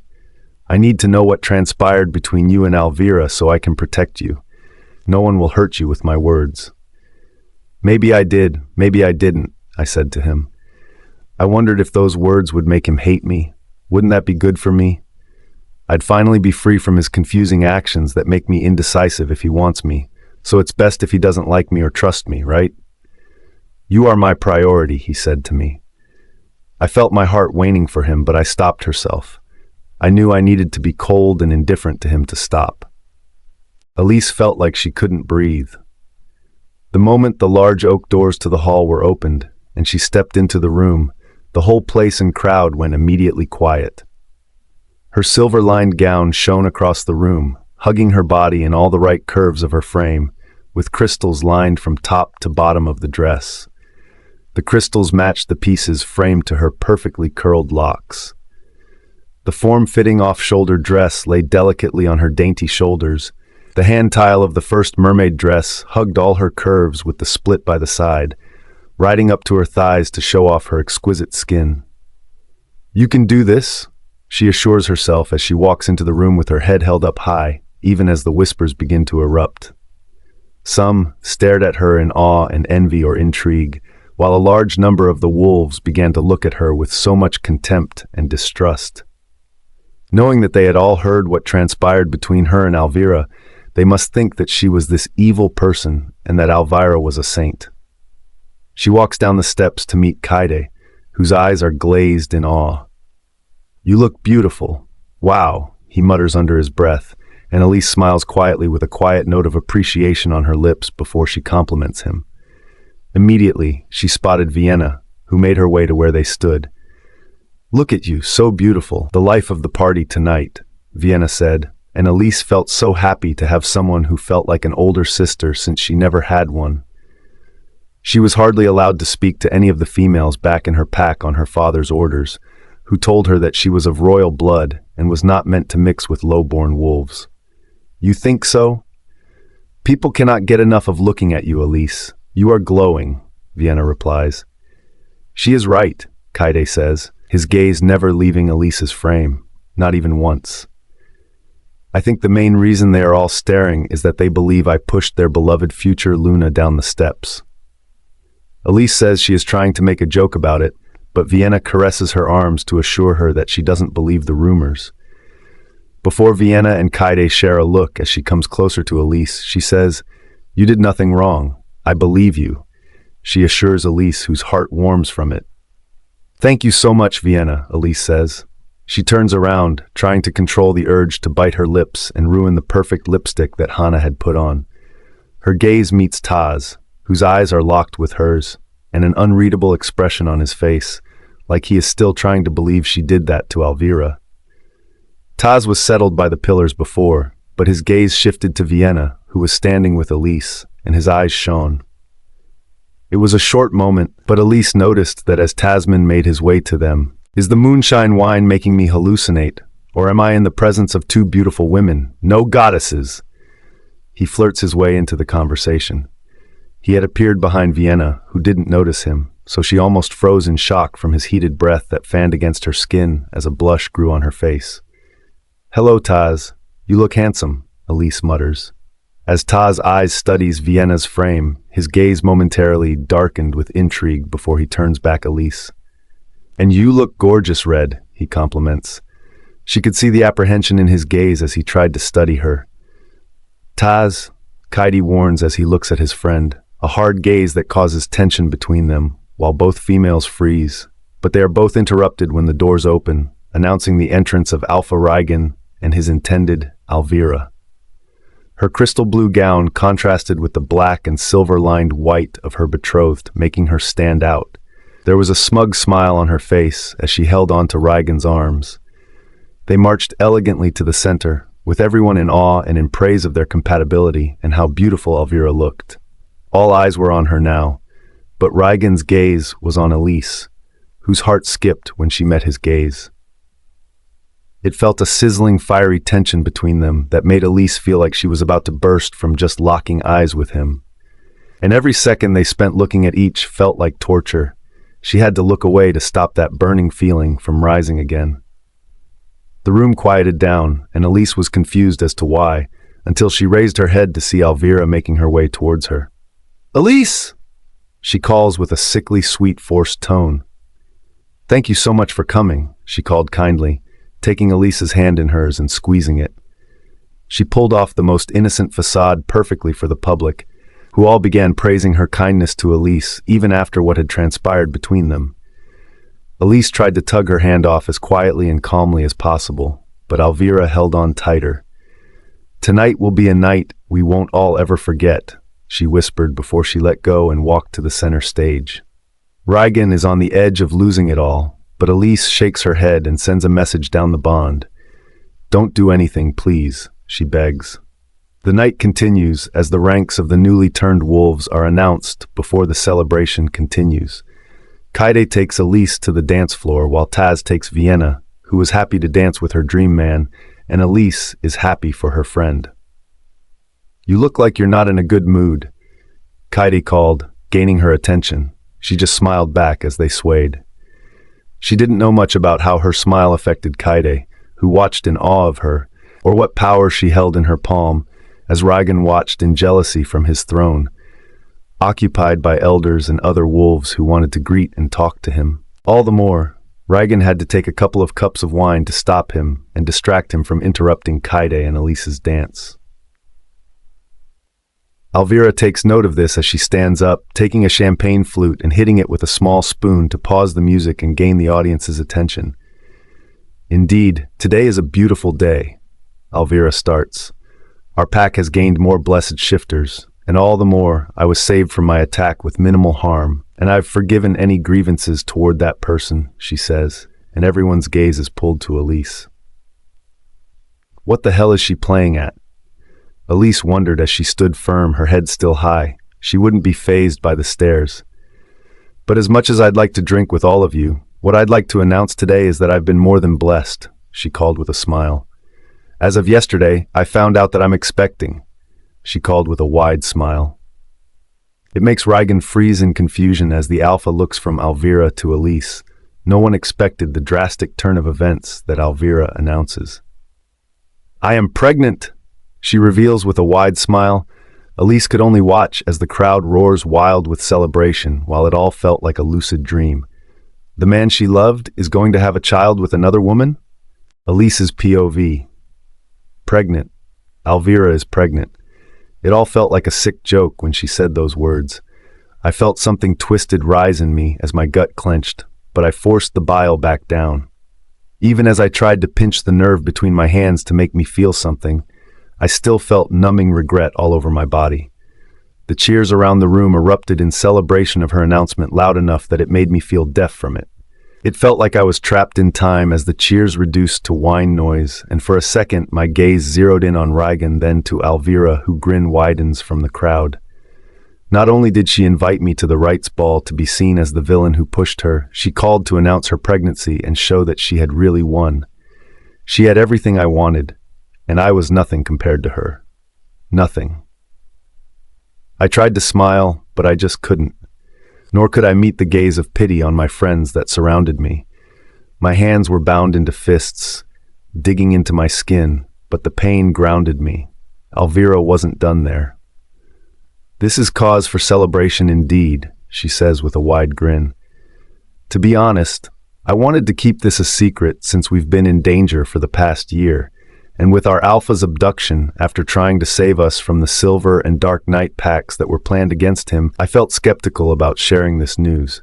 She noted, playing the part of the innocent, frail victim, and whole pack ate it up. She cleaned the fake, beady tears from her eyes, sniffling sadly, to give the people a proper show, and they were all falling for it. Her eye turned and locked on mine, her gaze dark, and with calculating eyes, she pointed shortly to me. Especially since we had the Silvernight Pack chief's daughter in our midst. "Elvira!" Rygan snarled, grabbing back her arms that pointed at me. He tried to shut her up, but the damage was already done. The gasp from the whole room showed I'd been found out. Everyone knew that I was from the daughter of Silvernight Chief, and murmurs and fearful whispers erupted. Now everyone knew that I was from the Silvernight Pack. I couldn't breathe. I didn't know how to act in that moment. I felt Kyrie's hands on me, but there was no comfort in his touch. It felt like my skin burned from any touch as I yanked my arms away from his hands and exited the hall. "Elise, hey!" Kyren says, stopping me in my tracks by the garden as he blocks my way. "Move, please." I didn't know that Alvira was going to do that. No one did. "You have to believe me," he called as he placed his hands on my face, easing my chin up until my gaze met his. I could tell my eyes were filled with tears since I could hardly see his blurred figure until they ran down my face. "I'm just so tired, Kyren." "Let her go." Rygan's voice interrupted us. I could see a flash of anger on Kyren's face in his words to his alpha, but Kyren still takes a step back, immediately obeying his alpha. I try to use my voice and gaze to beg him to stay, but his alpha's words are more important and deadly right now. We are left in the dark maze garden beside the greenhouse. Only the night chirps of the crickets and my sniffles could be heard in our silence. "I guess my congratulations are in order," I mutter out bitterly. "Elise, I don't know what you're thinking right now, but none of it is true. I didn't know Alvira was going to do that. I didn't know that. That she was pregnant?" I completed his words. Rygan stared at me with a desperate plea in his gaze. It broke me beyond measure. If he really wanted me, why was he doing all this to me? Why wasn't he fighting? He couldn't do that anymore because his fiancé is with his child. "Elise, I swear to you, I want only you. This isn't even my home. Your people hate me, and as much as well, I do not deserve anything that I'm given from an enemy pack after what mine did to you," I say in tears. "And you cannot want me anymore, Rygan, not when you have a fiancé and child on the way. Your people hate me enough already that I'm from the Silvernight Pack, and they all believe I tried to hurt her, and I refuse to be the villain in your story," I argue. "You are more than that. You are mine," he says with a comforting hand reaching to touch me. "Do not complete those words. Do not touch me, please. I need to think. I just need to have that time and moment alone, Rygan." I begged. I didn't care if I was telling the Alpha King of the Blood Moon off, or if he was the strongest beast in the realm, who could hurt me if he wanted to. A part of me knew he wouldn't do that, and a part of me knew he would never want to show me his beastly side or try to remind me of what we went through in that dungeon together. "Please," I begged again, and this time I could see the fight in his eyes simmering down. "We can't end like this. You know I won't give you up, no matter what or where you hide. You know that you are mine," he says as he turns away. The moment he went back into the hallway, I let the tears run loose. Hot, untamed tears streamed from my eyes as I leaned on the tree. Its weight needed an anchor for my breaking and heavy soul as I slid down to sit on the rocky boulder by the edge. I tried to stop my body from trembling further, but the pain felt like a sharp dagger plunging deep into my heart with each passing moment.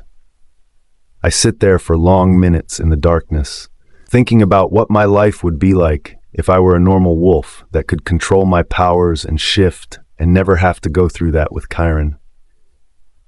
I would never have imagined that this would be my life in the span of a few months. With my head bowed on my laps while I cry myself to oblivion, I hear footsteps crushing dry leaves and approaching me slowly. "Kyren, if that is you, I really don't want to talk right now," I say to him, but there is no answer. I immediately feel the hair on my skin raise up as I see a male standing with a mask. "Run, Elise, my wolf. Tell me, run!" "Who the hell are you?" I could hardly finish my sentence as a heavy cloth mixed with the smell of something horrendous was pushed to my face, covering my nose roughly. I fought and trashed to get it off, but I had inhaled a heavy amount that immediately made my bones and body lax to the touch.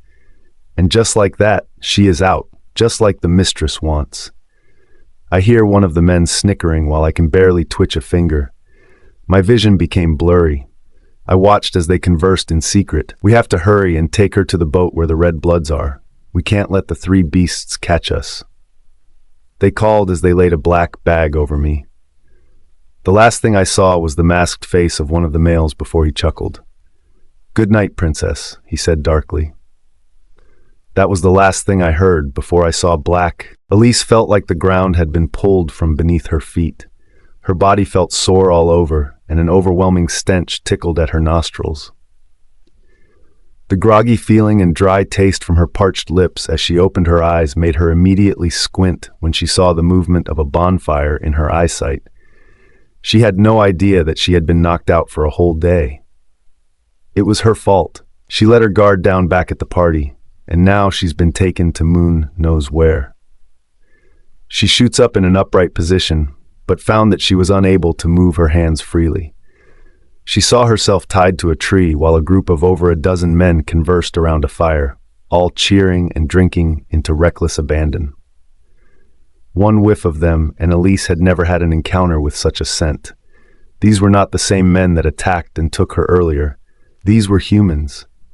She could tell by the odd look in their gaze that they had never seen a wolf before. "Oi, the girls are awake," the men snickered as they all turned to Elise. A tethered cold chill ran down her spine when she saw the items beside them, from silver chains to weapons of imaginable torture that would make anyone terrified to death. "Who the hell are you people? What do you want from me?" she called with a snarl. She bared her teeth to the males, showing them a fearless expression inside of a terrified one, even though her body trembled. "Oh wow, they were right about Silvernight women being beauties, but she, feisty one, ain't she?" They all snickered. "Who sent you? Was it Kyren?" The human males all looked at each other as they began to laugh. "That slimy, wicked king? We would be caught dead and then make a bargain with that man. We wouldn't even make it back to our families, I tell you." One of them said as he lit up a cigarette. "Then, who sent you?" "Shut up, girl. The only thing you have to know is that you will never see that pack again, and all the more we will be girly rich if we turn into the Silvernight Pack or the Human Hunt Brigade, a century-old cult who have dedicated their whole life to killing your kind." He snickered. "You are all monsters." "That should be you. What kind of witch brat kills their mother?" The man spat as he walked close to Elise, grabbing the lock of her hair tightly. "Listen here, girl. You better obey if you don't want to be left in the hands of my hungry men. They don't care if it's a nymph, a witch, or a damn she-wolf. They'd take their time having their way with you," he threatened. She tried not to show any pain, breathing out the sting she felt from his hard pull on her hair as she took steady breaths. Her eyes lined with a dark stubbornness as her gaze didn't back down from his, while the man pulled away from her after getting an eerie feeling from just her gaze. "We continue the journey at first light in a few hours. We are already boats and hours away from the pack." "Fuck you," Elise snarled. "You cowards are scared of a mere girl, which is why you drugged and tied me up to bring me here," she said to him, hoping to rile him up. The man fell for it, and he turned to her with hate in his gaze. "You think you're all that, princess?" he said as all his men went quiet. He looked to the closest one and handed him a knife. "Take her bounds off. We'll have our way with her instead before we give her back to her father for our reward," he said, and all the men cheered in anticipation. But the moment she felt the bonds come free, she reached for the male who unbound her, taking his knife.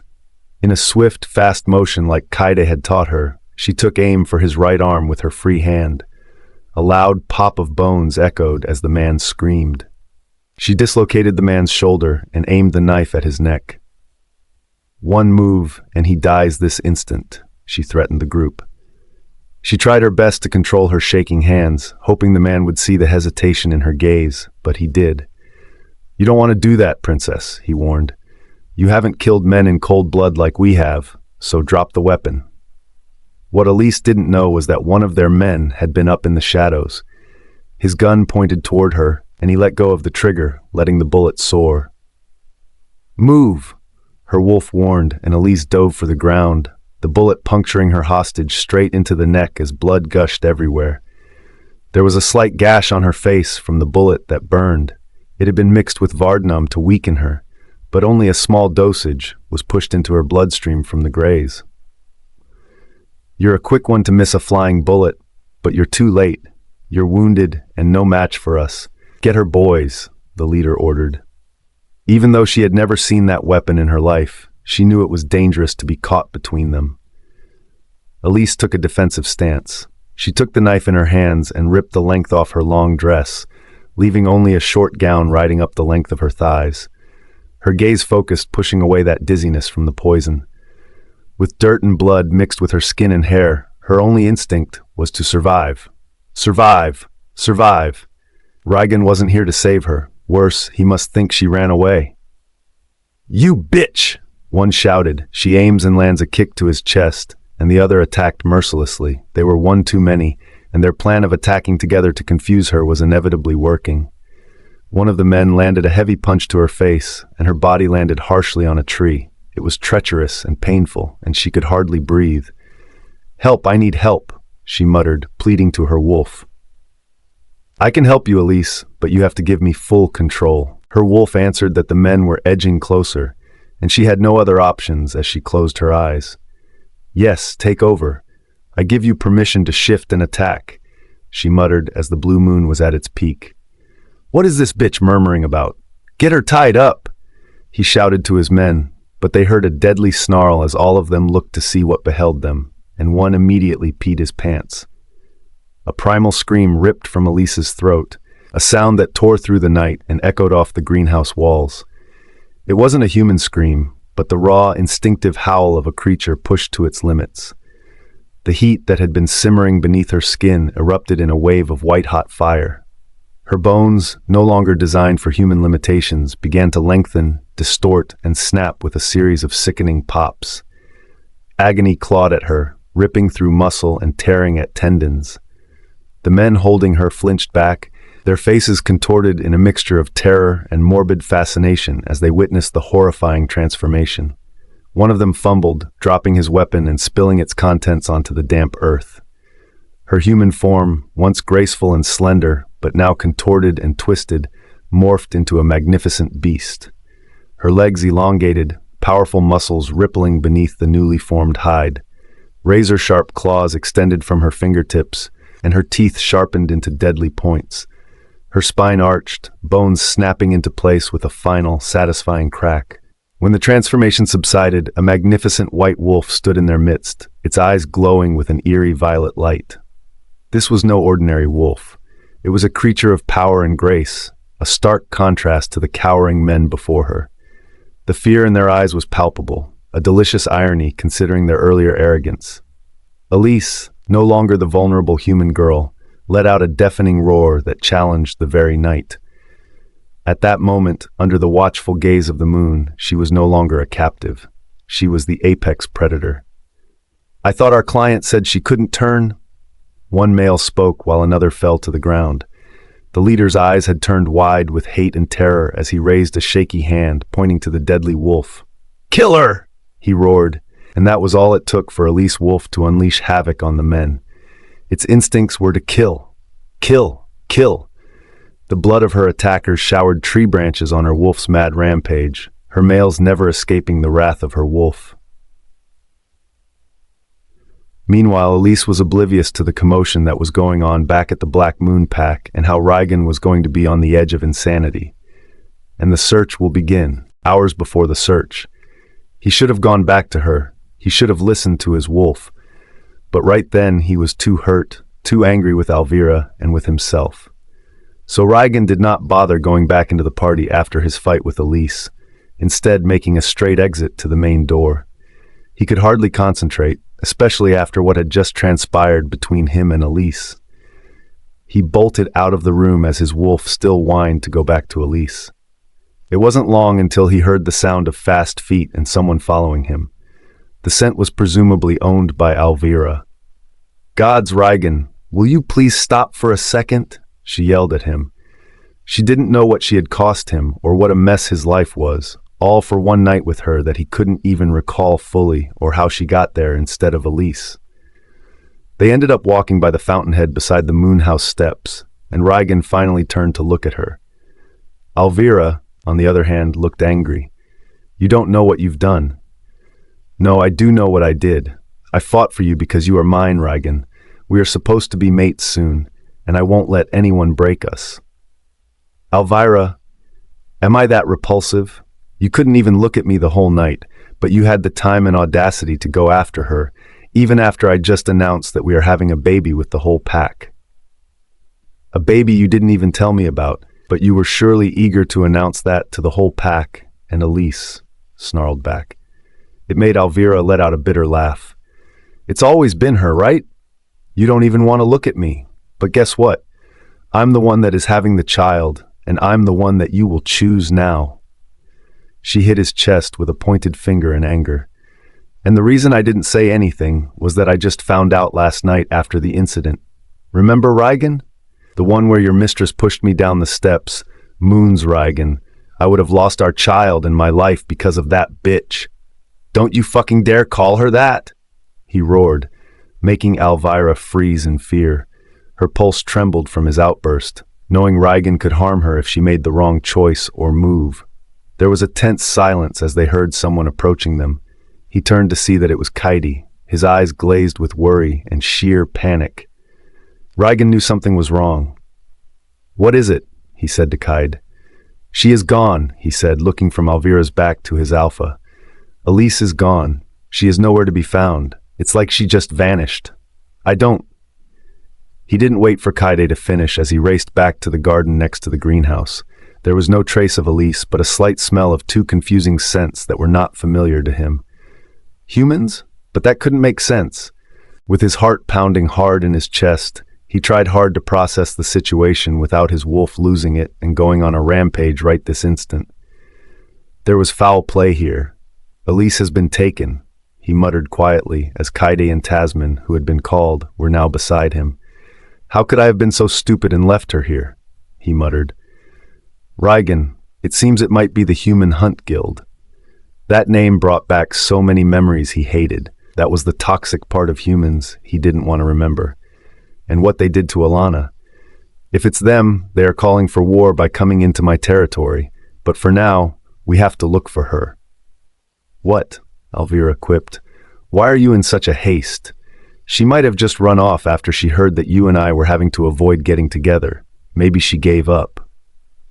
Not another word from you, Rygan snarled as he began taking his shirt and pants off. We are going to search for her. We will only take a small group of our trusted elite wolves so they won't notice us coming. I have sent orders through my powers. I do not want word of this out till we know who took her and why. Especially you, Elvira, I'm warning you, he snarled darkly at her. He could see there was something like nervousness in her gaze, but why? He had no time to question or think as he shifted into his mighty wolf, with Kyren and Taz shifting into theirs. With one loud, earth-shattering howl, his troops also changed into their wolves as they all scattered out into the woods and out of the pack's walls. They hunted and scoured the land, using what was left of the trail of Elise's scent to track them. They reached riverbanks, which made them take a longer and much more dangerous route over a day. With the troops tired, they stayed to rest, but Rygan didn't have a wink of sleep. Instead, he had given them a head start to the ground, where he could smell her scent getting thicker. He was like a mad hound on the hunt, only anger and regret fueling his veins as he prowled through the lowlands of the forest, never leaving her scent.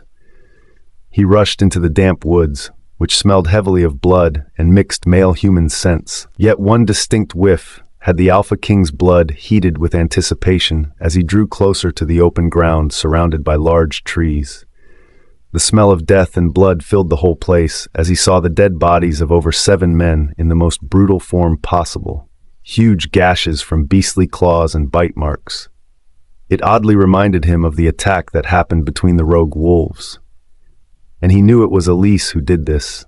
He scoured the place until he saw a reflective silk bead dress, an Elise dress that was now torn into pieces. He heard the whimper of a male who was trying to crawl away.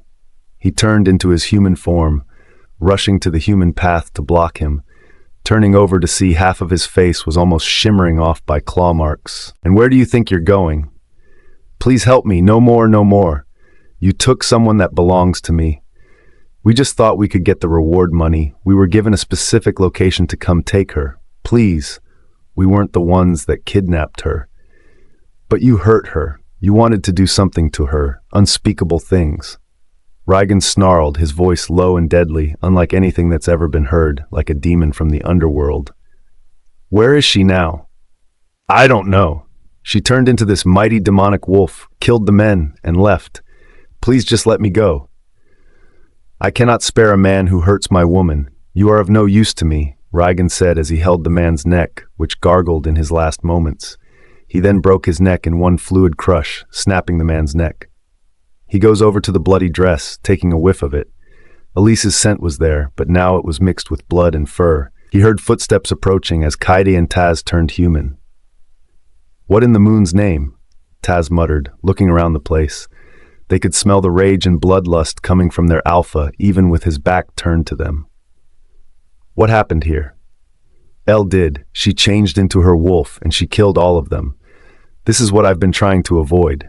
She is powerful in her true form, and I fear she may be trapped in it with no idea how to turn back. She has a wolf. She must be scared, gods. I hope she is all right, Kaida said. Rygan snarled out in anger before turning away. She will be. She has to, he muttered. But she is trapped in wolf form and is near the human territories, and only moons know how much control she had over her wolf not to lose control of humans, he told his commanders. We have to find her before anyone else does, he told them. Part of him was fearful the next attack would be on innocents, and humans would try to hurt her. The betas take the sight of Rygan's familiar gruff of his body shifting back to his mighty wolf before he turned to his men. And with one last snarl he set off. He was at the edge of losing control of his sanity. If he doesn't find her, he will go mad. And he won't know what he will do next. Her wolf had fully taken over, its animal instincts feral, and started a killing spree, bloody with no mercy. The speed and skill of her wolf's fluid and rapid attacks were unstoppable.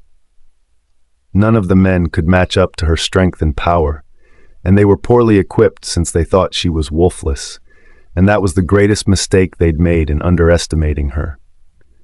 Anyone who had tried to attack fell victim to her wolf's merciless slaughter. She clawed her way out of their midst, and the moment they were all down, her wolf sprinted into the darkness.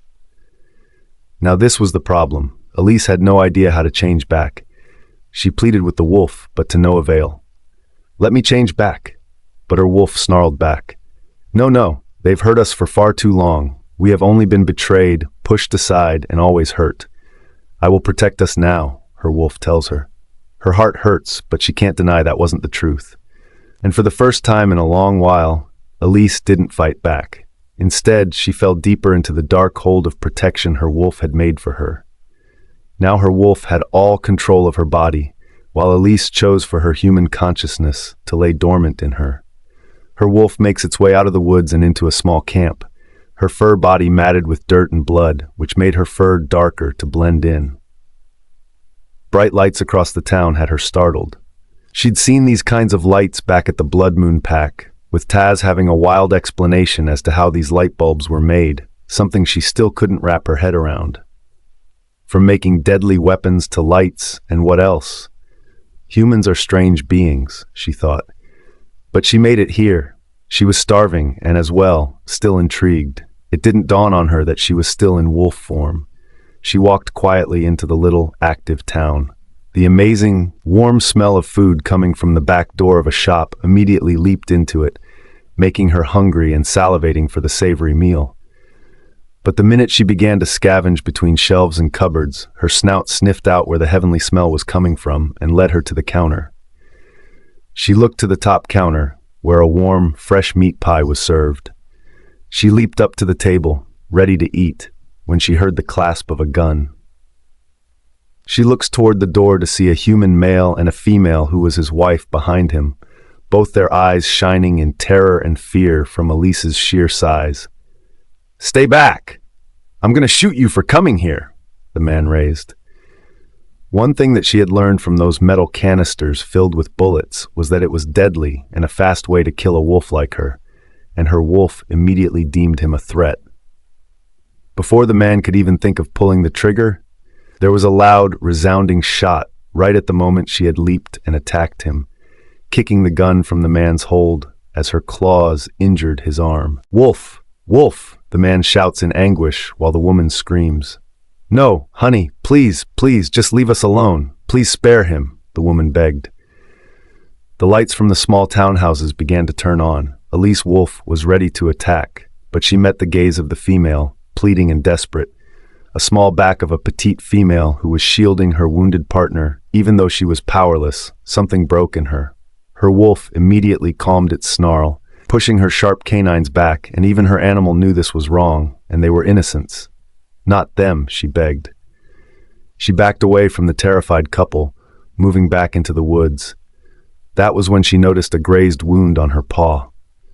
The bullet had met her, but momentarily it was not deep enough to permanently wound her. With both a bloodied leg and blood-stained fur, her wolf limped back into the woods, licking up her wounds, and was surprised to see them healing as she found wild berries and fruits to feed on. Having no sense of direction or a way back to the pack, she was lost. But just as she was weakened from the fight and awake with no rest, she searched for higher ground to rest on, in case the humans wanted to search for her or attack her for revenge. Elise was so afraid of being lonely in the woods alone. Her wolf was brave enough for both of them, sustaining her with what they needed, but now she was thirsty.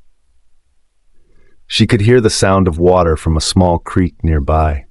She scouted the open area fast before bringing down her head to drink, but the snout was in the way, an oddity she had to get used to fast as she bent down again to drink water from the creek, lapping it through her wolf's tongue.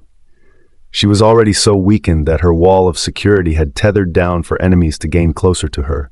She was in danger before she knew it. One moment she was lapping up water, and the next she felt the sting of a small needle on her nape. She howled out in pain, shaking the vial off as it was too late already. The strength in her legs weakened as her heels gave up on her and she fell. She felt her tongue go weak immediately, and she became paralyzed from the drug. She sees two masked men. Why her? Why were so many people after her? What do these people want from her? She wondered as the men got closer. This time it wasn't an amateurish aura like the human males that marched towards her, but an eerie and horrific one that made her terrified to her bones. They were wolves, but different, and their hooded gaze on her proved all she wanted to know. "Fucking hell, she is mighty," one of the males said, shocked by the size of her wolf. "She is a hard one to catch, brother. Good that those human weaklings did all the work for us and slowed her down," the second male snickered. "You are a very special prize to find for our king," one says as he bends to pet her fur. "Alpha Kyren will be so glad to have you back with him," one called. And a shudder of fear ran through her spine, from the memories of the rejection and to the torture in the dungeons as to how horrible he treated her. Kyren was the mastermind all along. "We saw some of the Bloodmoon wolves along the way coming to save you," they snickered. "We were smart to have picked someone of your fur and clothes and dispersed it to the west side to distract them, so no one will be coming for you, and you are coming with us. Alpha Kyren has big plans for you," they chuckled darkly. No, she couldn't go back to that dark cell to be nothing but a plaything for his amusement. The adrenaline in her rushed to another peak as she let out a growl and stood up, shocking the pair, who dodged her deadly canine attack in the nick of time. Elise takes that moment of distraction to race away from them. Even though her vision is distorted, she sees a cave where she settles in. The darkness would be an advantage with her wolf eyes if they dared enter. "Come out from hiding, princess. You're making this harder than it should be," they warned from outside the cave. Elise answered with nothing but a growl. Daring them to enter, she might be greatly exhausted, but she'd fight tooth and nail before they took her back to that bastard Kyren. But just as the males were ready to enter the large, dark cave, they heard the sound of wolves approaching as they both turned to the woods, with Kyde and Tasman arriving at the scene. "Shit," one of the males said, as they watched multiple wolves come out of the shadow with snarls and deadly fury as they surrounded them. They were outnumbered by the Blackmoon Pack. And they were in deep trouble. The two assassins could only watch as they were slowly surrounded by both Bloodmoon wolves and their beta commanders. "It's over. You couldn't deceive us. You think that you'd confuse us with the scent that you took to confuse us?" Taz says, flexing his claws and fangs, ready to attack the beta assassins. Leave, mutts, and go back crying to your alpha. She is ours, one of the assassin males spoke. Kyren snarls, his anger evident in it. His eyes are a blast of ice blue, ready to kill. You dared enter our territory and take one of our own, and you still dare to speak. I should rip your head out from where you stand, Kyren mutters. Taz has seen Kyren angry only a handful of times because the beta hardly loses his cool, but he would have needed to have seen him so angry. Taz knew because him and Rygan were always meant to be the hot-headed one, while Kyren was the one who made plans and kept them in check. But right now, Kyren was pissed. None of them knew why Kyren's wolf was in so much unrest over the situation. That is where you both see wrong. We didn't take her. Humans did, so it is not a crime to take a rogue that isn't in your territory. And by the look on your faces, you've seen the scene she caused. She is a monster that you cannot handle, and as you see, there is a bounty on her head, they muttered. We only got the opportunity to get closer to her after she got wounded. We wish we had done that ourselves. Taz didn't wait any longer, as he prowled his way forward, attacking the taller masked male. While Kyren went for the other, and the fight began, both assassin wolves were extraordinary in their precise attacks and defense. But Kyren and Taz were an unstoppable force. Taz lands a hit on the male that sends him flying toward a boulder, causing a loud crash that has the boulder breaking as the male falls to the ground. He stands up, spurting out blood from the brutal attack landed by Tasman. Now you've done it, the male growls as he lunges for Taz, surging forward to claws at the beat once again. Their fight continues to be intense. Meanwhile, Kyren was leading his duel against the male, unsuspecting that the male's claw was laced with Vardnam until it was too late and had been poisoned. He feels his vision grow blurry as the male uses that fatal opening to attack Kyren. Watch out for the claws, Kyren warns Tasman as he blocks the assassin's incoming attack. The assassin male was surprised that Kyren could catch him by surprise. The male's hand was severely crushed by Kyren, making the male scream in agony as he scrambled back away from Kyren. You dare hurt my brother, the other male roared, trying to lunge for Kyren, but Taz stopped him. He then proceeded to run to the male. Go tell Alpha Kyren that he will never have Elise. Leave now if you aren't ready to face the rest of my men and our Alpha, who will spare no mercy to you. Taz snarls as he moves to help Kyren up. The poison still swimming in his bloodstream had him dizzy and weak. The assassin sees this as defeat as they retreat into the darkness. This isn't over, they warn as they run into the woods, and the duel is finally over. The pair could finally take a breather. They freeze when they hear a low whimper coming from the cave. We need to be as quiet and non-threatening as possible, Kyren tells Tasman. He pushes himself as if Tasman were gaining the strength to walk into the cave. It takes a second for their eyes to adjust to the darkness and a little light that pulls them into the cave. Their eyes immediately grew big in awe of what they just came across. It was Elise. Her silver snow fur now bristled with blood and dirt. She was at the far end of the cave, hunched over. But the minute she heard a sound, she stood up, making Kyren and Taz finally take on her full size, her lined streak of red hair between her eyes and her ears, and the power that her icy violet showed could bring a man to their full knees. And that's what they did. They bowed. El, Kyren says to Elise as the wolf turns to him. Her growl stops momentarily as she peers at them, her large wolf head shifting from side to side, studying them. From her scent, they knew it was her, but from the eye, they could tell it wasn't Elise they were talking to. Her wolf was more in control. Can you change for us, Red? Taz muttered quietly, but that soft gaze from the wolf's eyes was immediately gone as she growled out, teeth snapping in a dangerous feral warning, a caution for them not to touch her. They walked back out to see their men waiting in anticipation. Any luck? None at all. It seems we have to wait for Rygan to come. He will soon be here, Taz says, and Kyren couldn't help feeling this gut-wrenching disappointment that Elise didn't answer his call. Her consciousness is fully locked deep within her wolf. It has control of her right now. Only an alpha-forced command can break a wolf out of things like this, Taz explains. So what can we do to help Elise? one of the wolves asked, confused as to what they could do. "We protect the cave and her, and we wait," Kyren says. "That's all we can do." It takes a few hours before they hear the heavy sound of fast, mighty waves approaching. It was Rygan in his wolf form, with a large quilt he carried in his canine. "Where is she?" he asked telepathically, with both Kyren and Taz looking at themselves, unsure of what to explain to their alpha first. They could feel the deathly aura float around, and the mix of blood of different men on his fur, and even as he killed his rage still intensified, still on edge till he sees her. She is in a captive state, her mind is locked, she doesn't want to talk to us. I could smell blood on her. I'm afraid she is wounded, but she won't let us get close, Kyren says quietly. The short explanation was all Rygan needed as he walked to the cave in his wolf form. "I want the grounds cleared at least 30 feet away from here. No one comes near the cave till I give a signal." He tells the whole troop and his brothers. "Yes, Alpha," they bow in respect. Rygan makes his way to the cave and into the darkness, not caring about the feral wolf waiting. All he wants is to get Elise back, and he is going to do just that. He was going to get his woman back. Silence settled in the moment they heard another deadly growl come out of the cave. Her voice blared with a warning from each growl, the sound gaining their attention.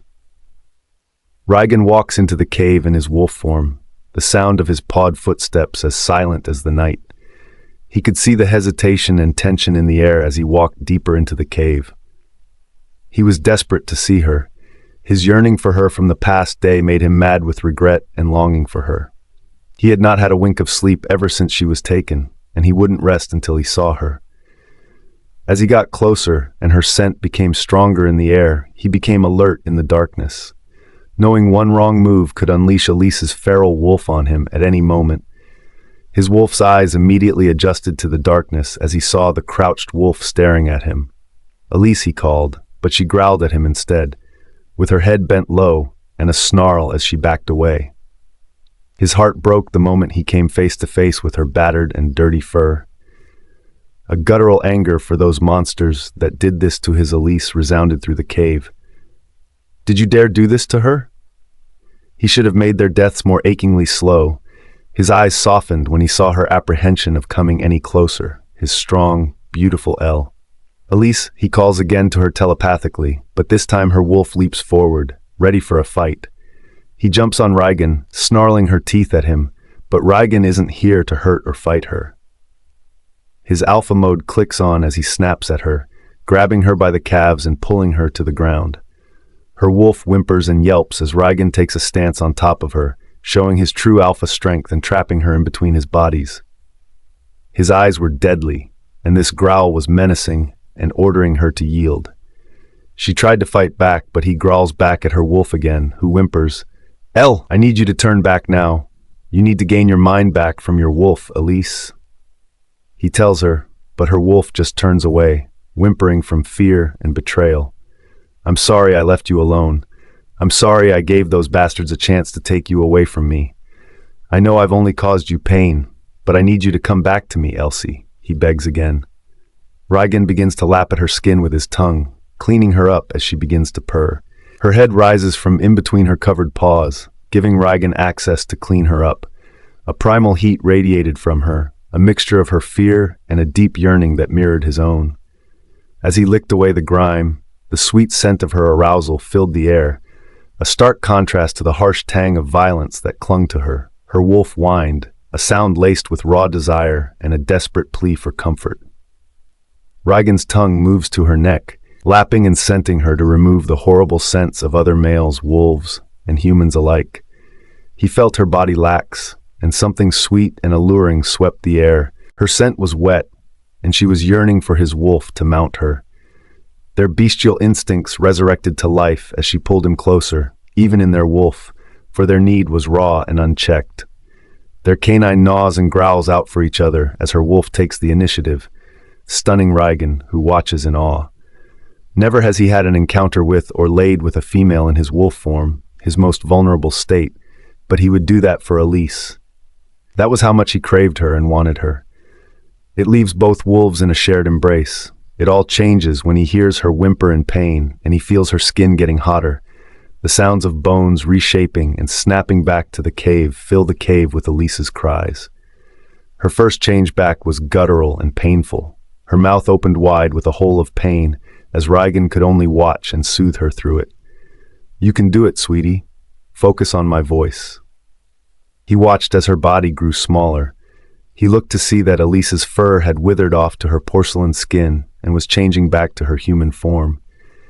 It was always a painful change for any wolf's first shift, and Rygan guided her through it. He, too, immediately changed back to his human form.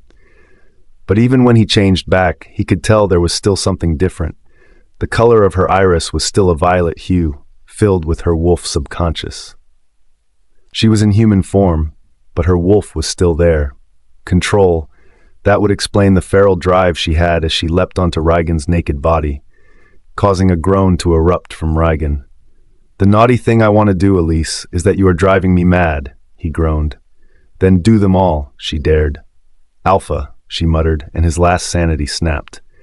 He felt like he had been broken into a million pieces and reshaped again, with all parts of himself belonging to her. That insane bond mended into place with their joining, and their eyes watched each other through each climax till they were both spent. Rygan looked back at her, studying her whimpers and sated, sweaty body that coiled with each second as their pleasure calmed. Only the sound of their rushed breath filled the room as Elise's eyes finally changed back to blue and she fell unconscious. Rygan studied her face and body, licking any wounds he came across, as Alpha Touch could sate his mate's wounds. He then takes the dark quilt he brought into the cave earlier, covers her naked body, and wears pants before he heads out with her. He calls for his men to come immediately. The shocked looks from his men were evident from the scent that surrounded them. Anyone could tell that something had gone on in that cave, and the warning scents around Elise's body were like a signal warning no male to come close to what was his. Kyren had to hold his breath and curled his fists so hard they turned pale, while Taz just looked outright shocked by Rygan's scent and knew they had sex in that cave. Rygan paid no mind to their questioning gaze as he looked down at the unconscious female in his arms. His body finally sagged in relief at seeing her beautiful face. The freckles that dusted her cheeks and nose like night stardust, her long curled eyelashes, and those beautiful bowed full lips arched in a frown even in her sleep. She was finally back with him. With one look at his men who obey his orders, he mutters softly with his gaze still on her. "Let's go home." Elise's POV. The world assaulted me in waves. First, a searing pain jolted through my skull like a boulder had been tossed against it. My eyes remained stubbornly shut, gritty and dry. Panic clawed at my throat as I tried to remember where I was. Then a familiar scent, warm and musky, washed over me, sending a wave of relief crashing through my terror. It was Rygan. My body, pleasantly warm under a sheet, felt safe nestled against his powerful frame. Opening my eyes, I took in the unfamiliar room. Relief morphed into confusion. No sight of humans, no screams, no fight. Had it all been a nightmare? Had I dreamt it all? The kidnapping and everything? No, that couldn't be, not when the memories were coming in slowly like flashes. "Fuck," I muttered, taking his hand slowly off my body.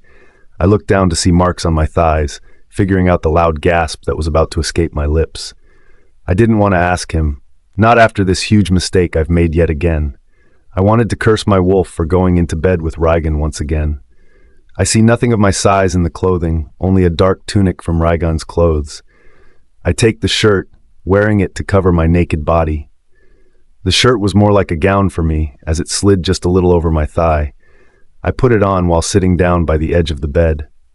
It turns out I wasn't so subtle and quiet, as I heard a groan before the bed shift. "El?" Rygan calls to me. I hear the bed shift, and I turn to see his frame knelt on the bed, his brows raised in surprise, but now turning to confusion as he watches me. Flashes of locked memories from last night were trying to thread back to the surface of my mind. No, I was already confused as it was. I tried to stand up and run, but I was too late. He dragged me back down until the bed dipped and my back was laid back down on it, his mighty frame on top of mine, with his two hands holding me in place.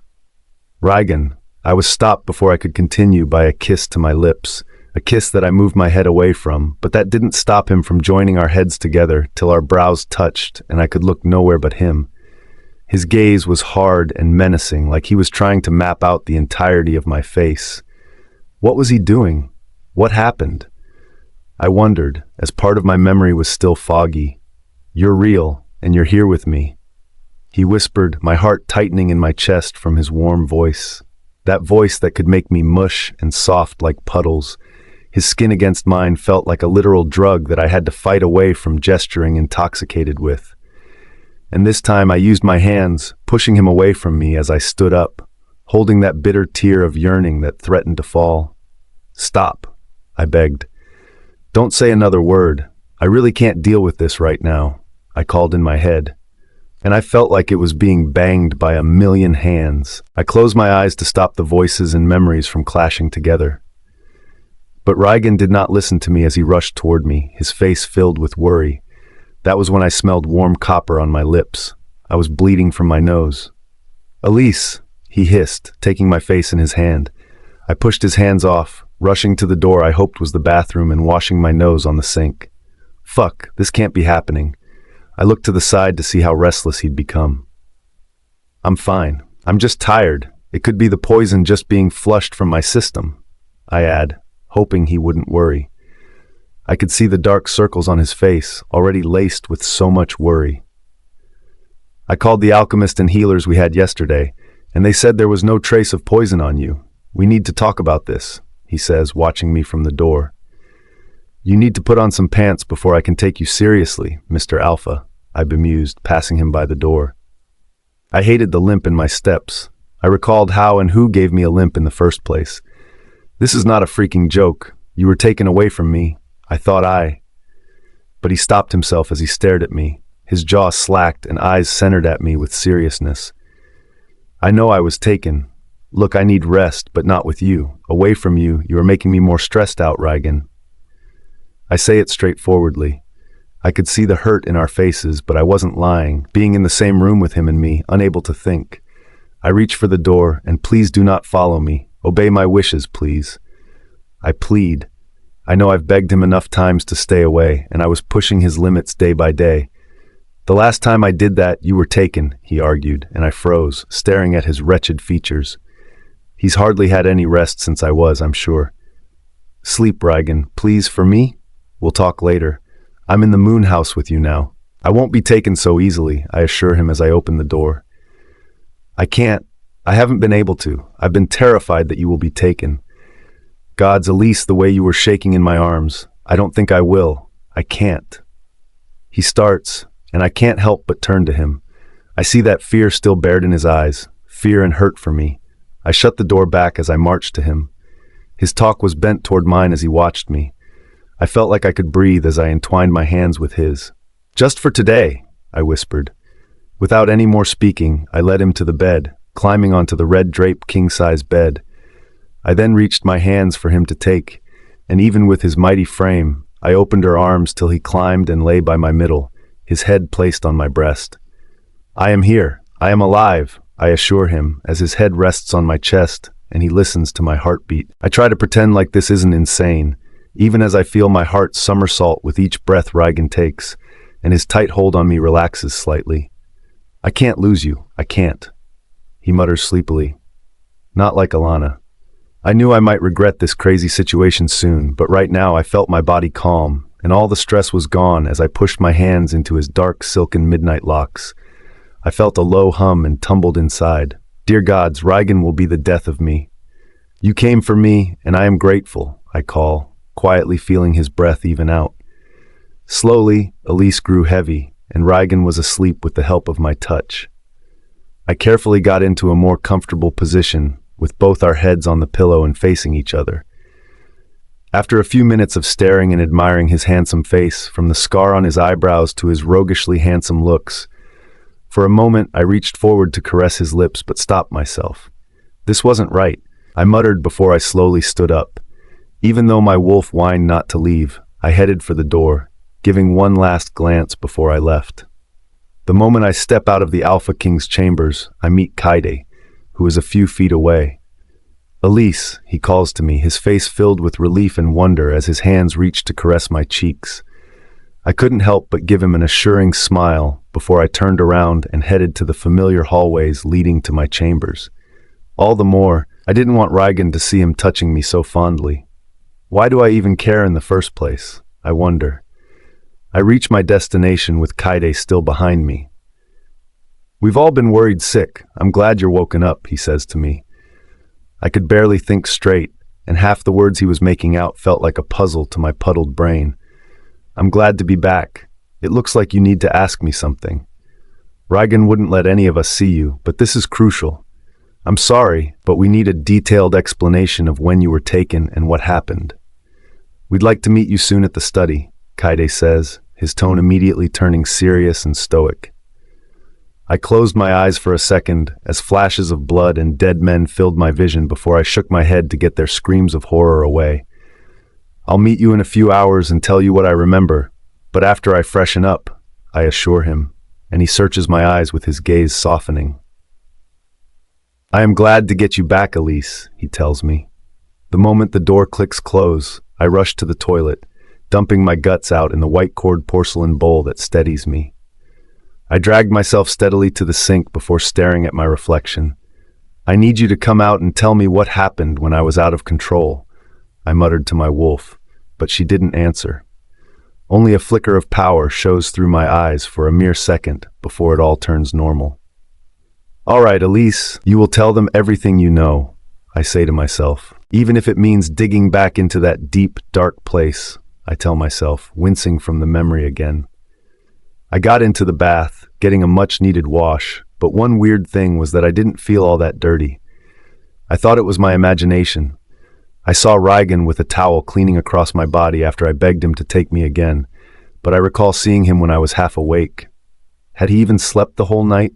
I wondered. I come out of the bath, wiping the mist off the mirror, and stare at my features. I see small dark bites and purple bite marks over my chest and neck, a show of how ravenous and greedy Rygan has gotten with me. A creeping blush spreads over my face as I push that feeling aside.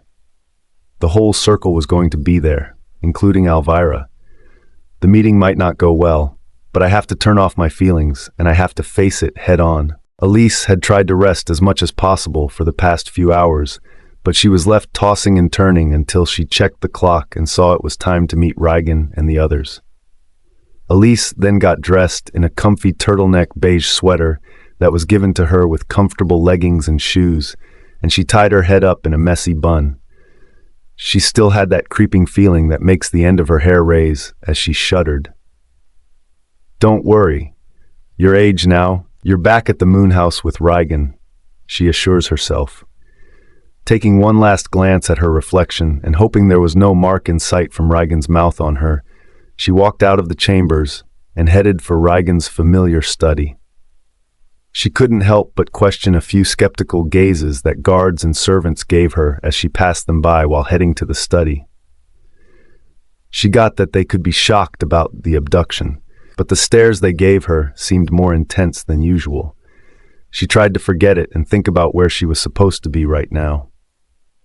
The closer she got, the more she heard whispers from the other side of the door, hearing Rygan's voice rise momentarily before another person talked. The door opened up, and a very tall guard stepped out of the room. He turned to Elise. At first, panic filled his gaze, but he switched to a stoic indifference in seconds, confusing Elise. She wondered why she felt this creeping familiarity with him, but he didn't stay long for her to and gave a silent bow and left. She stepped into the room, her thoughts still jumbled up as she looked to see 3 pairs of eyes staring at her. Taz, Kyren, and Rygan watched and studied her every move. She felt out of place. In her nervousness, she bit her lips, and her fingers dug into her skin to keep her composure before she walked further in. And all the more, she tried to control her limp caused by the roguish prick of an alpha that stared at her. For a moment, she turned to meet Rygan's gaze. His strong eyes were filled with worry, and the dark, hollow circles underneath had cleared up a bit. He didn't listen to her at first, but he must have gotten a little bit of rest. She begged him for hours before the meeting, and he only slept when he was with her. "How are you holding up, Red?" Taz broke the silence from his stance by the walls near the stained glass window. "I'm good, I think," she responded, trying to edge out a smile, but it seemed more awkward than she intended. "Sure, you can tell us what happened after you were abducted. Any piece of information you remember?" "Yeah, but she was cut short when the door opened and Elvira stepped inside the study. Her eyes immediately turned to Elise, studying her from head to toe. She made sure to perch a hand on her belly and slowly caress it to remind Elise that she was the one with Rygan's heir, the real future mate, and his Luna. "Well, looking at how she is perfectly okay, it seems we wasted our men to go look for her," Elvira said, and Rygan immediately cut her off with a growl and a telepathic warning. She gave a death stare to Elise in return, as she went to sit down on the chair closest to Rygan, while Kyren sat on the next chair beside her, the four of them facing her. "Take your time and breathe. If you don't want to do this," Rygan assured, but she shook her head. Elise started. "After our talk back at the Rights banquet, I stayed back, but then two males came towards me." "Humans?" Kyren asked, but Elise shook her head. "No, it seemed they were taking scent suppressants because I couldn't get a distinct scent from them. But their strength, these weren't humans. Their faces were covered up, so I can't give you a description. I struggled to fight them off, but then I was drugged after that." She explained it to them. Apart from Elvira, who looked uncomfortable and angry at Elise, the males listened carefully. "That's when I woke up a whole day later to the humans. They said I was given to them," she continued, and the males stared back at each other. "Then they argued over who I was supposed to go to, whether it was my father for their reward or the Human Hunt Guild." She continued, and they stiffened, all turning to Rygan, who had a dark-looking face, while Elvira had turned pale. "So they weren't sent by Kyren?" Kyren was confused and frustrated. "Mere humans can't just come into our territory and take one of our own. There is a mole that helped," Rygan said as he turned to his friends and Elise. "And then, what happened?" This time, Elvira broke her silence and asked. Her eyes looked worried as she swallowed a breath back down. "I was attacked after refusing to give in and go with them.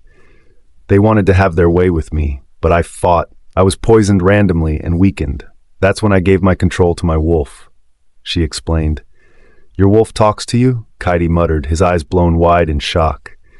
"You wolf did more than protect you, Elise," Taz cut in. "It was a literal bloody massacre," Taz said. "What?" Elise answered, shocked. "And Rygan also told us about your first encounter with rogues and how they were left wounded," Kyren cut in.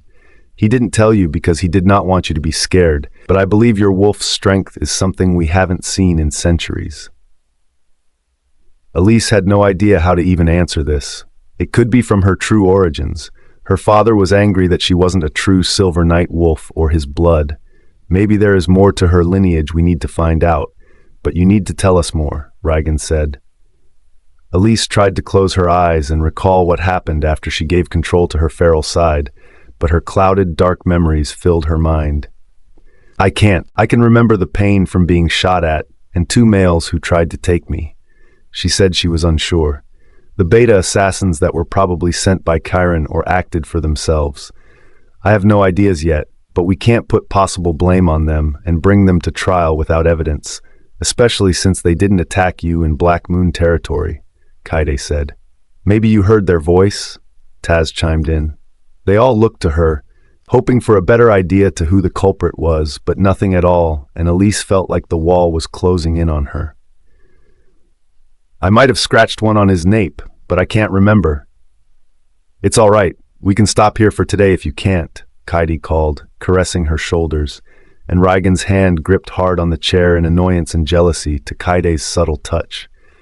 Elvira watched the small exchange, and something in her churned from bitter hatred. Elvira laughed bitterly, cutting Kyren off.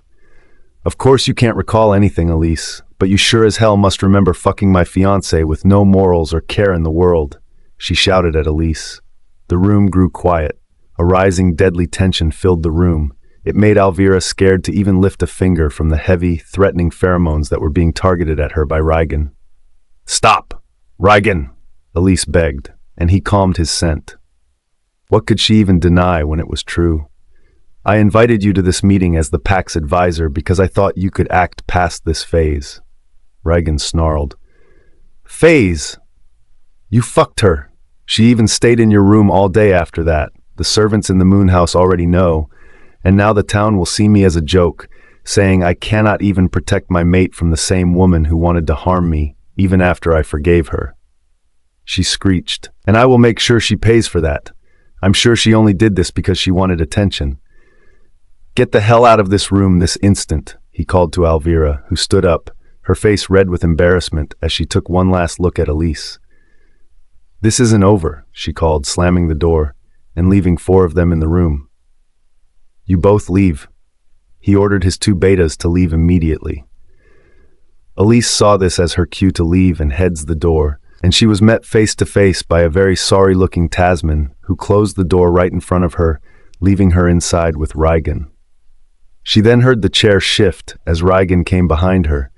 She could practically feel the heat from his body as his hands held both doors, trapping her in between them when she tried to open them, as he whispered to her ears, "We need to talk."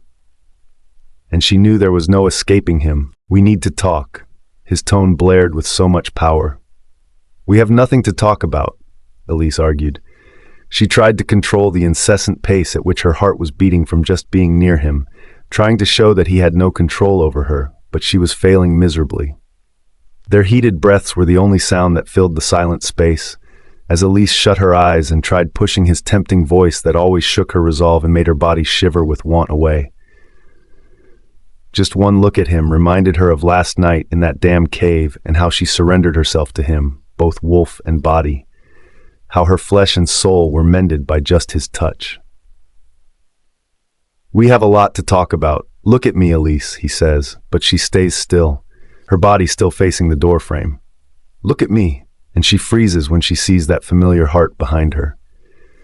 Slowly turning around, she peers up through her lashes to meet Rygan's hard gaze that studies her, from her icy blue eyes to the very freckles on her perfectly petite face, to the strand of her white-streaked hair that fell to her eyes. There was a sense of calm that appeared on his face after he watched her for a few minutes. "What?" Elise stuttered out, watching him in confusion. His hands finally fall from the door and slide up her waist. Elise holds her breath as she feels his hands come up to her face to caress her, but just as he is about to touch her, she moves away from his embrace. "Why did you leave? You look like you haven't slept for days, and I didn't want to disturb you, nor was I supposed to be there," she says quietly. She didn't have the mind to meet his eyes. "What exactly is it that you want to talk about? I told you I couldn't remember everything." "I want to talk about you," he muttered, studying her every move. He watched as she walked over to the other side of the room, precisely next to the bookshelves. "But I just wanted to." "To do what, Rygan?" she muttered, not looking up at him but trying her best to keep her gaze trained on the books, a better escape from her thundering heart. "To look at you, know that you're here with me, and not with those monsters who've made you suffer, and moons know how much I want to break and turn the whole realm upside down to find the bastard who took you from me." "You can't be saying that. We shouldn't even be in the same room together right now, and I'm fine," she muttered. But Rygan hated the space between them. As he walked in fast, long strides to meet her by the shelves, his hand leaned on one. "I did not agree to that. I will do anything to have you by my side," he argued. "But the high moon, now he's pissed. The high moon has passed, and I don't give a freaking shit about the high moon or whatever rejection of my people, what I should do, or what Elvira wants," he says without missing a beat, his jaw slack and nose flared in annoyance. But Elise was past trusting his words. Only memories of him with Elvira filled her mind when any promises spilled from his lips. It caused her heart to ache, and she put a hand over her chest to calm her heart. "And as I told you, Alpha Rygan, I do not recall what happened in that cave. Yes, we fucked. I hope you enjoyed having a taste of me, but I do not want anything to do with you anymore, so please move away. I want to rest if our conversation is done," she called, hoping he'd fall for it. She tried to take a step away from him, but he pulled her back. "What are you?" he kissed her, joining their lips in desperate haste. His tongue laps at her nape as he mutters, I can still smell my scent on you. And look, my mark is still on your neck, and how fast your heart is beating. A thundering resemblance to my heart," he calls, touching the sensitive spot where Elise let out an involuntary moan. Rygan feels her fingers pressing against his shoulders as he takes one of her hands, placing her dainty small palm on his chest to feel his heartbeat. It was like a call to her as he swooped down to take her lips into another steamy kiss. Her head leaned on the shelves as Rygan tried hard to compel and control himself and his strength, but the wooden shelves groaned under his hold. Leaving books falling and the shelves in pieces, the sound of the booms and shelves falling brings her back to reality. She pushed him aside and shucked as she landed a hand in her mouth. She couldn't believe she had done it again. "This shouldn't be happening. You have a child on the way, and I'm just going to become a bigger villain in Elvira's eyes," she breathes out harshly. "I do not want Elvira, not like how I care and burn for you, Elise. You know what you do to me. For a long time, you know you have me wrapped around your fingers. I love you." "Then do this for the child," she says, knowing she was playing dirty by going so low and using an unborn child. But that was the only way to keep them apart. "I don't want to be that person, and I don't want to be with you in that situation." "Elise," he snarled, "I am thankful for you saving me, and I will never forget that. You've saved me countless times, but right now I just want you to see me and treat me like the members of your pack and nothing else, nothing more." She says it in all seriousness. She leaves the study without another word. Even though her heart is hurting from it, she is going to be brave. She takes the steps up to her chambers, only to be met with a familiar face the minute she opens her chambers to see Elvira sitting on one of the chairs by the fireplace. Her gaze is cold and calculating as she stands up. Her eyes roamed around the large room with irritation, angry that Elise was given such a beautiful room before it landed back in Elise. "What are you doing here? Am I not allowed to see my soon-to-be mansion? After all, I will be getting married soon," she called smugly as she looked at Elise, her nose glaring in disgust when she smelled Rygan's scent on her. "You can't just keep away from it, can you? Acting like a slut any chance you get close to him." She spat. "What?" Elise mutters. "Stay away from him," Elvira warned, "because I am going to make your life in this pack a living hell." Elise feels her last 3 minutes of patience on a loose thread because Elvira still wants to make her lose control. She believes she won't talk back to her, and Elise is still a weak girl she can play with. "You can't come into my space to threaten me, Elvira." These words shocked Elvira, whose eyes widened. "I've given you the utmost respect I can, though you lied that I pushed you down those steps and your plan worked with the whole pack hating me. So what now? Are you tired of being a bitch?" she says to Elvira, who chuckles darkly. "And I'm going to make you wish you shouldn't have made it back. You are better off being a rogue anyway," she says. She looks around one last time before she leaves for the door. "Don't blame me for what happens next," she calmly says before walking to the chamber door. "Your threats will not work on me anymore, Elvira. I never did anything so horrible for you to treat me so wrongly. I don't care if the whole pack turned against me because of your lies. I will prove to every one of you that I deserve to be here." She walks to the door this time, meeting Elvira eye to eye, her face cold and indifferent to Elvira, before she holds the doorknob. "Goodbye, Elvira," she says before slamming the door on Elvira, who is stunned and insulted. Her eyes and mouth opened and words sputtered out, but she couldn't make a sentence. Elvira handed them an angry fist. She was going to make Elise regret ever meeting Rygan in her life in this pack. That was a promise. Elise felt like she had been doing nothing but sleeping for over 2 days, trying to quench that burning ache in her, tossing and turning around her bed. Her heart ached every time she looked at the door and smelled a familiar pheromone and sees shadow of the Alpha King wanting to come in, but she had locked her doors and held her tongue to prevent any tears from slipping. "It's better this way," she thought, repeating those words like a mantra. Along with overthinking scenarios from her abduction and Elvira's hurtful words in the past few days, her mind was a mess. She felt like her memory was a broken glass, being embedded tighter piece by piece, and it frightened her to learn the extent of it, to learn what her wolf had done to those men. No, what she had done. Lady? Elise? A voice filled with apprehension broke her out of her thoughts as she looked at the female who served her well, giving her skeptical stares filled with uncertainty and fear, as if she had heard the rumors surrounding Elise pushing Alvira. The female bowed before scurrying out of the room, leaving Elise scolding herself for being so absent-minded again. She hated that her wolf was whining for a specific alpha scent to comfort her, even in this mess. "You don't get to want anything after you put me in that mess," she muttered to her wolf when alone, who gives back a sassy answer. Her wolf whined in response. She had been trying to communicate with her, but she didn't want to reveal herself to Elise. Elise was already tired of thinking too much as she tossed over the bed. It felt like uncomfortable needles were pricking at her skin, and she couldn't sleep anymore. A wave of anxiety was trying to cramp up on her. She felt relief when she heard a small knock on the door. "Come in," she muttered, standing up from the bed with a hard glance to the door. Her hardened gaze softened when she saw Vienna and Hannah entering the room, whom Elise immediately ran to and hugged. "Miss Elise, I'm glad you're back," Hannah said. She looked slightly at Vienna, who shook her head, quietly informing her that Hannah did not know the full extent of her abduction.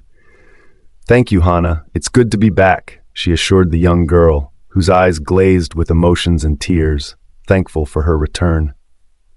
"Can you give us the room, please?" Vienna told her sister, who immediately agreed with a nod. The moment the door was shut, Vienna jumped into Elise's arms, almost causing them to fall from the sheer impact as she hugged Elise tightly, letting her tears flow.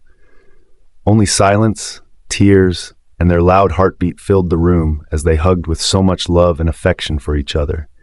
Elise realized she was crying quietly when she felt a sweet spot on her shoulders. "Moons, I was worried sick. I'm glad that you are safe.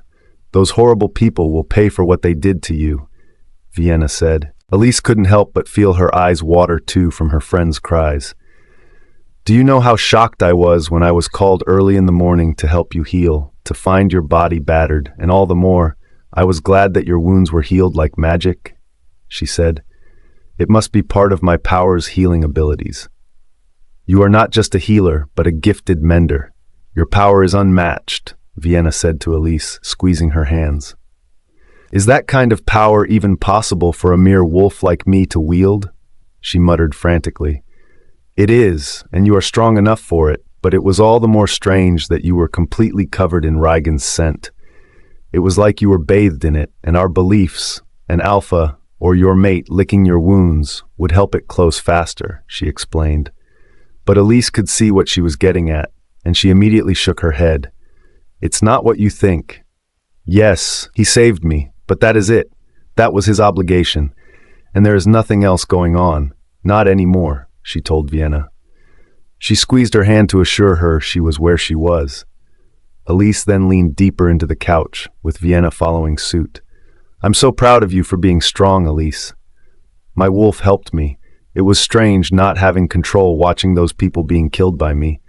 I should not feel horrible about it because it was a defense. I feel that surging power inside me. I couldn't stop," she muttered with a shiver. "Can you tell me anything else to distract me? I don't want to think about what's been going on for the last few days," she said to Vienna. There was a beat of hesitation as she turned to see her friend's eyes nervous and biting her lips nervously. "Promise you won't freak out," she cringed, and Elise sat up, excited to see why her friend looked so troubled. "I won't, I swear." "The Wright's banquet night. I heard about you from Kyren. He was searching for Taz to tell him what happened, but that's when he came in and caught us." "And by us, you mean?" "I mean, when Tasman and I were kissing, one moment we were dancing, then talking, then I felt that pull towards him, and he didn't hesitate to kiss me back. It was like nothing I've ever experienced," she told Elise, her eyes sparkling with each word. "It feels horrible to even feel that way after what you've been through," she said, but Elise shook her head in response. "What? You are allowed to feel what you want to feel. You are allowed to be happy," she argued. "Oh my moons, that is so amazing that this happened for you. I knew he liked you. He couldn't stop staring at you. You are such a gem and gift, and have done nothing but help me, and I'm glad it's working out for you, she told Vienna. You're perfect, she said to her friend. Thank you, Elise. You know, for a playboy, I was shocked that he kissed me gently, and when I pulled away, he leaned in for more. I still can't believe that happened, she said, sounding astounded. Sounds like you got the commander wrapped around your fingers, Elise said with a playful smile. Just like you got the general, she retorted to Elise. Whatever do you mean? Elise asked, her heart jumping from Vienna's words, already knowing what she meant by them. Oh, come on, Elise, with the way Kyren looks at you. He wants you. Since you decided that phase with you-know-who is closed, what about opening up to someone who I think genuinely cares about you? She advised. With Kyren? She said, speechless. What did she think of Kyren? At most times, Elise wondered what she should do about it. Her heart thumped in her chest at the thought of a replacement for Rygan, but Kyren had professed his intentions many times already. There was a soft knock on the door, and the person they were talking about walked into the room. Kyren looked at both women, who had identical blushes on their cheeks. It looks like this is how much time I could get with you, he said. Elise knew that Rygan had put her under house surveillance for 3 days, and today was the last day. Kyren led Vienna back outside, looking back once to give Elise a casual smile as he said, I'll meet you tomorrow by the arena. Don't be late. There is a lot of stuff to catch on before leaving the room. Remember what I said? Vienna reminded her with a wave. She and Elise immediately thought about what she had said about Kyren. Could she envision a life with him instead? Maybe fate would be less cruel and smile on her if she finally picked a male who had no oaths or hidden betrothals. A male who wouldn't make her heart hurt with each stolen glance, like they were committing a grave sin. But she needed to focus on getting stronger and finding out who was the mastermind of her kidnapping.